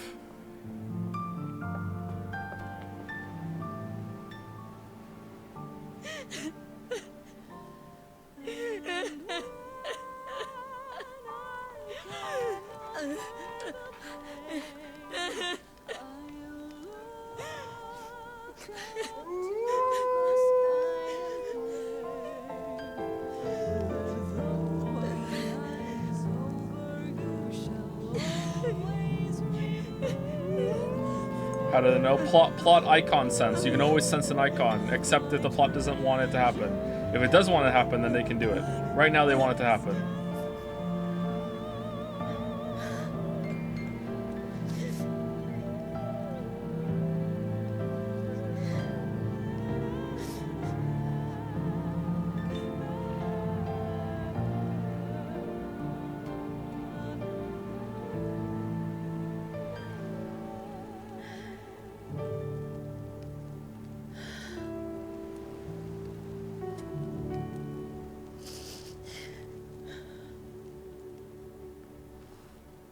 And thus did our journey end.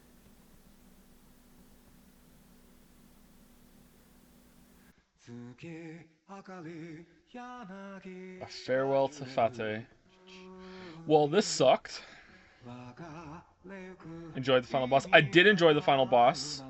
All three phases, actually. I thought it was a really good final boss. I liked it quite a bit. Someone said there's a post-credit scene, so we're waiting for the post-credit scene. Can I skip it and we get to the post-credit scene, or do we have to sit through the credits? I don't mind sitting through the credits, but if we don't have to, like, just scroll fast. Oh, okay, there we go. Is Starfield going to be on the stream? Oh, yeah, of course we're going to play Game of the Year. We certainly haven't played it yet. Alright, here we go.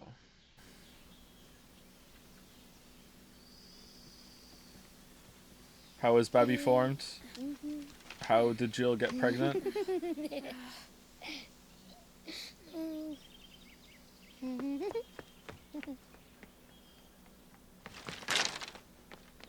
Oh. Every time.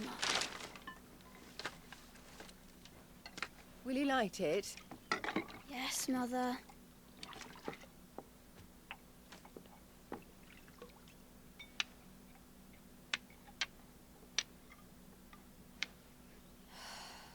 Come on. If only I had the flames of an icon.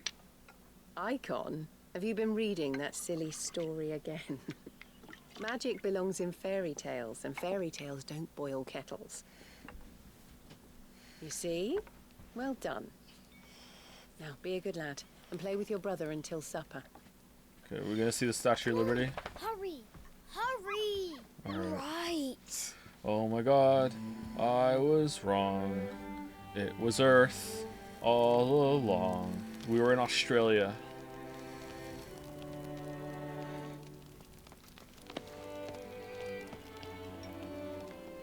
Right, let's play the Saint in the Secretary. No, I don't want to be Madhu. What do you want to play then? War of the Icons. What? Again? Well, alright. And I get to be Ifrit. Right, I'm the older brother. Because Bahamut says so. Oh, the whole game was just kids playing the pretend. Oh, okay. Oh, all the plot holes make sense now. It was just kids playing in the grass. Oh, okay. But One Journey ends.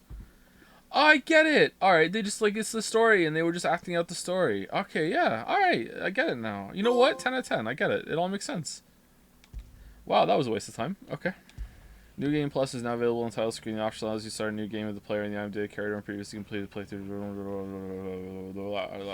Final Fantasy Mode. Final Fantasy Mode gameplay follows increased enemy strength, an increased player cap, level 100. Who the fuck's getting that? New gear and items, mode exclusive content. This mode is recommended for players who wish to test their limits. Alright. Can you do that in New Game Plus or no? You can.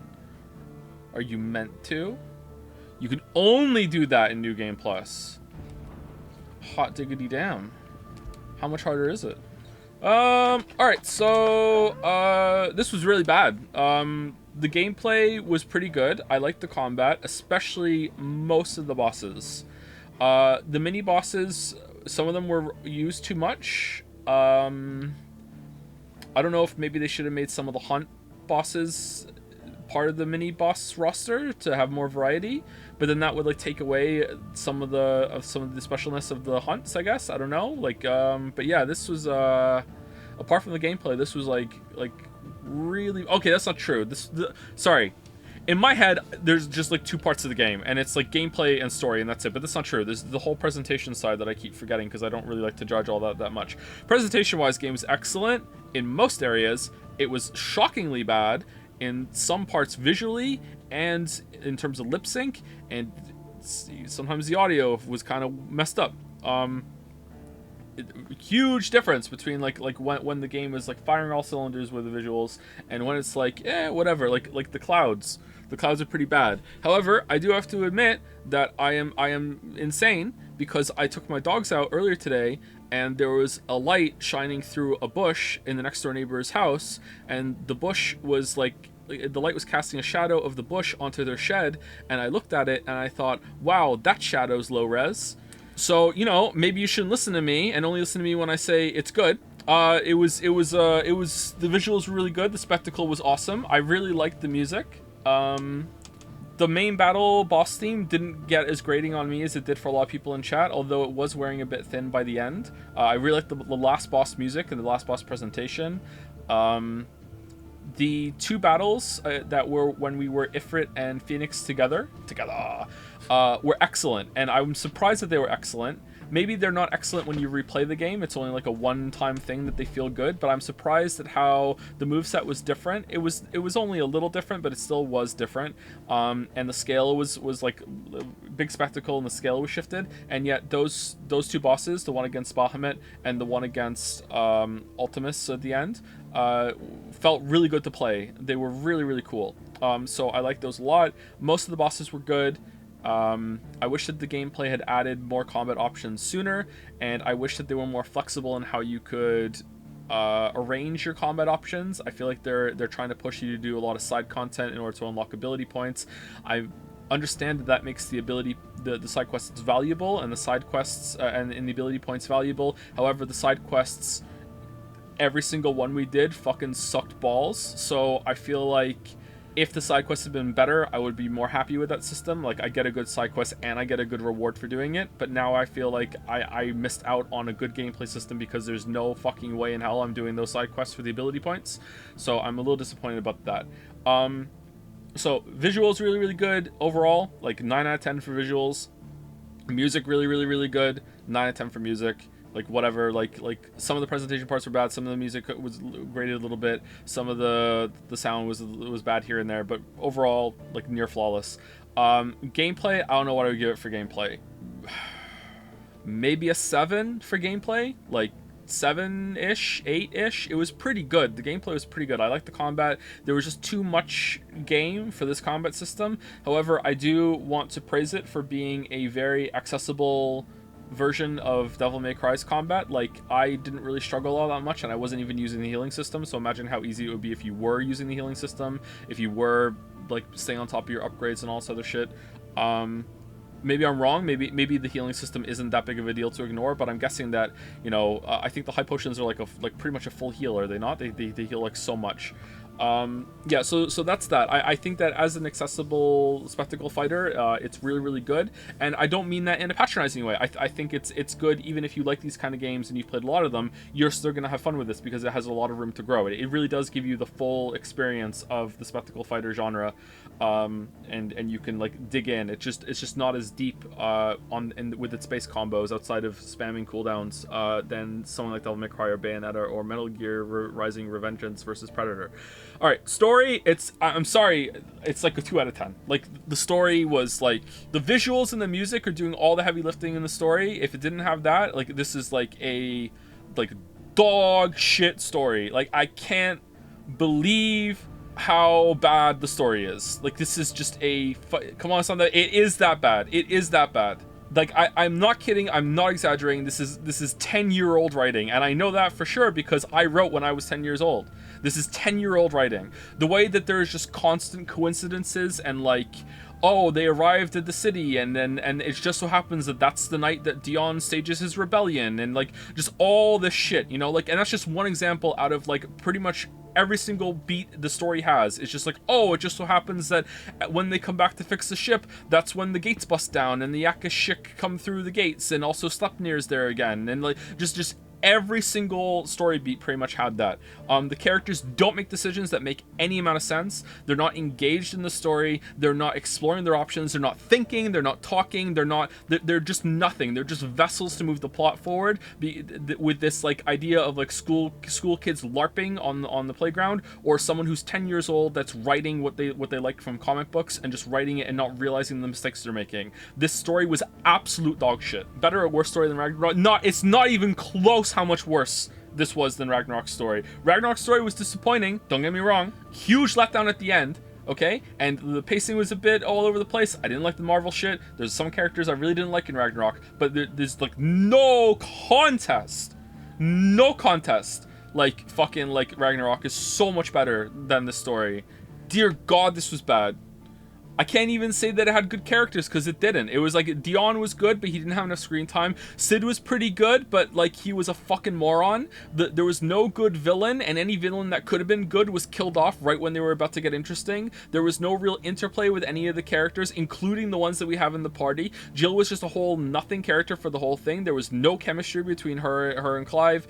Like Joshua, like, I'm sorry to harp on about it, but Joshua, like legit stalked his brother who thought he had killed him, and, like, when we find out, like, he doesn't even ask him, hey, like, what the fuck, where have you been, why didn't you try to find me, like, you had so many resources, you could have found me in the army, like, what the fuck are you doing, like, they have magical, like, message, like, delivering owls that everyone knows how to use, apparently, and the person who keeps showing up to the fucking mother crystal before it explodes, like that fucking clown in the Hindenburg picture, is like suddenly like not a known entity, but he's Schrodinger's outlaw. At one point he's the most wanted outlaw in all the realms, but also no one knows what he looks like, and he can't go through a city without being ambushed by some people, but also he can sneak into any city and fucking blow a mother crystal. Like just sometimes you can sense the iconic forces of another icon nearby and know that they're alive, but other times the king, the most powerful one of all, can just fucking sneak up on you in the sky. Like, characters just do whatever they want. There's no rules whatsoever.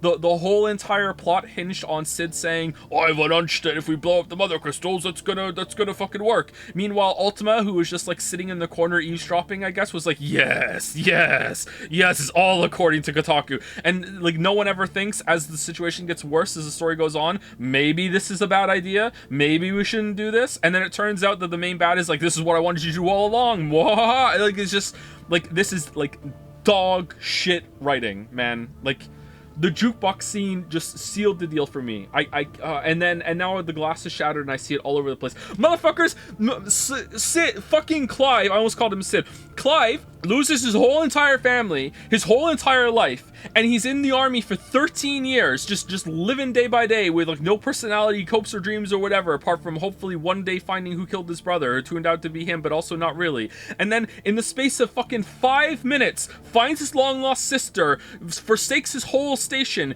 kills his squad mates, decides that he's gonna go after him, meets someone who recognizes him for the first time, and that person who recognizes him for the first time just so happens to have his fucking dog from when he was a kid. This happens literally in the space of 5 fucking minutes after the fucking flash forward from the prologue, okay? 5 minutes this happens. No joke, no exaggeration. That is 5 minutes, all right? Who the fuck was the hooded dude at Phoenix Gate? I guess it was Inner him or Ultima trying to speak to him. I don't know. How the fuck was Annabelle? How the fuck did Annabelle give birth to an Ultima puppet? Was there no pregnancy? Was that a real kid? Was that kid die? Like, he just fucking just turned into like magic when he was killed. That didn't come back. Like, there's so much wrong with this. And again, I would forgive it. I always say this. I am willing to forgive a surprising amount of contrivance and bad plot if it's good. Like if the result is good and exciting. Like, I don't know if it really makes sense how we got up into space and had that fight with Bahamut, but I don't care because it was cool as fuck, alright? Like, it was really cool, whatever. I'm willing to overlook some of that, and my brain is like, yeah, you know what, maybe we shouldn't needle that a little bit because we might find more wrong with it, okay? Meanwhile, what did they do when you're like, hey, go back to fucking the hideout, fast travel there when we're trying to ride down the ship to save Jill, go back to the hideout, find some notes in my dad's books that I already went through, fucking look at a poem riddle, then go over to the jukebox where the kids just so happened to be fucking with it for the first time since we went over there. Oh, they broke it in just the exact same way as we were coming to check it out, that we find the piece that fucking Mid needed from Sid right then and there, and then quest complete, la-di-da, done. Like that was absolute horseshit, and for what? It was boring as fuck. It slowed the whole pacing down. It was just filler for no reason, brought the story to a grinding fucking halt, doesn't even make sense because like we have to fast travel fucking there and back again and waste time. Meanwhile, Jill is getting progressively further and further away. That's the whole game. God, it was shit. The story was so shit. Anyway, thank you for coming to my TED Talk. So what's the score? I don't know, man. Like, I feel like these are the games that are the hardest to judge because there's so much wrong with it, but there's so much cool shit too. And like, I finished it. Like, it wasn't that big of a chore to finish it. It wasn't like Gollum where I'm like, oh my god, like we're doing this for the vine, you know? Like, my default feels right here. My default usually is like, yeah, it's about a 6. It's about a 6 out of 10. Like, that's a pretty good score. It has some good things, it has some bad things. It's really hard for me to universally recommend this to people, but if I know your tastes and I know this would align with it, it's an easy recommend. I think about a 6. Why is it that most JRPG games have such dog shit stories? Because of anime bullshit. No, like, you can just take the JRPG out.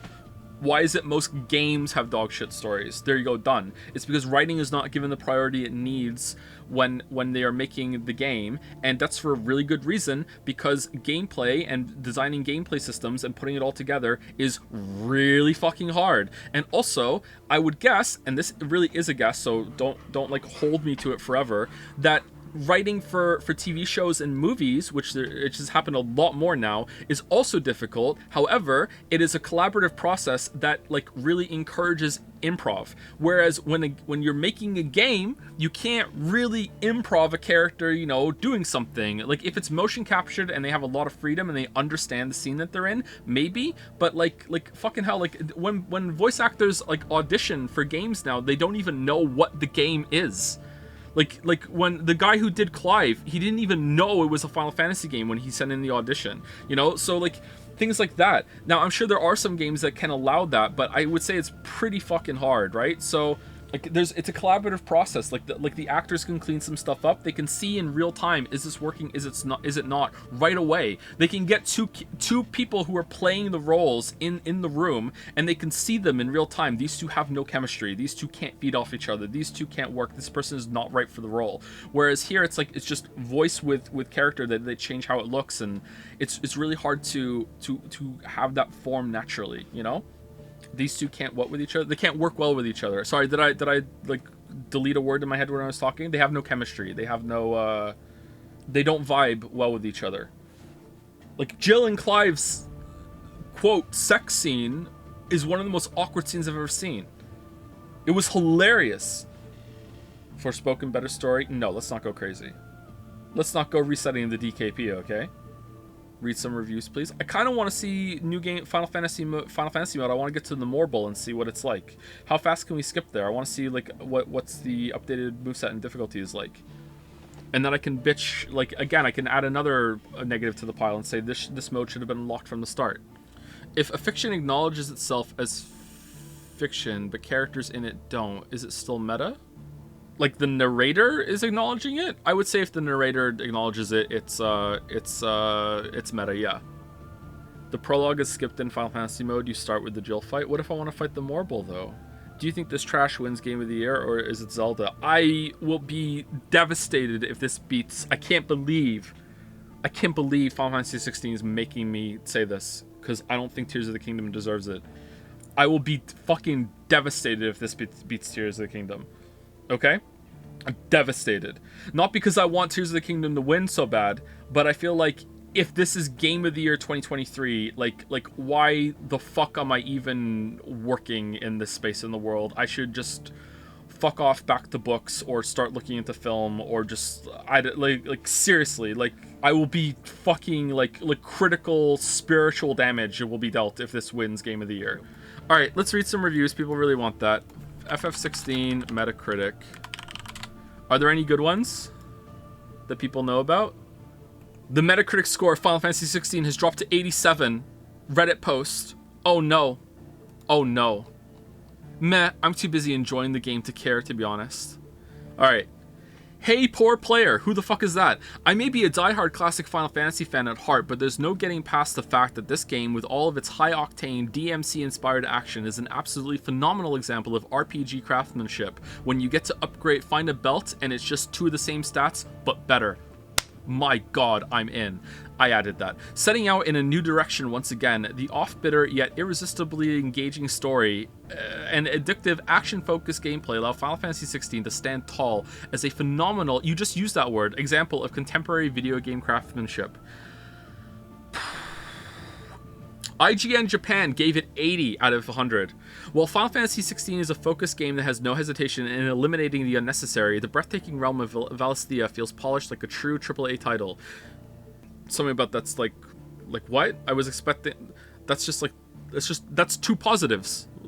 I thought they were doing a negative. It is a high-quality experience that can be cherished through its many details. That being said, the series' more traditional tropes don't always match Final Fantasy 16's modern production standards, which can at times stand in the way of the player's enjoyment. Oh man, someone hated you for that. Alright, MMORPG.com, very fitting outlet to review this. I gave it 100 out of 100. Final Fantasy 16 is a tale of lost sorrow, revenge, and hope. It's a story that feels human and down to earth, yet still retains the essence of what makes Final Fantasy so great. Final Fantasy 16 is a masterpiece. From its stellar writing, music, world building, and incredible cast, this has easily taken the mantle as my favorite Final Fantasy in the series to date. Editor's note, this is the only Final Fantasy game I've played. Gryonline.pl says 95 out of 100. I still can't escape Final Fantasy 16's world. I still think about all the events and the ending. And I can't play any other game for now. Those are the kinds of feelings that emerge after watching the greatest of movies, reading the best of books, and playing the perfect games. Just wow.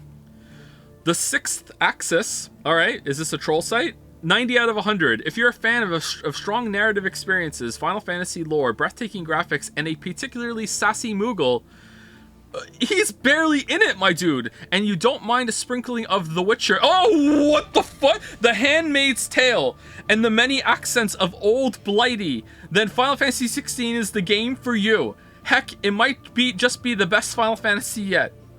Dual Shockers. Final Fantasy 16 is an excellent entry in the series with a gripping story, thrilling combat, nuanced characters, and an ever-charming protagonist in Clive. Alright, that was a fucking basic-ass review. Alright. Taylor999 in user review says, "This is awesome. I hope there will be expansions and DLC, period, please." Lots of exclamation marks. 10 out of 10 says a guy who's only been playing it for 6 hours. I think this is a top 5 Final Fantasy. Call me crazy, but I personally put this in my top 2. Another sentence that's going to be number 1. The story is magnificent. The combat is awesome. Music is phenomenal. The characters and how they grow are all just so well played out. And the voice acting is pretty good. The entire game just gave me so many goosebumps. I took so many screenshots and had a blast with the different areas and cutscenes. I have about 51 hours in the game and plan to put a whole lot more into this work of art. Anyone giving this a 7 is mind-boggling. Alright, I'm glad you enjoyed it. I'm glad you enjoyed it. Alright, what did, where's, actual IGN? Okay, I'm scrolling. Metacritic is weird with how it orders these. From the audience that has watched Game of Thrones on their second monitor while grinding in Final Fantasy 14. Watch skill. I'm not gonna react to Ralph. I'm not gonna do Ralph dirty like that. You want to watch Skill Up's video? You go do it. I'm not gonna steal views from Ralph. What the fuck? I love Skill Up. I'm not gonna do that. Okay, here's IGN. Basic IGN, mainline IGN gave it a 90 out of 100. Fucking oof, my weebs. Oh man, that is a bad score. That's 0 out of 10 on the AAA spectrum.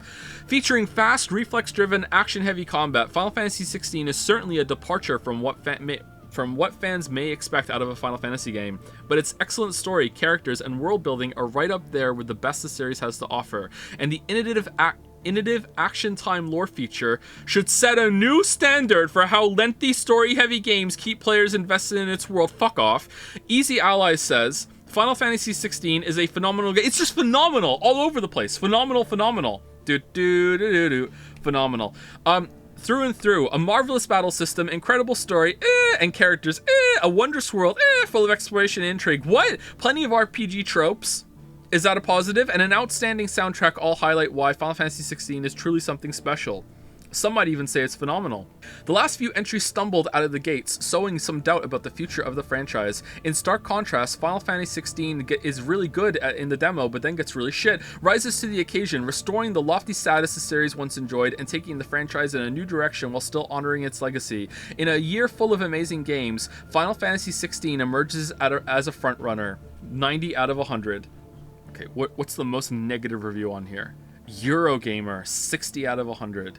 A smart combat system straining under the weight of a characterful but ponderous pseudo-medieval soap opera with some of the grandest bosses and dullest side quests in Final Fantasy history. True! Plus true. Holy shit. Plus true. The Enemy living up to its name by giving it a 60 out of 100. Final Fantasy 16 is a messy game that sometimes delivers and sometimes does not. The new combat system only becomes good after many hours, and the fetch quests are an insult. Still, the story is captivating, and so are the characters. What? You were so close. What? How do you think that? And it's only a 60 out of 100. I'm on the side of FF16 bros right now. What? If you think the story and characters are good and the combat gets good enough, did you do all the side quests? Did you force yourself to? Alright, what does Reddit think? Final Fantasy 16 subreddit. Joseph Anderson just finished this game and oh my god, I hate this guy. Thank you, Reddit. Thank you, Reddit. I want negative. Alright, you know what? Top post of the week. Top post of the week. I think we can all agree, this is gonna be like Torgal's Awesome or something. I think we can all agree, fuck Annabella, all the homies hate Annabella. Okay, that's great. Is Clive a top 3 Final Fantasy protagonist? My weeb, he's not even the best protagonist in his own game. Top 1 for me. His development was just superb, and playing New Game Plus and see what he starts out like and knowing what he becomes, it's a journey to see him evolve, Idol. There's moments he could pass as a villain. He's that badass. 2. but it's all done well, and honestly, the guy just seems human as fuck. Most of the lines from him in the final chapter spoken to end boss were pretty hardcore. The only fantasy here is yours, and we will be its final witness. That shit was hard! Not gonna lie, that line gave me fucking chills. It was that good. He took that man to the Church of Clive. Clive punched him in the face and said, I'm the deity now. He's on par with Cloud for me. Wow, what a bar. Though at first glance, Clive is better. He is hotter, yeah. And only a half step behind Ramza, who probably doesn't count to most people. Who the fuck is Ramza? Oh, Final Fantasy Tactics? Oh, I haven't played that one. Oh man, someone is so angry about that. Final Fantasy Tactics is like a sacred game to so many people. Go through the R Games a week later thread or JRPG thread. Okay. I think someone is saying something like, for some people, good story equals cool shit happened. Yeah, and that's fine. There's nothing wrong with that. But I'm not gonna sit here and say that I liked it instead. Like, don't make my reaction be like, what the fuck, I hate this game now. I don't want to do that to anybody. I'm just here saying my piece, and if you agree with me, that's great. But I don't want to change your mind. All right, here we are. Final Fantasy 16 has been out for a week now. What are your thoughts? Top comment. I like the game and haven't been as consistently engaged with a new release since Elden Ring, but it has its flaws. The pros, the game may have the best spectacle moments in games, period, beating out the likes of God of War and all the others. It's up there for sure. There are moments in the game where you can definitely tell where the budget went to. These peaks are high. The voice acting has also been incredibly good, and the mystery in the first half of the game was very interesting. Was it? The second half has been more of a letdown in the story department for me. The cons, you can also tell where all the money did not go to. I feel like I'm about 90% of the way through the game, and so far I've only found one side quest which was actually engaging. Which one was it? The one with Theodore and Eloise and the dragon. Fuck, I didn't even find that one. Side conversations or did I and I've forgotten. Side conversations are stiffly animated, sometimes not even voice acted, and instead of showing smaller moments which might allow some additional characterization, we just get a fade to black. True, the gear system may as well not exist. There's no reason to have it. Just equip sword, belt, armor with bigger number. There are no trade-offs to consider. Basic enemy variety is also minuscule. You will be fighting wolves, mosquitoes, birds, scorpions, and vine whip plants in every single biome throughout the game, with about 5 recolors for each. For a series with such a huge bestiary, there is really no excuse for this much reuse. This is very true. And that's criticism I didn't say, so thank you. Add it onto the pile. And I'm a Dragon's Dogma fan. I'm used to reuse. Holy shit. Oh man, the self-report. As someone who has been 100%ing all the side quests and hunts as an optional stuff as I go, wow, I would give the game a 7 out of 10. Wow. When I go back through it and on a replay and just beeline the story content, I suspect that I will go up to a 9 or a 10 out of 10. What? There is just so much filler in between the good stuff. All right, what else? The pacing in this game feels like Final Fantasy XIV. The devs have been isolated in an echo box with their most adoring fans for too long, and it shows. The story also takes a deep nosedive after around the halfway part and completely falls apart near the end. Ultimately, this is Clive's story, and it's about slamming him with triumph after triumph and adoration after adoration. Very similar to what they do with the Warrior of Light in Final Fantasy XIV. I don't know if that's true. I haven't played it. It gets to a fairly ridiculous self-insert power fantasy level, but that's where the team made their bread and butter. The icon battles are visually great, though even as the story begins to dip in quality. The battle system has depth, but the sparse enemy types and lack of difficulty make it fall well short of its potential. The RPG mechanics are bare bones. When it's boring, it's really, really boring, and when it's exciting, it's really, really exciting. Unfortunately, it's like 90% boring, 10% exciting.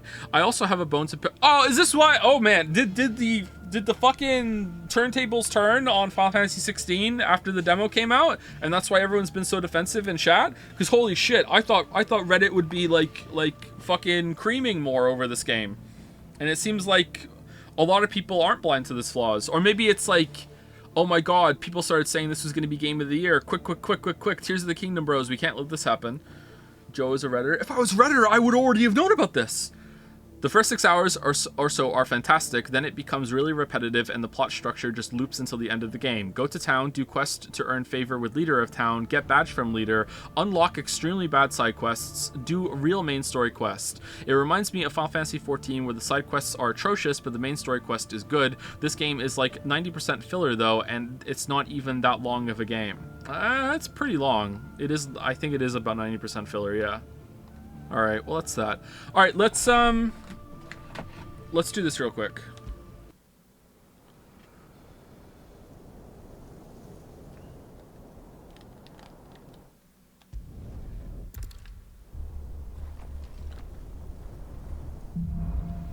A chance encounter. All right, where's this? How do they expect us to kill something that... do this? They don't. Only the girl holding its leash. Oh, we really did just skip all that. Damn. Can I run, please? Oh, when I skipped, did I skip all the way here? I skipped the whole entire, prologue part? I thought I just skipped this part, this beginning part of this scene. Okay. No, it auto skips? Oh, alright. Well, I'm having fun. Did you hear that? Xenoblade 2 story or Final Fantasy 16 story, I never once checked out a Xenoblade Chronicles 2 story for good or bad. Xenoblade Chronicles 2 had a much more entertaining story, for sure, don't get me wrong. But I don't want to call it good. Avis, care to kill some Iron Blood? Gladly. White, you focus on the target. Understood.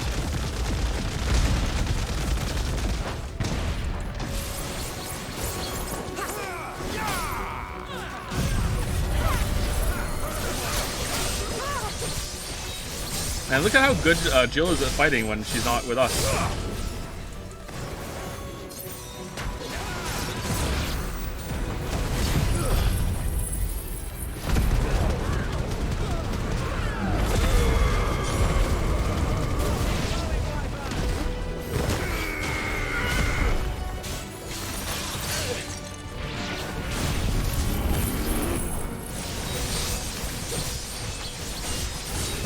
Okay, so this mode just makes everything have more health when the game already had a problem with that?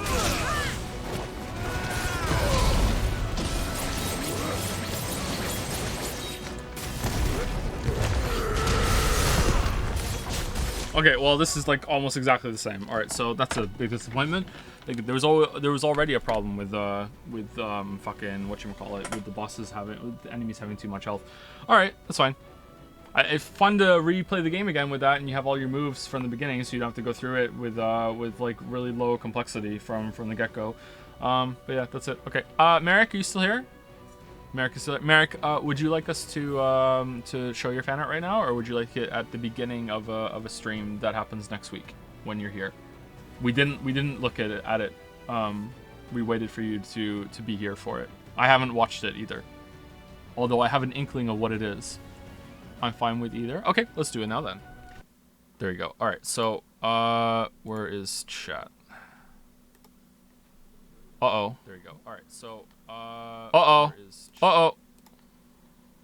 All right, so here we go. Fan artist is only 60 seconds in Imgur video. Due to Imgur limitations, the following video is okay, never mind. Baldur crammed the whole thing in there. Enjoy the full work. Oh, thanks, Baldur. Afterwards is a small little showcase of some frames, but let's save the surprise for later. Videos first, descriptions and chat second. All right. All right, so I'm going to... can I full screen this? Oh, no, I cannot full screen that, because then I can't see shit. What if I... Okay, you know what? Hold on. So let's do a sound test.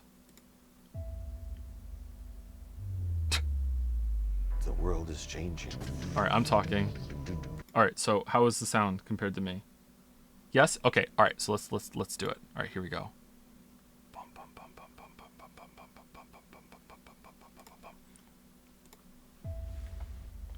Saxophone Studios. The world is changing. Things are gonna change for us, boys. Today's the day the world changes. Yes! Alright, where we going? Things I don't like, Volume 1. Alright, you're dead, bro. What the fuck? How is that even possible? God damn, that's a huge upgrade. It's another cup game. Nice. This is fine. This is fine. There's nothing wrong with what's going on right now. This is fine.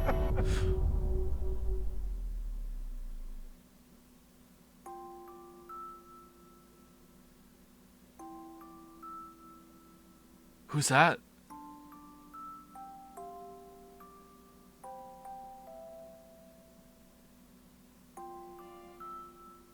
Would you like to return to your last save? Aww. Are you sure?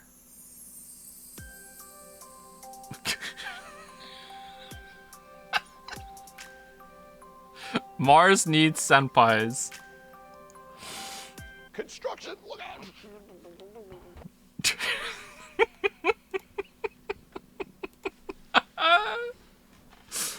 Oh man, I'd pay $90, almost as much as Final Fantasy 16. Mars Needs Senpai's trailer full. You know who it's from, Marik. The music and sound effects were sourced from video games and free for non-commercial use archives, so I like to think it's DMCA safe. Features characters Bomb Oni-chan. What? Oni-chan? Ramona Ransona, Marbun, Red Square Chan, and Bandage Chan, the return of Red Square Chan. If the Expanse flashes on the screen, don't pause to read the small text if you don't want spoilers for the first season of the show. It's just the first season, it's fine. And now for a few thoughts from Marik, the producer of this trailer. No, Marik didn't order this, I did. He's asleep and put me in charge. Mars, this was kind of cool to work on. I don't think I've done a planet before. Something spooky about pitch black shadows like these. What happened to Mars? The lore, I'm interested already. On deck, OC Sile cameo? Skyle? Salted Watermelon was still trying to find the right sketchiness level when drawing this picture, so it looks pretty rough compared to the rest, featuring salt plus watermelon, Joe's favorite combo, featuring Karu. Salt and watermelon. Man, a watermelon. Oh, there's the ring. Sorry, something caught my attention. Oh, over here. What she got? That's what it was. Bomb Oni-chan, the rarely recognized sister from the voting game planning sketches, brought to you by the people who read the Kiss X synopsis. I like her dress. Ramona Ransona. It's one of those puppet-style setups where you got a library of arms, eyes, and mouths you can mix and match or rotate to generate poses and expressions. Kind of fun to draw a new piece and know it's a permanent addition to your growing shelf of ingredients. Ah, very nice. Very nice. The tech. New tech. Any relation to Fido, maybe? Maybe like a little relation to Fido? I like Ramona Ransona. I like this more. I don't have a joke. That was just like... Sorry, every time I see this bunny, I just get stun-locked by how much Marik owned me.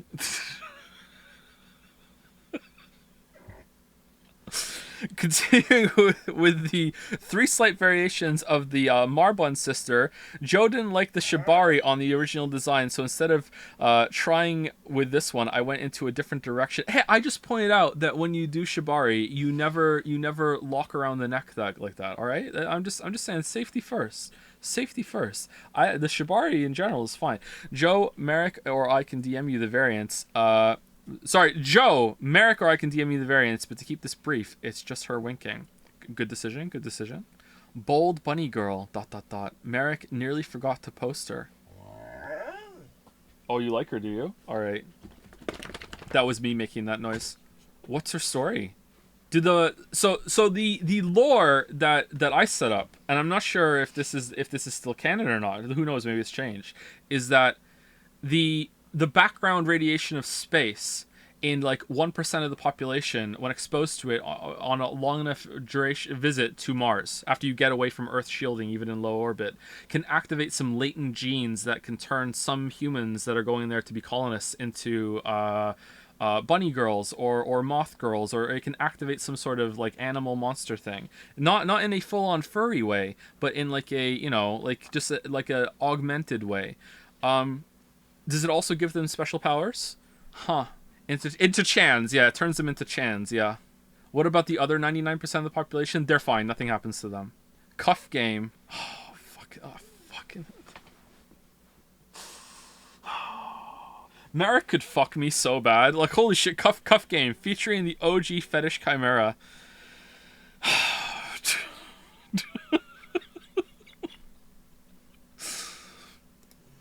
Phrasing. I phrased it exactly how I wanted it to be. Exactly how I want it to be. Spine, inspired by Hammerhead Shark X-rays. What? Gotta have a huge snake enemies. They're like floating islands, inescapable. Very nice. I was tempted to change the trailer to fit in you saying, "Ooh, mommy has been bad." See, exactly. Jelly Squad 386, Squad 386. There it is. What's the lore here? What are the factions on Mars? Are they against or for the Senpai? There were no notes. File name badguy.jpg. I already know the backstory. I have it in my head. It's coming to me as I see more. I know what the twist is too. I got the twist all worked out too. Red. Cute AF, huh? Cute AF. Think there's been an upgrade. Mars needs senpais. None of the images are technically not safe for work by my low bar of no nips, no nether regions, but some are suggestive enough. Can't wait to get perma-banned for this, but worth. Thank you very much, Marik. Who's your favorite, Joe? Haha, we know who it is. Yeah, of course you know who it is. Of course we know who it is. There's no fucking contest. This one right here. There's no, don't need to go on a journey for this one and play Final Fantasy 16 for fucking like so many hours. All right. Are we actually going to have to make this, Marik? I'm worried. Oh man, I don't have the time or the money. Like I'm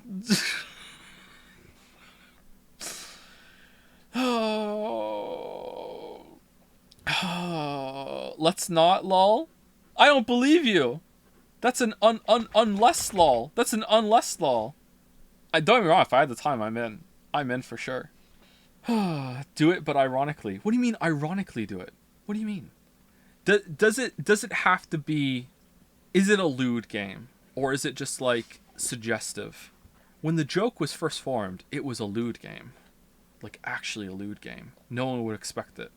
Full on lewd. Or is it just, you know, suggestive? What's the difference? No nips, no nether regions. There you go. Just a dating game, but sell the sex scenes as a $90 DLC. I mean, it would work. It would work. Oh, all right. Anyway, that was fantastic. Thank you, Marik. Thank you.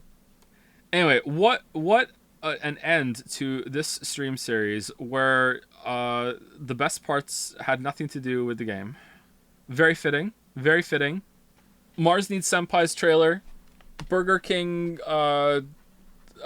drive-through pretended to be a car story. Some Joe lore. There were some good laughs about the game, though. One of my new all-time favorite clips from yesterday's stream about Clive losing his virginity was pretty good. It was pretty good. One more time. Hold on. I can do you one better. Someone made a song of it. Joe Goldfish story. How is that always there? Already there. All right. Where's the Rap God version that someone did in Dragon's Den? Oh, here it is. Thank you. I don't know if this is going to be too loud. This will get DMCA, but I can trim it off at the end of the video. Lyrics coming at you with supersonic speed. Once the Burger King in the dining room was closed, they said you can't order anything. So as I was walking up, they said you can walk through the drive-thru though. So I said, oh, okay, can I really? And she said, yeah. So then I walked through the drive-thru and did my order. Pretended to be a car.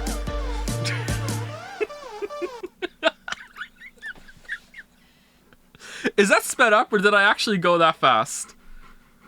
What's the other one? Sweet Home Alabama. Ooh, ooh.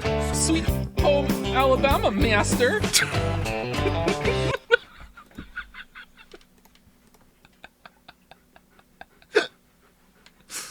All right. Okay, all right. I'm gonna cut it there because if I have to trim this out of the VOD, then that's that. I don't want to get DMCA'd. All right, and have stuff missing. Anyway, thank you very very much for watching. I liked this game. I didn't love it. I already said my thoughts in great detail. If you like it, please don't let me change your mind. That is never my goal with anything that I do. If I want solidarity, I want to be like a voice of people that are like, hey, I don't like this. I'm glad someone is saying it, or I do like this. Finally, someone is saying it. If I'm going against the mainstream opinion, but usually I don't. Usually I'm pretty fucking bang on. Actually, I'm pretty normie in my tastes. Takes probably both. Anyway, thank you very much. Have a good rest of your day, night, afternoon, whatever it is. Have a good one. Lyrics coming at you with supersonic speed. Once the Burger King and the dining room was closed, they said that you can't order anything. So as I was walking up, they said you can walk through the drive-thru though. So I said, oh, okay, can I really? And she said, yes. So then I walked through the drive-thru and did my order.